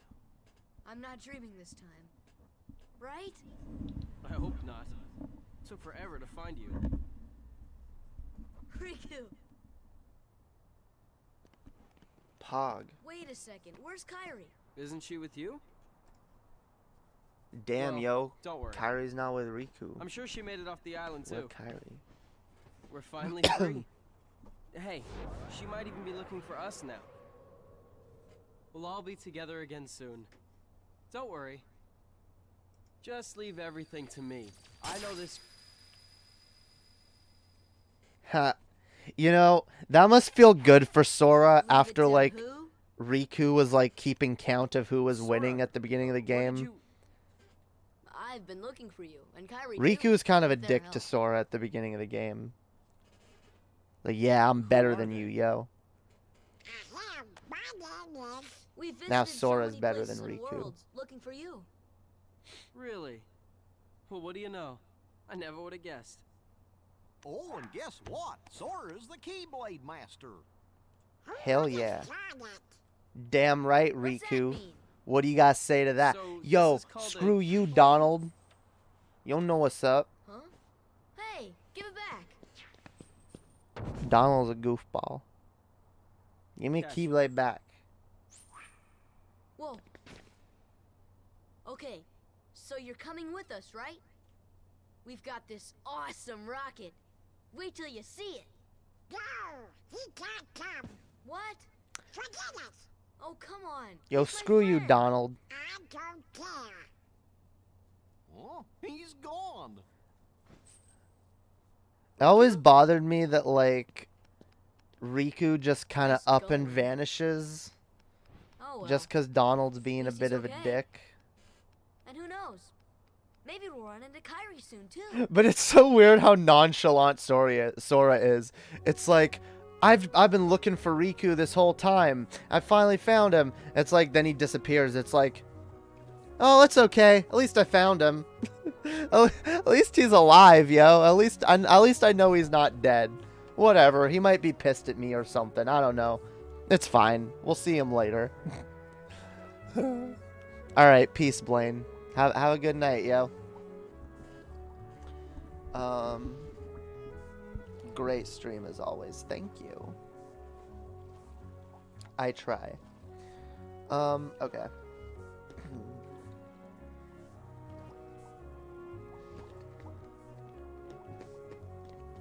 Yeah, I don't know, like, Donald's gotta be a dick all the time.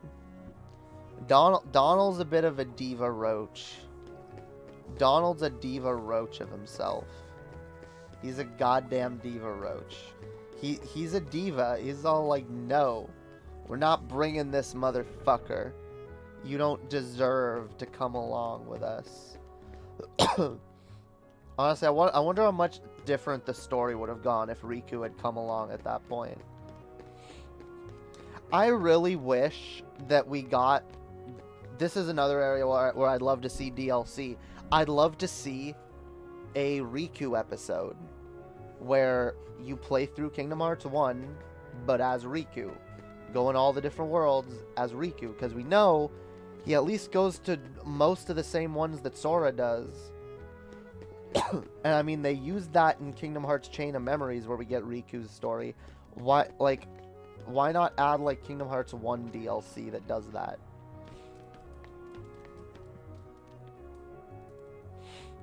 Oh. Sid is gone now, yo. Here, see if there's anything to buy.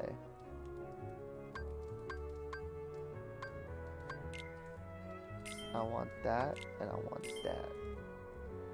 Yeah. That should be dope. Alright. Actually, I'll buy that too. Das Pog. Das fucking Pog, yo. Das some Pog shit. Alright. On my way. Fucking Moogle. Moogle. A big tournament is being held somewhere. Good to know. He just tells you that all the time. It lets you know that you can go to Olympus.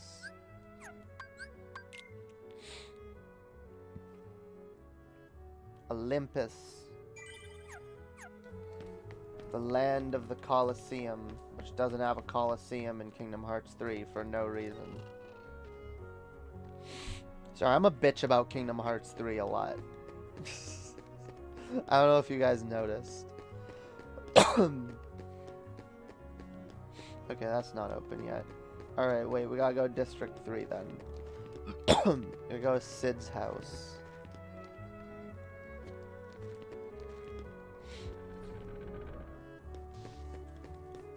One of the many characters in the Final Fantasy universe named Sid. Yeah, it was like 20. It's fine. You guys ever hear of Maleficent? Damn. That's some foreshadowing. Maleficent. I hear she's in town. Damn, she's in town. Who is she? She's a witch. A witch, man. She's a witch. She's the reason this town is full of Heartless. Don't take her lightly. She's been using the Heartless for years. We lost our world thanks to her. One day a swarm of Heartless took over our world.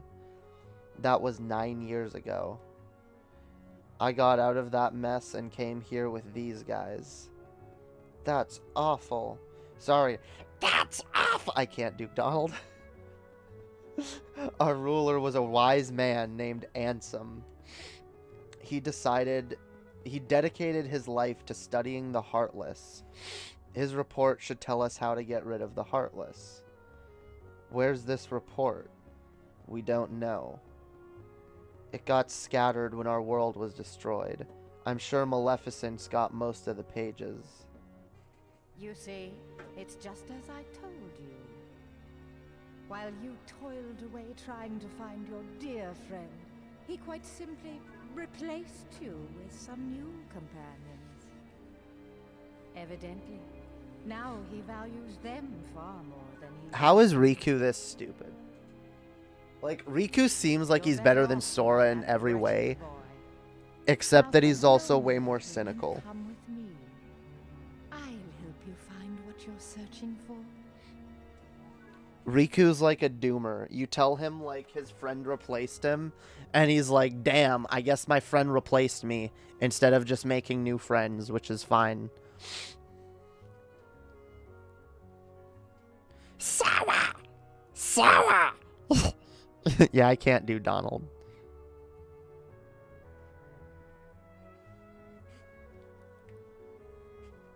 I know some people who can actually do Donald.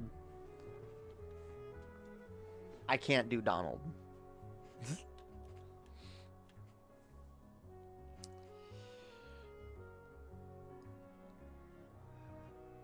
I need to be up at 7 for natural history, but I'm too enamored.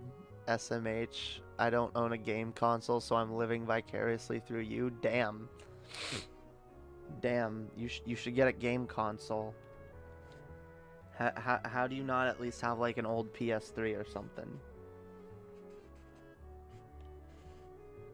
I know. Not everyone cares that much for gaming. Let's see. I threw a warp. Ooh, a warp gummy. Dope. Now we can warp to worlds we've been to. That's dope. That means we don't have to fly back and forth from every single world. I've been thinking about the bell in the 2nd district. That one that rang a bit ago. The one above the gizmo shop. There's a legend about it, you know. But it's all boarded up. Nobody can get in there. Heck, go check it out. Ring it 3 times to see if anything happens. Alright, let's do it. See, this is a thing. I didn't notice this the first time playing the game. Because I kind of just, like... I kind of just skipped over dialogue at certain points. Because I assumed the only important... dialogue was shit that they actually bothered to voice act. That's kind of not true. Because, I mean, I played this game in a time when that was true, but this game was like 10 years old already. And came from a time when they didn't do that.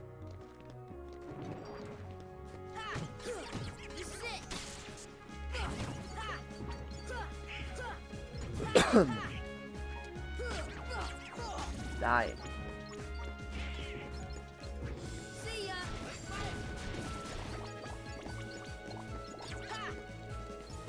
Yeah, we're gonna close the heart to this world, and then we're gonna probably wrap up the Kingdom Hearts play for the... In my opinion, it's a waste of time for me personally. See, if I didn't game, I would be a miserable human being to be around. If I didn't have a game console, if I didn't have a Switch or like a 3DS or something within my reach at all times, even though I don't even play games a lot of the times, if I wasn't able to do so when I really needed to, I would be insane. Gaming has kept me from going insane through most of my life.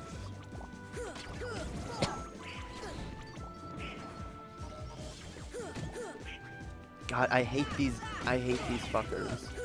I hate them. They're so big and like they have too much health. You have to hit them from behind or use magic, but oh fuck, I used the wrong. Yeah, who'd like to just button mash right now, yo? I was told earlier that this game is too button mashy. It's button mashy if you're lazy. There are sections of it that can be button mashy, but like if you want to just be lazy and button mash the whole time, you're gonna have a bad time with this game. You're gonna get frustrated quickly.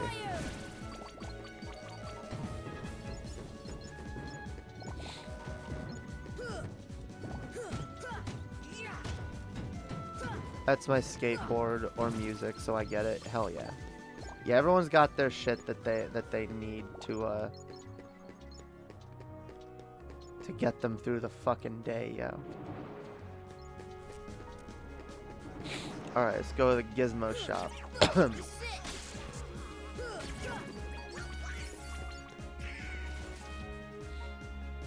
We gotta close the keyhole, yo.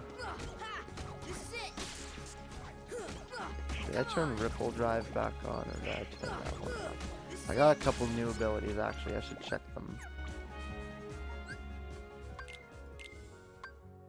Or did I? No, okay, I did Sonic Blade. That's right. Fuck Sonic Blade. It uses too much of my magic.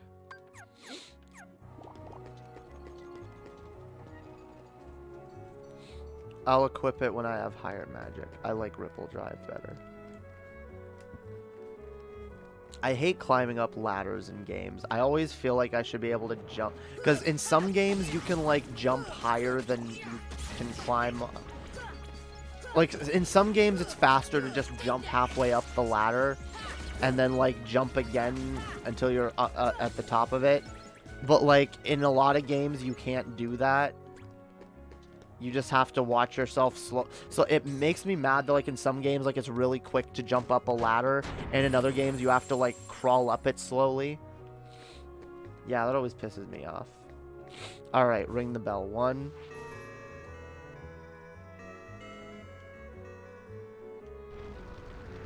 Ooh, turning. Something's happening. 2.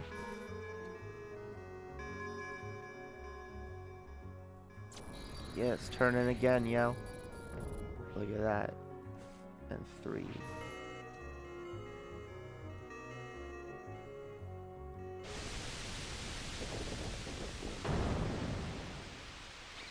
Yeah, we did it. We made a thing happen. Ooh, the keyhole. The keyhole, yo. I like jump laddering way more too, now I think about it. See? See what I mean? Like, it's a thing. Like, in some games, you don't have to sit there and watch your character slowly fucking... And I'm used to games like that, so like, when I see a ladder in another game, I'm just like, okay, how high can I jump to get as high on it as first as I possibly can? Then I gotta watch myself crawl the rest of the way up. Because in this game, like, you can't, like, jump your way up higher. Doesn't work. Or it kind of works. Wait, hang on. No, see, it doesn't work. That's lame. Anyway. Jump laddering, yo. Needs to be a thing in every game. But hell yeah. Yo, we got it. No. We didn't. There's a boss.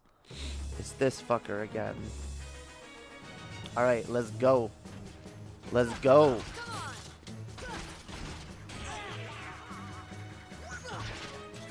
This is another enemy. Like, I like its color scheme in the original game. I don't know why they went and changed it. Because it was originally like mostly purple. I don't know why they made it like yellow and blue and red. It's weird. Oh shit, yo. Oh sheesh, y'all. It's getting mad. Oh no, it's changing form. Now it's more dangerous.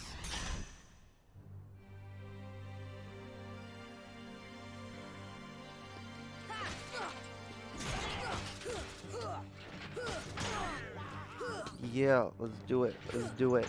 Let's kill this fucker. You're a bad person. You're not allowed to keep stealing hearts of innocent people. Alright? The innocent peepo. These are innocent peepo. Stop making a mess and killing and being bad.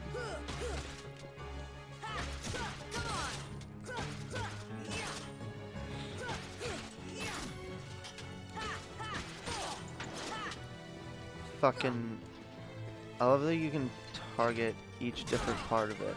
I love that they all have different fucking health bars. No! What the fuck? That's not Gucci. Hang on.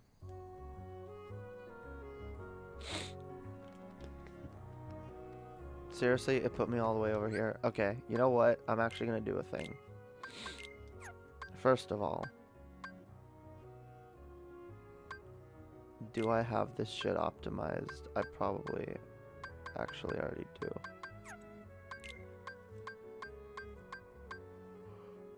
For me, but not for Donald and Goofy. Wait, let's make sure. We got... What's Donald got? What's Goofy got? Goofy... We can give Goofy another thing. Maybe that'll help. Give Goofy a strength. Okay, and then give Donald... You know what? That's fine. No, let's do that. Okay, yes. Alright, we're good. Donald and Goofy need all the help they can get, because they suck.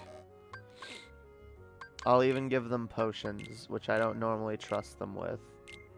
Yeah, no one trusts fucking Donald and Goofy with potions.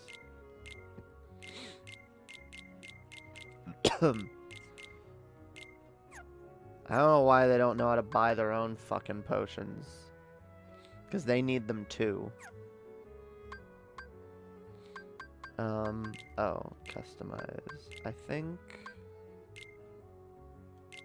No, fire. Oh, abilities, yes. Aerial combo, yes, I need that.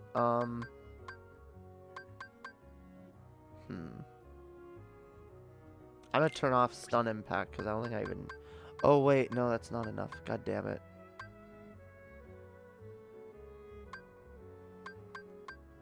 That's fine. Because Sonic Blade, nah. We're good. Alright, and before I go over there, I'm going to go back up here. And I'm going to... Because I forgot... Yes, we can go across here. We can go over here. There's Heartless.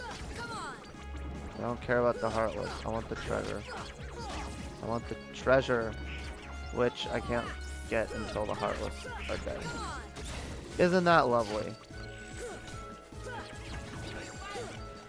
Yeah, they got rid of that in the second game, where you can open chests while in battle.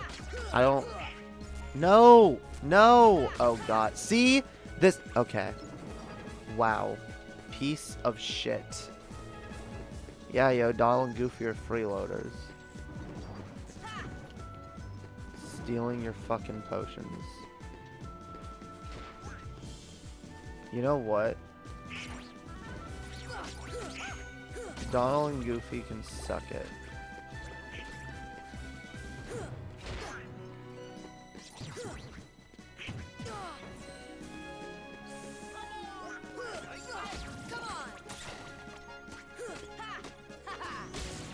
Why did the boss... Wait.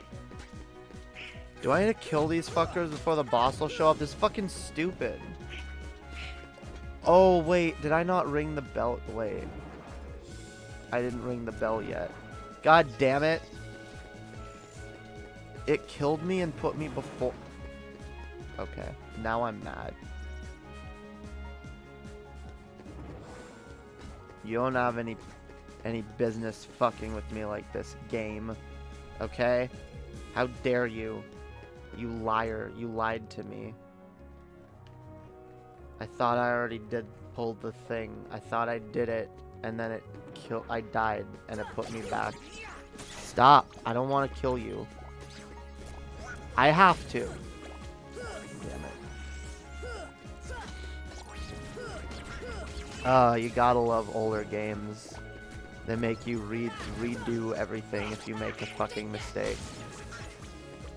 one of the best things about old video games ever, isn't it?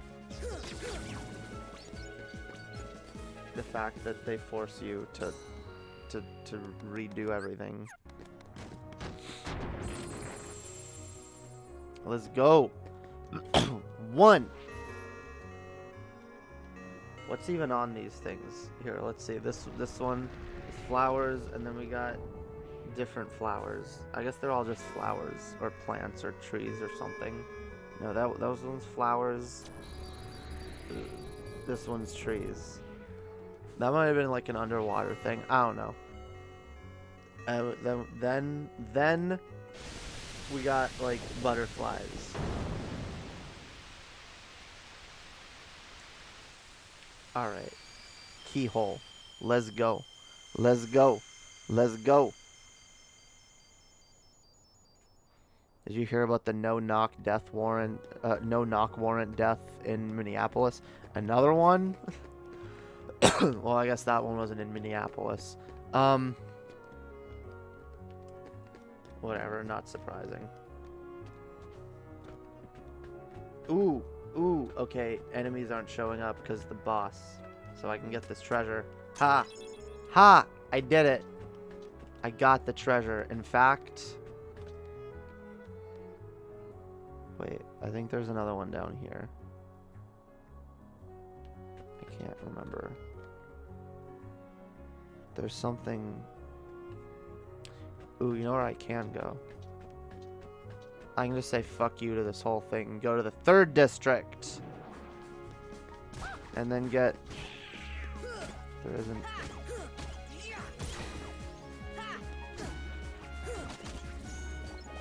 What is that? What am I targeting down there? That's so weird. I thought there was treasure up here.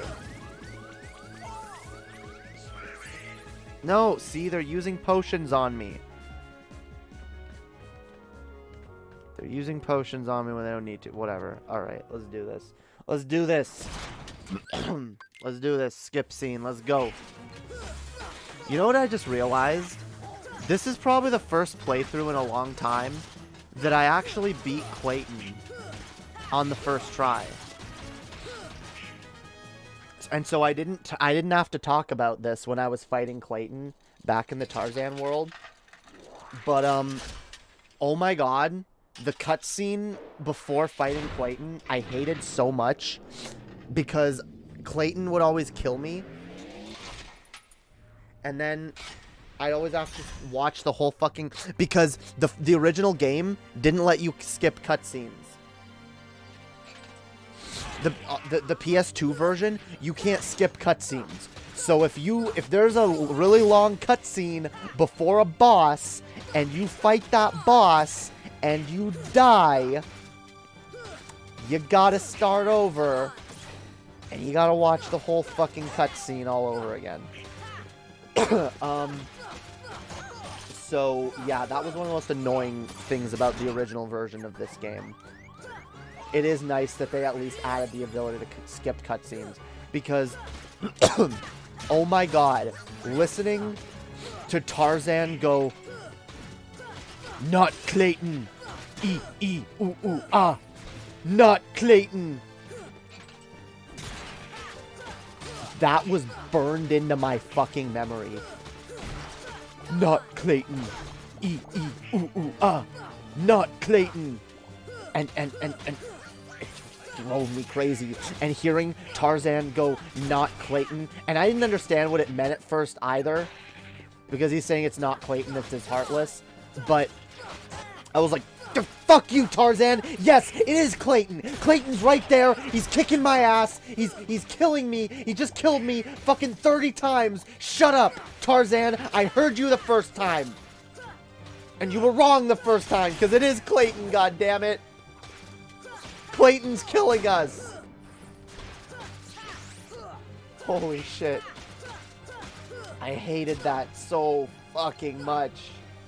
Oh my god. Every time I see that cutscene now, and I think the only reason I didn't go off on it was because the chat had me mad about something else that stream. I blame the chat. But yeah, like, oh my fucking god. There's nothing that makes you hate a cutscene more than having to watch it 20 fucking times. I swear to God.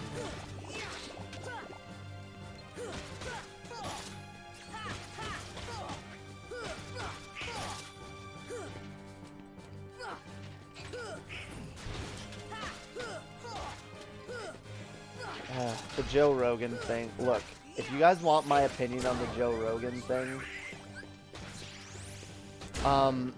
yeah, he is kind of spreading misinformation, but at the same time,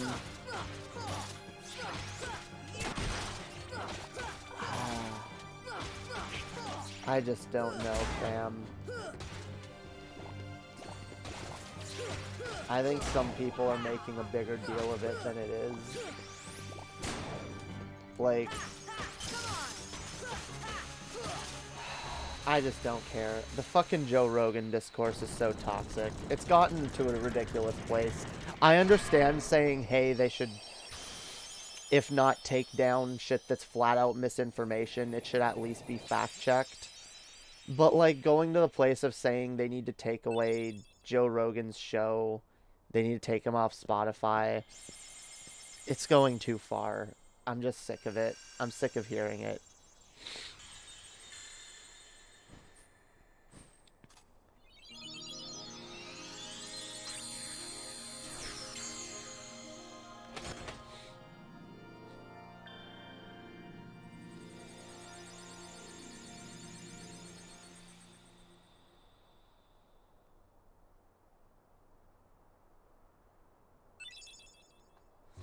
Alright, we closed the keyhole and we got a gummy piece. And that means we can go to new places. Isn't this exciting, guys? How long have I been streaming? I've been streaming almost 5 hours. You know what? This is probably, as much as I love this game so much and I really want to keep playing, but like I probably should call it quits about here. That was quick. Now you know I'm back in the gummy block business. Working on your gummy ship sure was great. Come again, I'll give you a big discount. Dope. So we can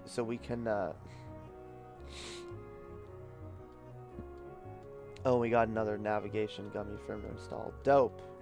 So we can go to new places, or and we can upgrade the ship.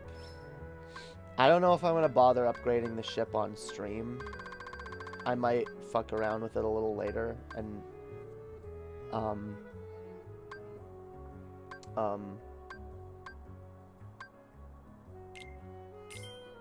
I might fuck around with it a little bit later. And god damn it. Yeah, make a gummy ship. Cause the gummy ship editor, I don't like the gummy ship editor in this game.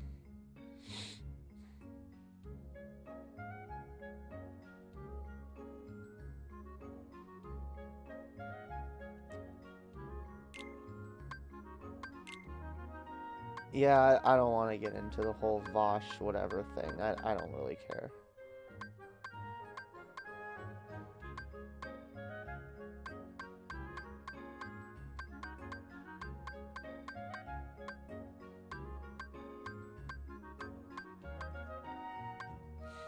I love how none of these ships are really all that much better.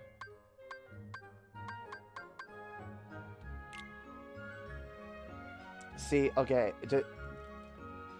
I do not like the gummy ship editor in this game. It is very confusing. And oh, it's so limiting too. I forgot how little space they give you to work with. God. I usually just like add blocks like that don't look like they belong. I end up making my gummy ship way blockier than it needs to be. And yeah, I don't know. The gummy ship editor in the first game is not good. And you can get through most of the game without you can get through the whole game without upgrading your gummy ship.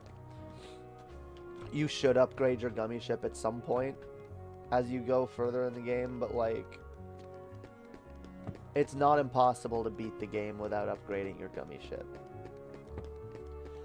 Alright, before we end, let's take a look at what worlds are unlocked. Alright, there's another Coliseum at the tournament, another tournament at the Coliseum, so we can go back there at some point. But yeah, we got, oh, there's 2 warp holes. You know what, let's go to the warp hole. Why not? I forgot that you unlock two warp holes at this point. Because I think you can actually, I think you can actually go back to the town after getting the first gummy navigation piece. I think you can have that added to your ship right away. Or something. I don't know. Maybe not.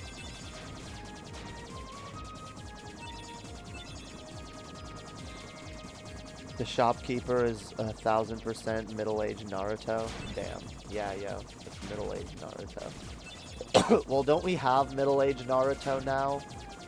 Isn't that what the new series is about? I have not watched Naruto since like season 2 of Shippuden, so I'm like way behind.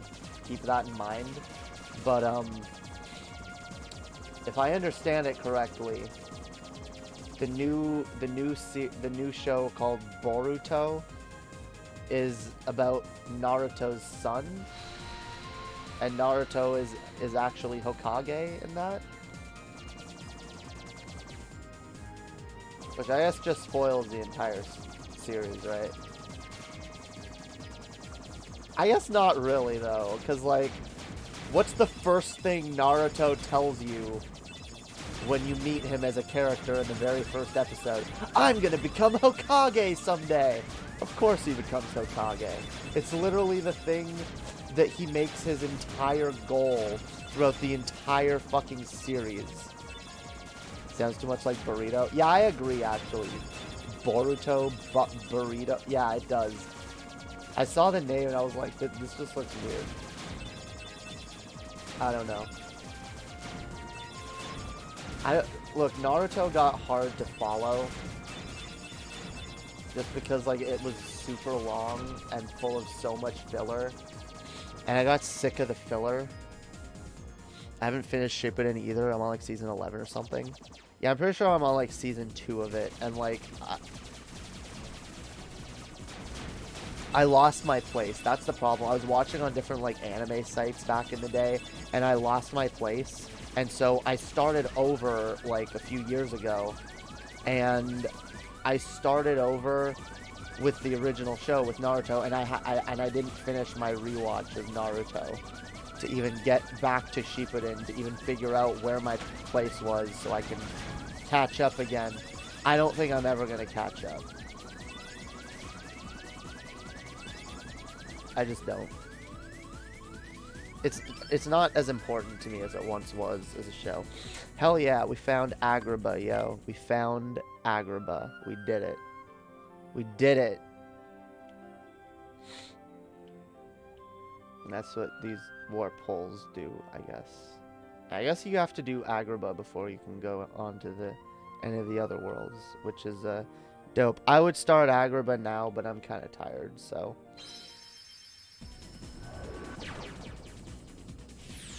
It's teasers for next time, yo. It's teasers for next time. We'll go to Agrabah next time. And Agrabah is a dope world. Agrabah, honestly, it's where I feel like this game finally starts giving you the freedom to have some fun. Agrabah is the first really good world in this game, I would say.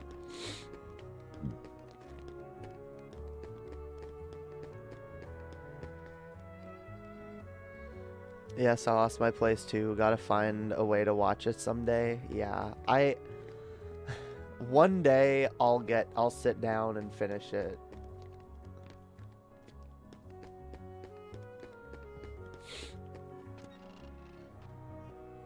But right now I'm watching too many other things. I'm still on my rewatch of Doctor Who. I've actually just started rewatching from the beginning of the 13th Doctor's era. And I'm going to be doing reviews of each episode of Jodie Whittaker's era. So that's going to be dope. Aside from Doctor Who, I'm watching I literally have lost track of how many shows I'm watching now. Because, like, let's see. I was watching Angel and Buffy. I kind of put that on hold. When I started watching Once Upon a Time, which I'm watching a lot now. I'm watching South Park a little bit. I actually started watching South Park backwards again, which I do enjoy doing because I don't like starting from the beginning of South Park. I don't like the first couple seasons. And I actually like later South Park a lot better because I like the way the show has evolved. I do. I like the way South Park has evolved. And I honestly think their latest, except for their newest episode, Pajama Day, that was it was okay. It was kind of funny, but, like, I don't know why they undercut all the 2 years of COVID, commentary that they've done throughout the previous specials by kind of just, like, rehashing the whole COVID thing, but, like, in a much more trivialized sort of way. I don't know what the fuck they were doing. I don't know what... I was actually really excited for season 25 of South Park. And don't get me wrong, Pajama Day, it made me laugh. It made me laugh. There were a lot of funny moments, I think. But, like, the overall, like, meta commentary of it, it was just kind of like... It was really, like, shit that has been done before on South Park. It just felt really redundant. Redundant's the word I was looking for. Yeah. The meta social commentary just felt super redundant.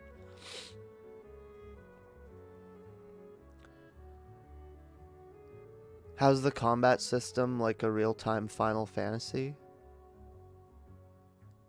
What, in Kingdom Hearts? Yeah, it kind of is. I mean, the thing is, the X button, a lot of people don't realize this. The X button doesn't allow you to swing your Keyblade. The X button is to select the command on your menu. So I'm selecting attack every time I swing my Keyblade. But I can also select a spell.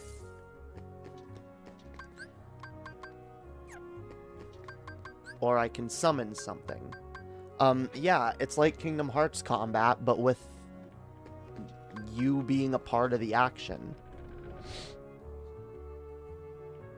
I don't think I've seen this new episode if it came out after the special. It came out last week. They just premiered the first episode of season 25.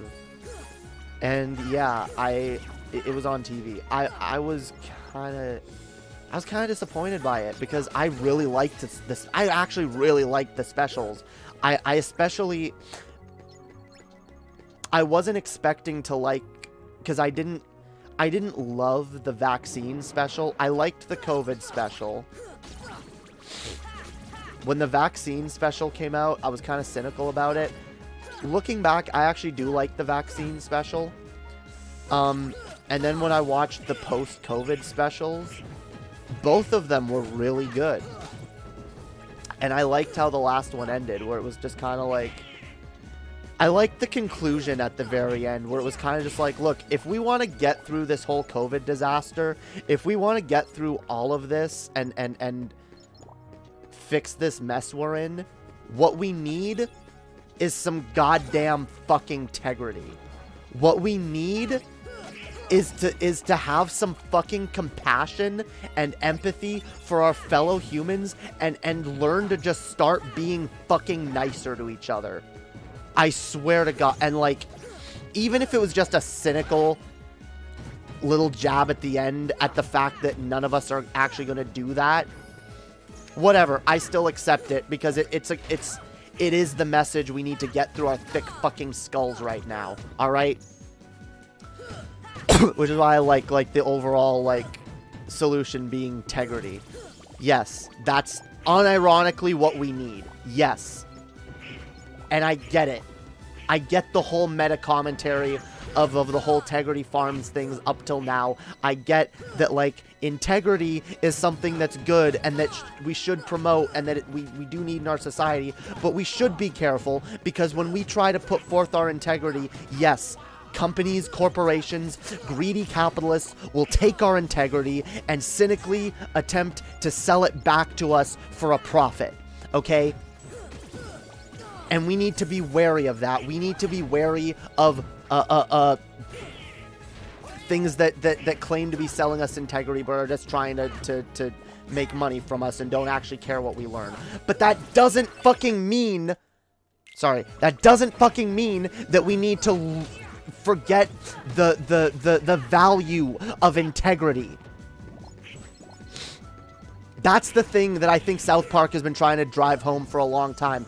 Integrity can be commodified and made to seem almost meaningless by the way they try to package it and sell it back to us. But at the end of the day, true fucking integrity is what we need.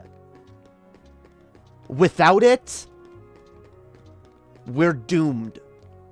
We are doomed without it.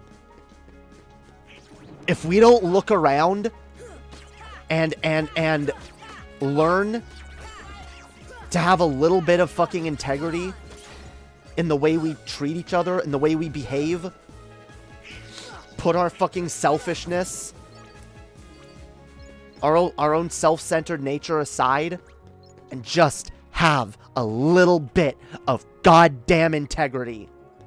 A little bit. We don't even need to make it what we're all about. You don't need to go full hopium pill like me, okay? But goddamn, just a little bit of human kindness, of decency, of goodness. That's what we need. And that's the only thing that's going to get us out of this fucking mess. And that, by the way, I'm sorry, I know some people hate to hear it, but that includes being understanding of people that we disagree with. Absolutely. And that's another thing, like, South Park is good. I know some people are like, oh, they're just riding the fence. No, I think they're good at showing the absurdity of both sides of an argument. I think that's something that they are uniquely good at doing. And sometimes I don't like the way that they that they make my the fuck are you on about, Origin? I don't like the way sometimes that they make my side of an argument look. Sometimes I get a little bit offended. But then, if I'm honest with myself, I mean, especially, like, let's be honest. I feel like South Park is usually a lot more charitable to the more reasonable sides of most arguments.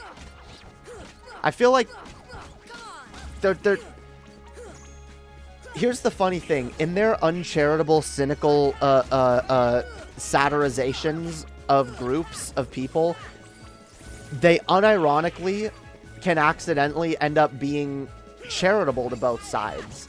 By showing that both sides can be seemingly just as ridiculous, but by showing that one side is often usually a little more ridiculous than the other. Right? So even if they're making your side of an argument look ridiculous, that's the point of what they do, is to point out the absurdity of all of us. I mean, that's what good comedy is supposed to do in general, is point out the absurdity of society, hold up a mirror to society, and get us to laugh at ourselves, rather than taking everything so goddamn seriously. And I think South Park does a good job at that. Okay. Good to know, Origin? I don't... Okay. Now I'm raw dog in life. Hell yeah. Good to be back, comrades. Yo, what up, the blind programmer? How's it going? Yeah, I'm kind of just fucking around at the end of the stream here. Playing a little bit. I would have gone on to another world, but we spent too long on Star Wars. I just hate how stiff Matt and Trey get for fat jokes. I'm yet to laugh at one. Yeah, they're kind of... The fat jokes are kind of stupid. Although, I don't know that they're even intended to be laughed at.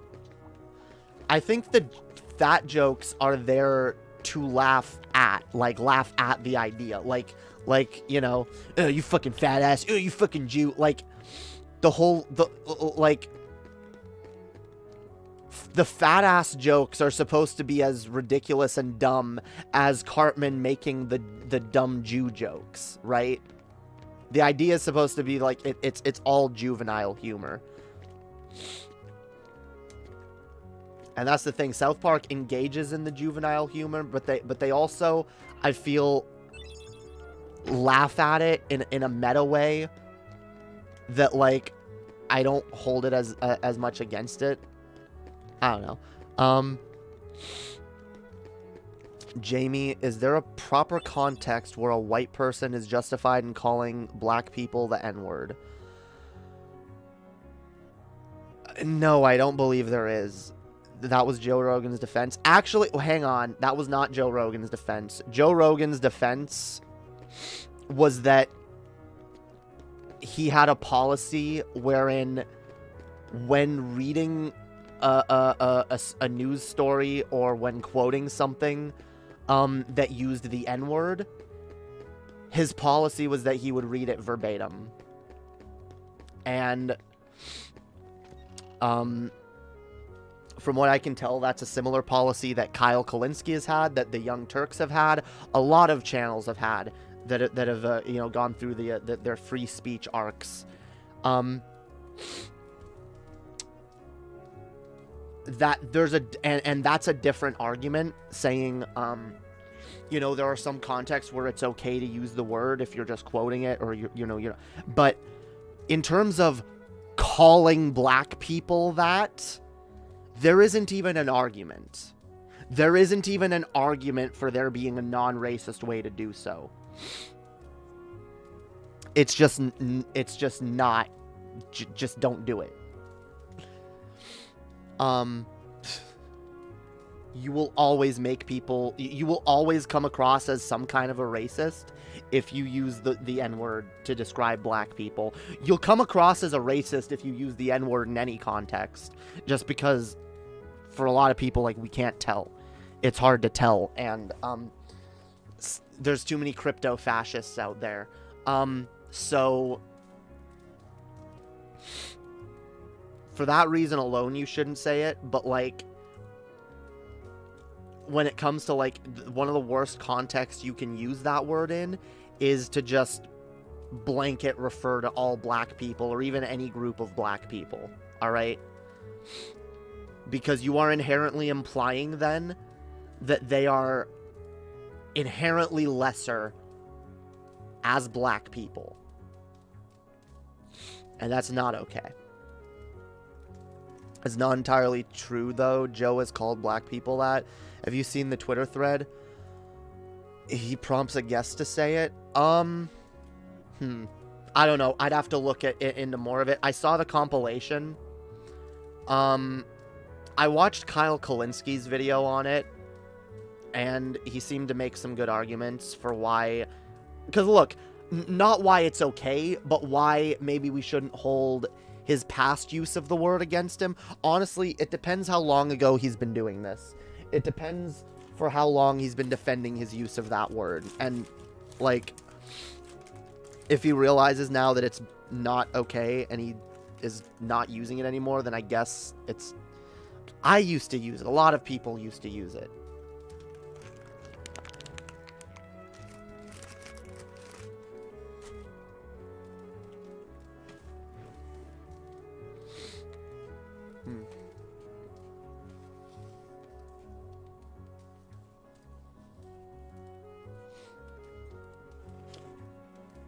Nope.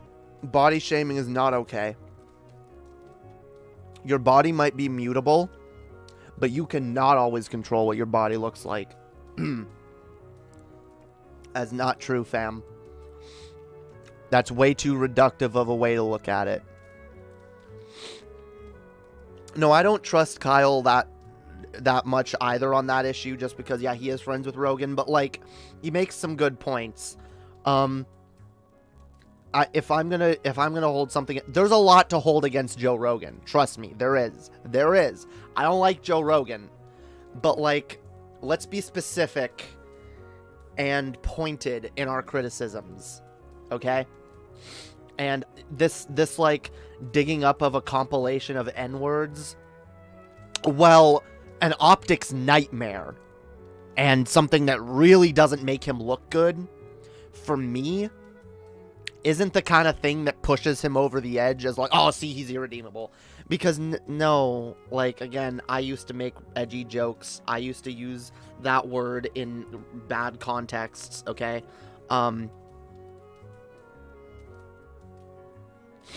Yeah, I've actually been listening to Kyle Kalinske a little more lately. I don't agree with him on everything, but he does decent enough news coverage. And if I want to get caught up on a specific issue that's going on, I trust him to give me the gist.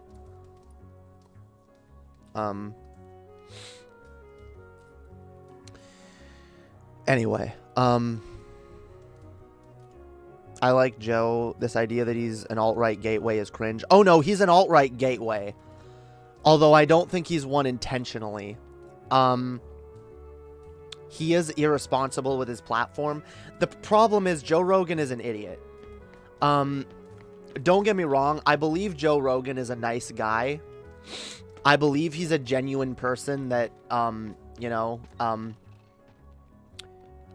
is curious and inquisitive and genuinely wants to know things and wants to hear other people's perspectives. I just think he's not the smartest or strongest willed person that's ever existed or had a platform. And I think it's obvious that Joe Rogan is the kind of person that has trouble forming his own opinions and can kind of just like go with the crowd, go with whoever he's heard last. And that's kind of unfortunate because like I've seen him have some really good takes and I've seen him say some really dumb shit. And at the end of the day, I get why people like him. And I get why people really don't like him.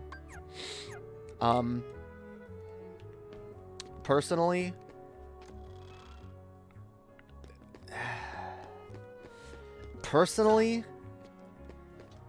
I feel like... How do I say this without it coming across offensive or arrogant? Look... I don't think I'm better than Joe Rogan, but like, the fact is, his kind of content is something that I've largely grown out of.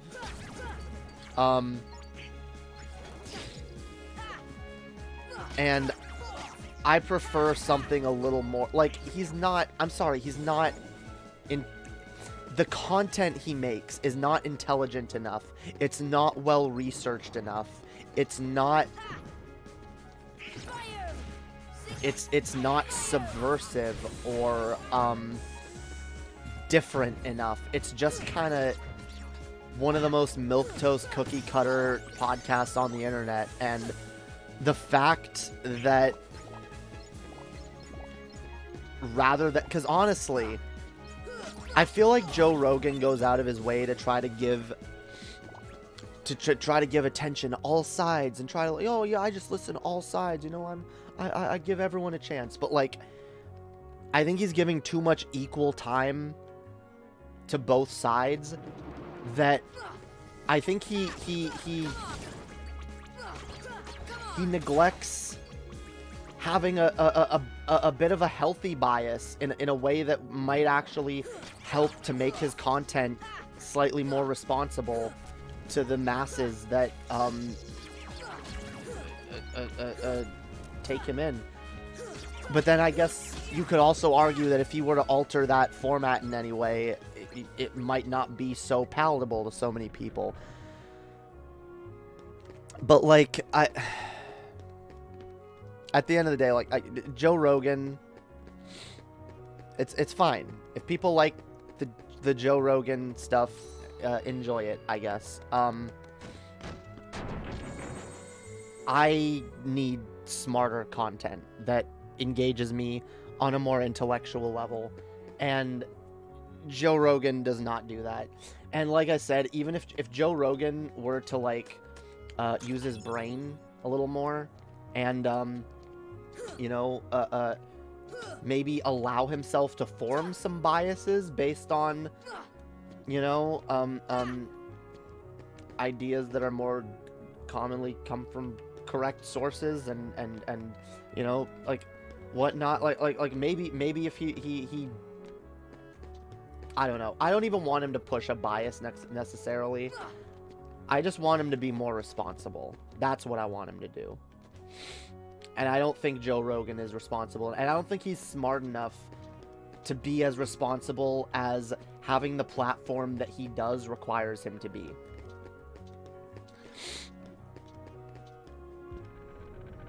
That all being said, again, I don't hate Joe Rogan. I don't have a problem with him. He's not stupid, but I definitely agree he comes off as wishy-washy. Like, I feel like you can only call it wishy-washy so much. When Joe Rogan has had a lot of the facts of certain things presented to him and explained to him, but then he talks to another person that's like, I'm sorry, certain issues like trans issues, for example, when he's had leftists and trans advocates explain to him the truth, I don't know why the fuck he has conspiracy theorists on the next week to go on about stupid bullshit that's already been disproven. People who come on to talk about child puberty blockers and who come on to talk about trans athletes. A conversation that should already be put to bed, but is only kept going, make no mistake, is only kept going by the existence of bad faith actors.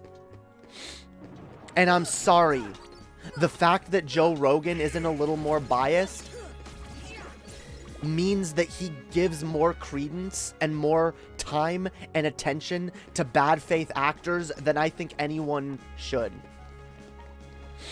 And look, I understand this is coming from someone who I'm a lot more charitable than my own fucking chat can handle sometimes. And so I get that. Maybe he's just really charitable. Maybe he's just living his values and, you know,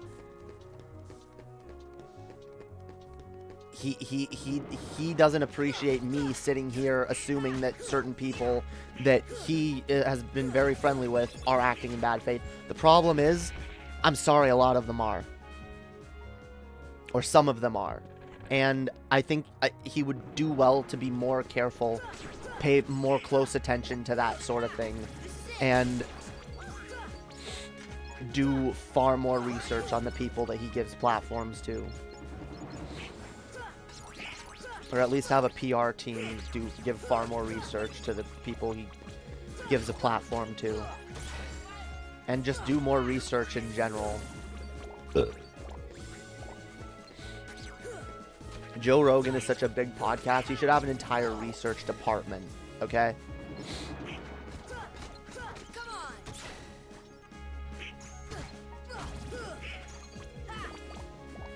I'm not trying to convince Devosh to debate anybody.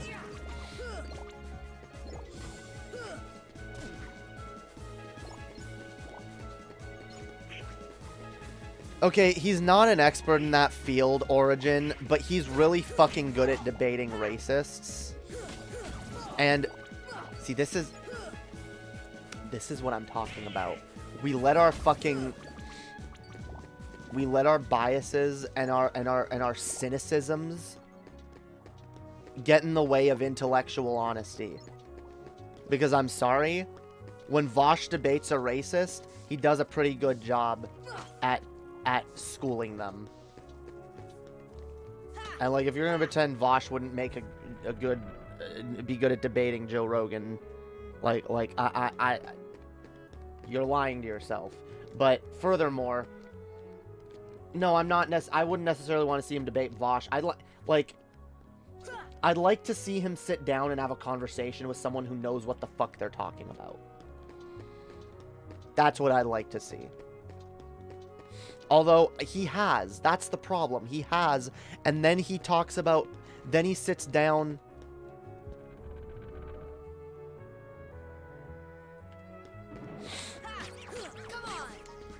Origin, I think if you were to look deep within yourself, you would find that, no, you're not as honest about Vosh as you think you are. I'm sorry. That's just my observation, though. I might be wrong, but the fucking bone you seem to have to pick with him that you get noticeably annoyed in the chat anytime his name comes up, like, yeah, there's an issue there. You gotta I don't know. Like I said, you clearly got some kind of beef with Vosh.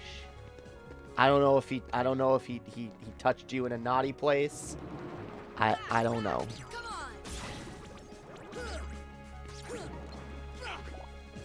Anyway.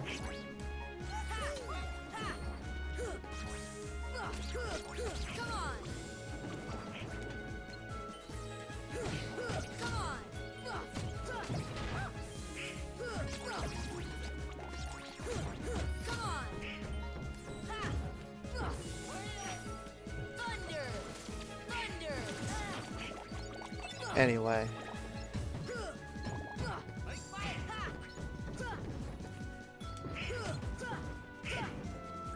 I don't know. Look, I get why some people don't like Vosh. I really am tired of like the blind Vosh hate. I'm just annoyed by it. I'm annoyed by any time Vosh's name comes up, like 7 different people like pipe in about how much they hate Vosh.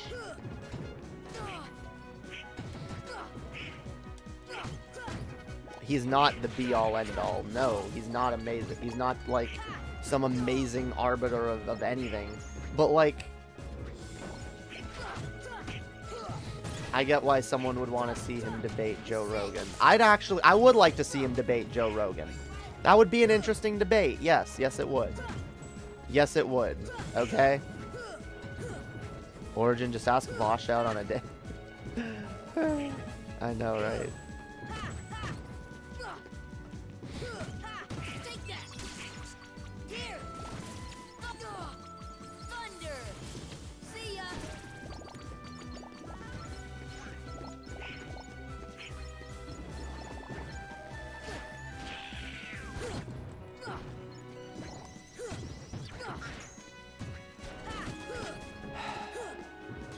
Anyway.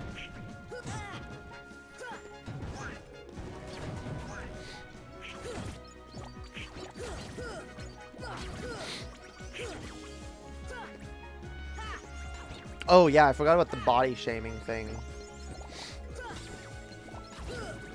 We got distracted by some Vosh nonsense. Or Joe Rogan nonsense. Or some other bullshit that I don't want to be talking about. Yeah, body shaming is never okay. I don't know who's still defending it. Don't, like, again, like, you can't always help what state your body is in. And if you're the kind of person that just looks at every fat person and is like, yeah, you know, they want to be like that, you're one of the most uncharitable fucking people on the planet. And that's pretty fucking gross to think, because first of all, and this is the thing that we all need to learn, nobody knows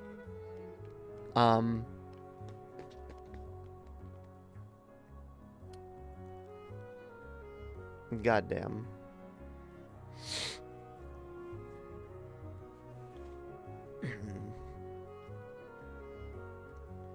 Yeah, no one chooses what their body looks like a lot of the time. Even if you're like me and you go through a process, you decide you don't like what your body looks like and you want to change it, that's still a process, and you still gotta live with how you look for a long time. Same with being fat and trying to lose weight. You gotta work at it, and it's hard. And it's, oh, just do it then. Just do it. Oh, it's not that hard. Yeah, it actually really fucking is for some people. And it's really fucking gross and presumptuous to just assume. Like, you don't know other people's situations. You don't know what struggles someone else is dealing with. Again, I have an eating disorder. My eating disorder is the kind that causes me to not want to eat. But I can understand people who have the opposite eating disorder. And so I would never just assume, oh, all fat people just want to be fat, yo. They're just lazy. I used to be fat. I chose to not be fat. it actually is hard. Food is a potent drug. Yeah. You can change that. That's what. Yes, you can change it, but it's work to change. And fam, you think it's okay to just shit on someone for not having the energy? You don't know what someone's life is like, motherfucker. You don't know what 50 million other things someone might have on their mind before going out and exercising and losing weight. You don't know what another person's fucking struggle is. And for all you know, someone has. I know people who have spent years working hard to lose weight. Working hard to change that about themselves. And they don't enjoy having people shit on them. Shit on something that they're trying, that they're working hard to improve. It's not okay. It's not okay to make fun of that shit. It can really fuck with someone.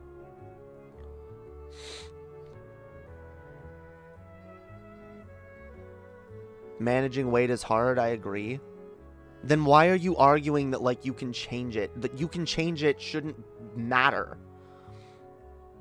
Are you if you're just saying that if quantifiably being racist is worse than fat shaming, if you're trying to quantify good versus bad actions and reduce it all down to numbers in a fucking math equation, I guess in the grand scheme of things, racism is slightly worse, but I'm sorry, they're both horrible. Because, I'm sorry, race, body type, whatever, these are all things you can't help about yourself. You might be able to change some of these things in the long run, but even making fun of someone for something they can't change in the short term can be really fucked, and can a lot of times make it harder for someone to change that thing about themselves.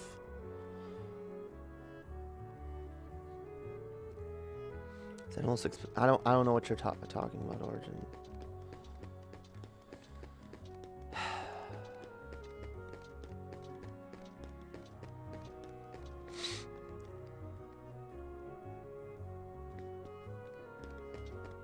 When I was fat, I worked in landscaping. The Mexicans would laugh at me and ask why I was so fat.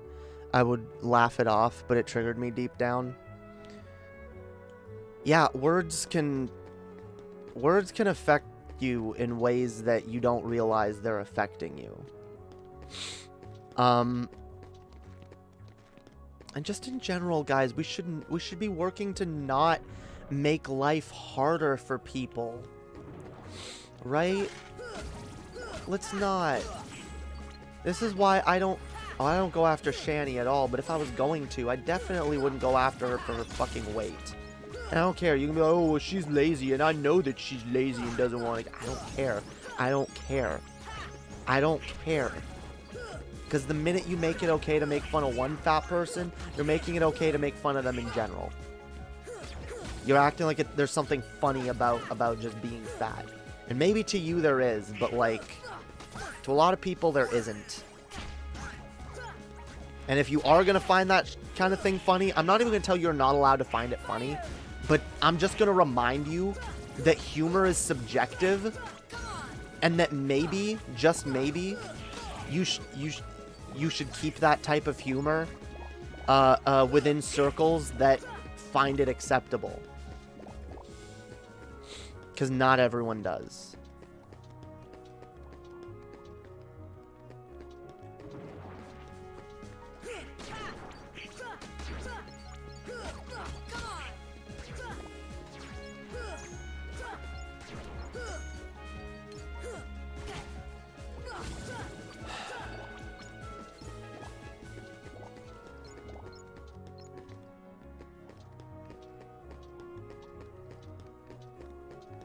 Okay, I'm not playing that game. I'm just gonna pretend you didn't say that, Blind Pro. You didn't even say it to me, so I'm gonna pretend you didn't say it. But, like, I'm not gonna play the game of, like, oh, what would I choose between being this minority or this minority? Oh my god. The conversation gets so messy so quickly when you start talking like that. That's such a dumb thing to even say or speculate. To be able to I want you to understand this. The comment you just made about, oh, I'd rather be this than that, you're purporting to understand the experiences of two different groups of people that you're not part of, presumably, right? You're not only purporting to know and understand what it's like to live within those experiences, but you're taking it to an even worse place of purporting to know which one is quantifiably worse. And this is what I'm trying to get at you with the whole thing. Oh, you are black. Okay, I'm sorry. Then let me just explain it to you then. Like, the fact is, just in general then, like, in general, having these conversations, like, trying to compare this group to that group, I don't think there's much value in it aside from just honest intersectional analysis on things. All right, what are the areas in which a lack of power intersects? Because that's the important things. That's what we need to address. But, like, trying to quantify which group has it worse, that doesn't help us. We need to focus on the areas in which people are suffering, and we need to focus on reducing human suffering. That should be our goal.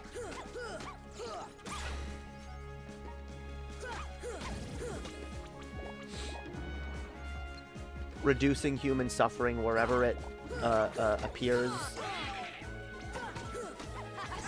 Yeah, I'm not doing this monkey thing properly, am I?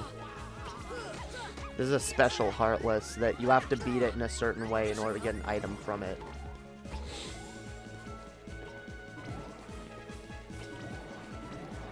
Yeah, okay, the fact that you are black makes that not as bad that you said that. But, like, you get what I'm saying, though. Like, purporting to understand the full extent of what makes a marginalized or minority group you know, what suffering they go through. Like, this is why at the end of the day I choose to recognize that I don't know most people's experiences. I don't know most people's stories. I'll never know every detail of someone's story. Never. I won't be able to. So I try to recognize when people are suffering, people are suffering. Pain is pain. And I don't try to quantify it. I don't think that's helpful. Insults and discrimination are bad, but not all discrimination and insults are equal. That is no, that is true. That is true. And I see what you're saying. I see what you're saying. That, like, and look, because I don't understand your experience as a black person, and I don't fully understand the experience of fat people, even though I've known a lot of them, and I've known a lot of their experiences. Like, at the end of the day, I'm just for being kind to people, and trying to reduce suffering wherever we can. That's what I believe in.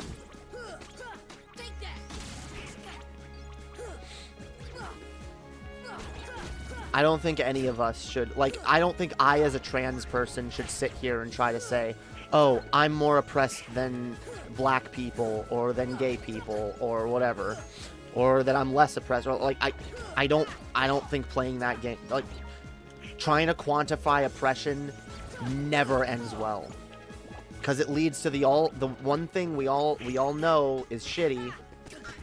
The one thing that allowed the right to shit on the left more than anything was painting us all as being nothing but a bunch of SJWs who engage in oppression Olympics.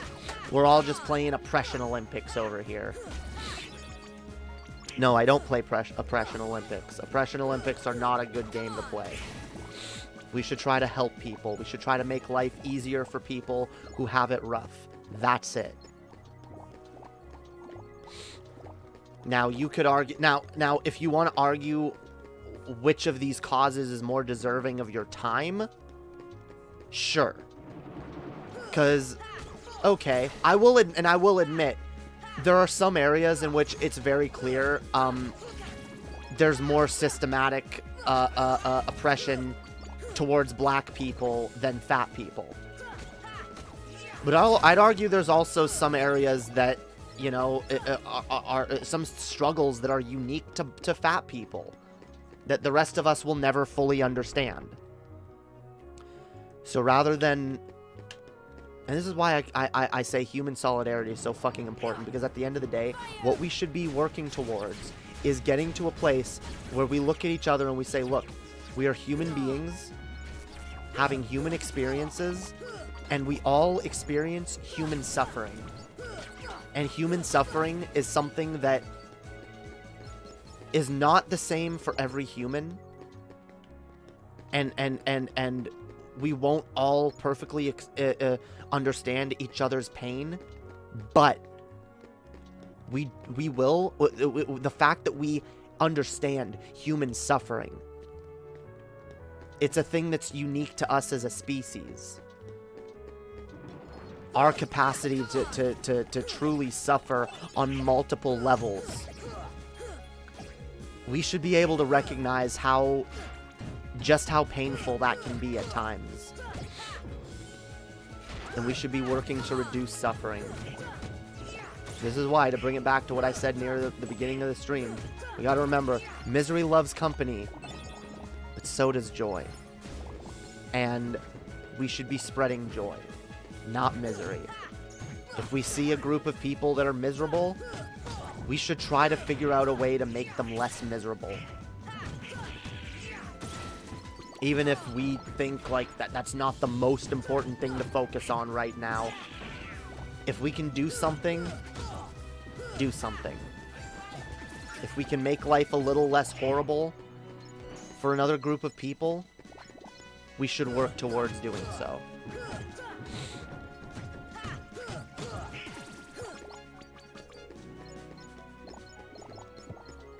Alright. Eloquently put. Thank you, straight up. I know, we're getting deep and philosophical in this stream.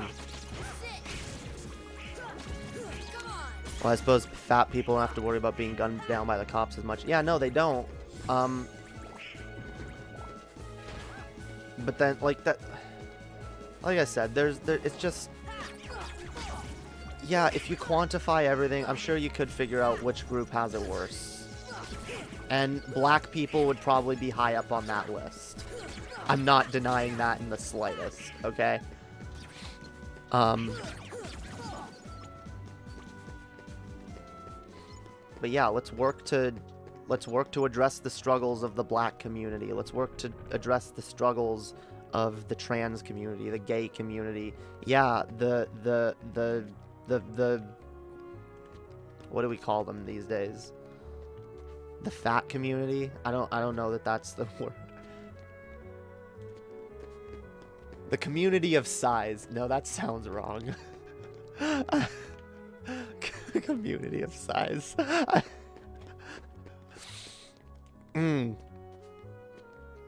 Look, language is tricky, okay? The fat community. Okay, fine. We'll just call them that. So irreverent. Hey, I never said you always have to be super reverent about everything. You just gotta try to be respectful of other people in general, you know? I can laugh at Christianity and be irreverent about that, but if I'm face to face with a Christian, I'm gonna respect them and what they believe. And I'm not just gonna shit on it for no reason.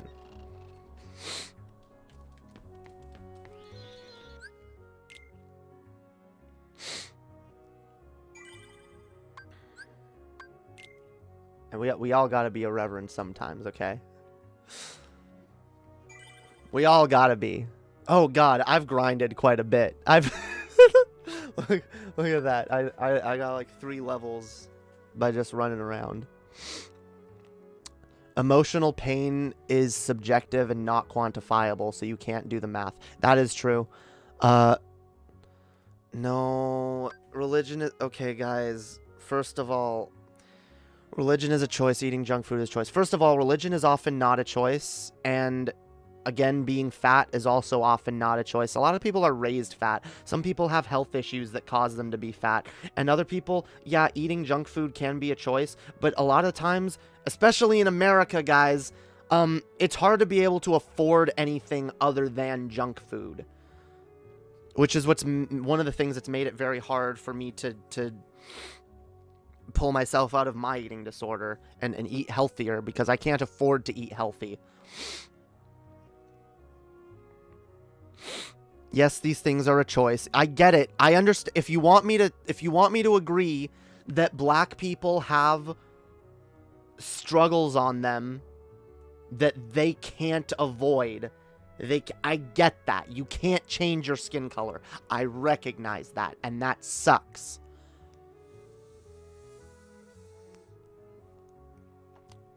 But no, I do believe these people are worthy of protection from discrimination, including, yes, religious people, because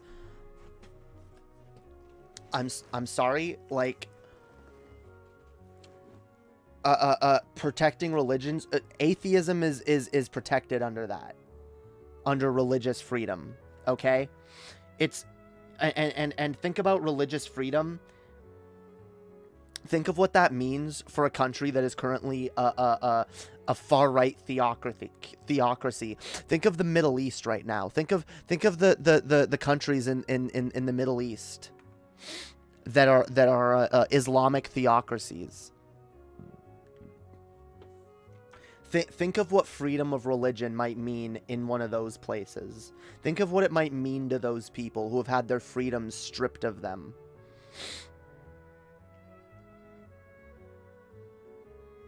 Imagine going to one of those places that's actually been liberated and has religious freedom now, and telling them, no, you have to go back to a system that doesn't protect you no matter what you believe. That's kind of dangerous. That's a slippery slope. That's not a good precedent to set. No, religious freedom is an important thing. I get it. I get why people are really mad at religion. Trust me, I fully understand it. But, like, that's not the answer. It's not the answer. Because the minute you start taking away religious freedom, that can be used against us. Absolutely. That can be used against the non-religious.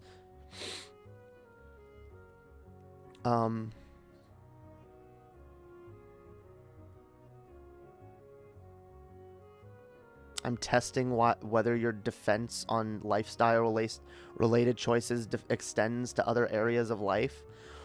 Well, I know you said that to someone in the chat, but just to be clear, I don't know why you're doing that in general to anyone. Especially because I believe, like, what are you trying to do? Like, test her consistency? Because I've talked about this. I talked about this earlier in the stream. I think consistency is useless. Be like, oh, are you super consistent with every single... You're never going to be consistent with the way you treat every single group, okay?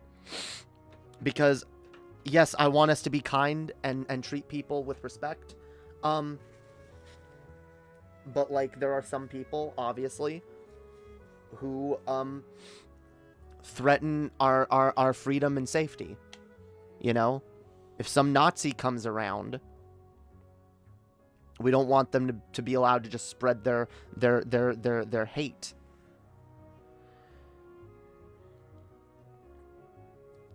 So, like, no one's consistent with everything. No one. This is why nuance is so important. This is why you have to have a proper moral framework that's deeper than just, I'm a utilitarian. It's got to be deeper than that. your moral you have to have several pillars to your moral framework, and you have to be able to address different things in different ways.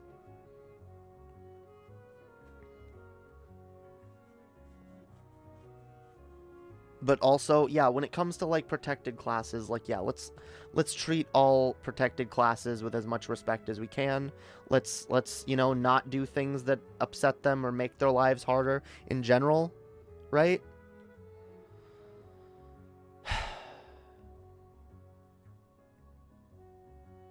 Anyway, oh god, the chat's got a whole other thing. Is it just me, or are the streams getting longer and longer? My streams are getting longer, that is true.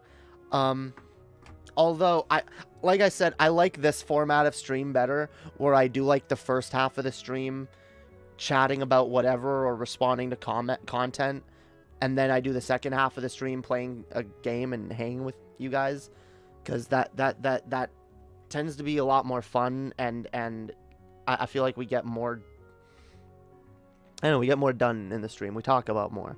The longer, the better. Yeah, I definitely, I need to start, the longer I do these streams, the more likely I have clip-worthy content. And I need to start going back and clipping these, because I need to start uploading videos if I want to grow at all. Anyway. I love you guys. What about piracy? How is that ethical? Nope, we're not getting into it. We're not getting into it. Oh my god, you guys want to, you guys are trying to like spark several in-depth debates. I'm not ready for all this right now. I'm tired. I'm tired, y'all. Holy fuck. I love you guys, but I'm fucking tired.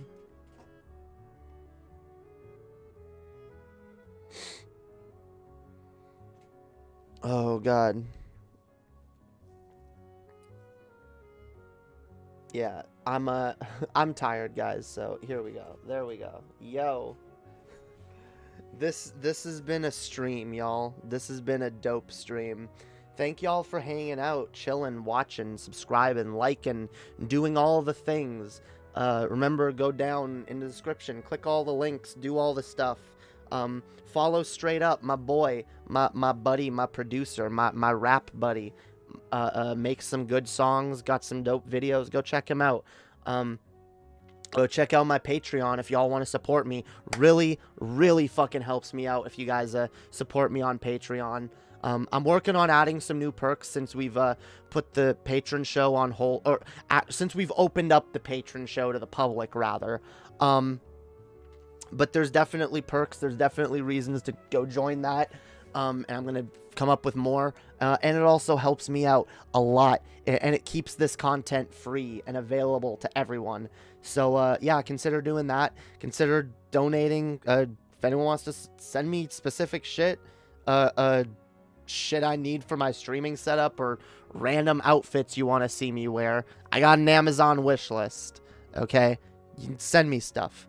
You also don't have to do any of that stuff, because at the end of the fucking day, alright, I'm just here to chill and hang out with you wonderful people. And I appreciate each and every one of you guys, because you guys are fucking awesome. And I love each and every one of you, and I hope y'all have an amazing fucking night, day, week, and everything else in between. I love you guys. Peace out. And we'll see you guys next time.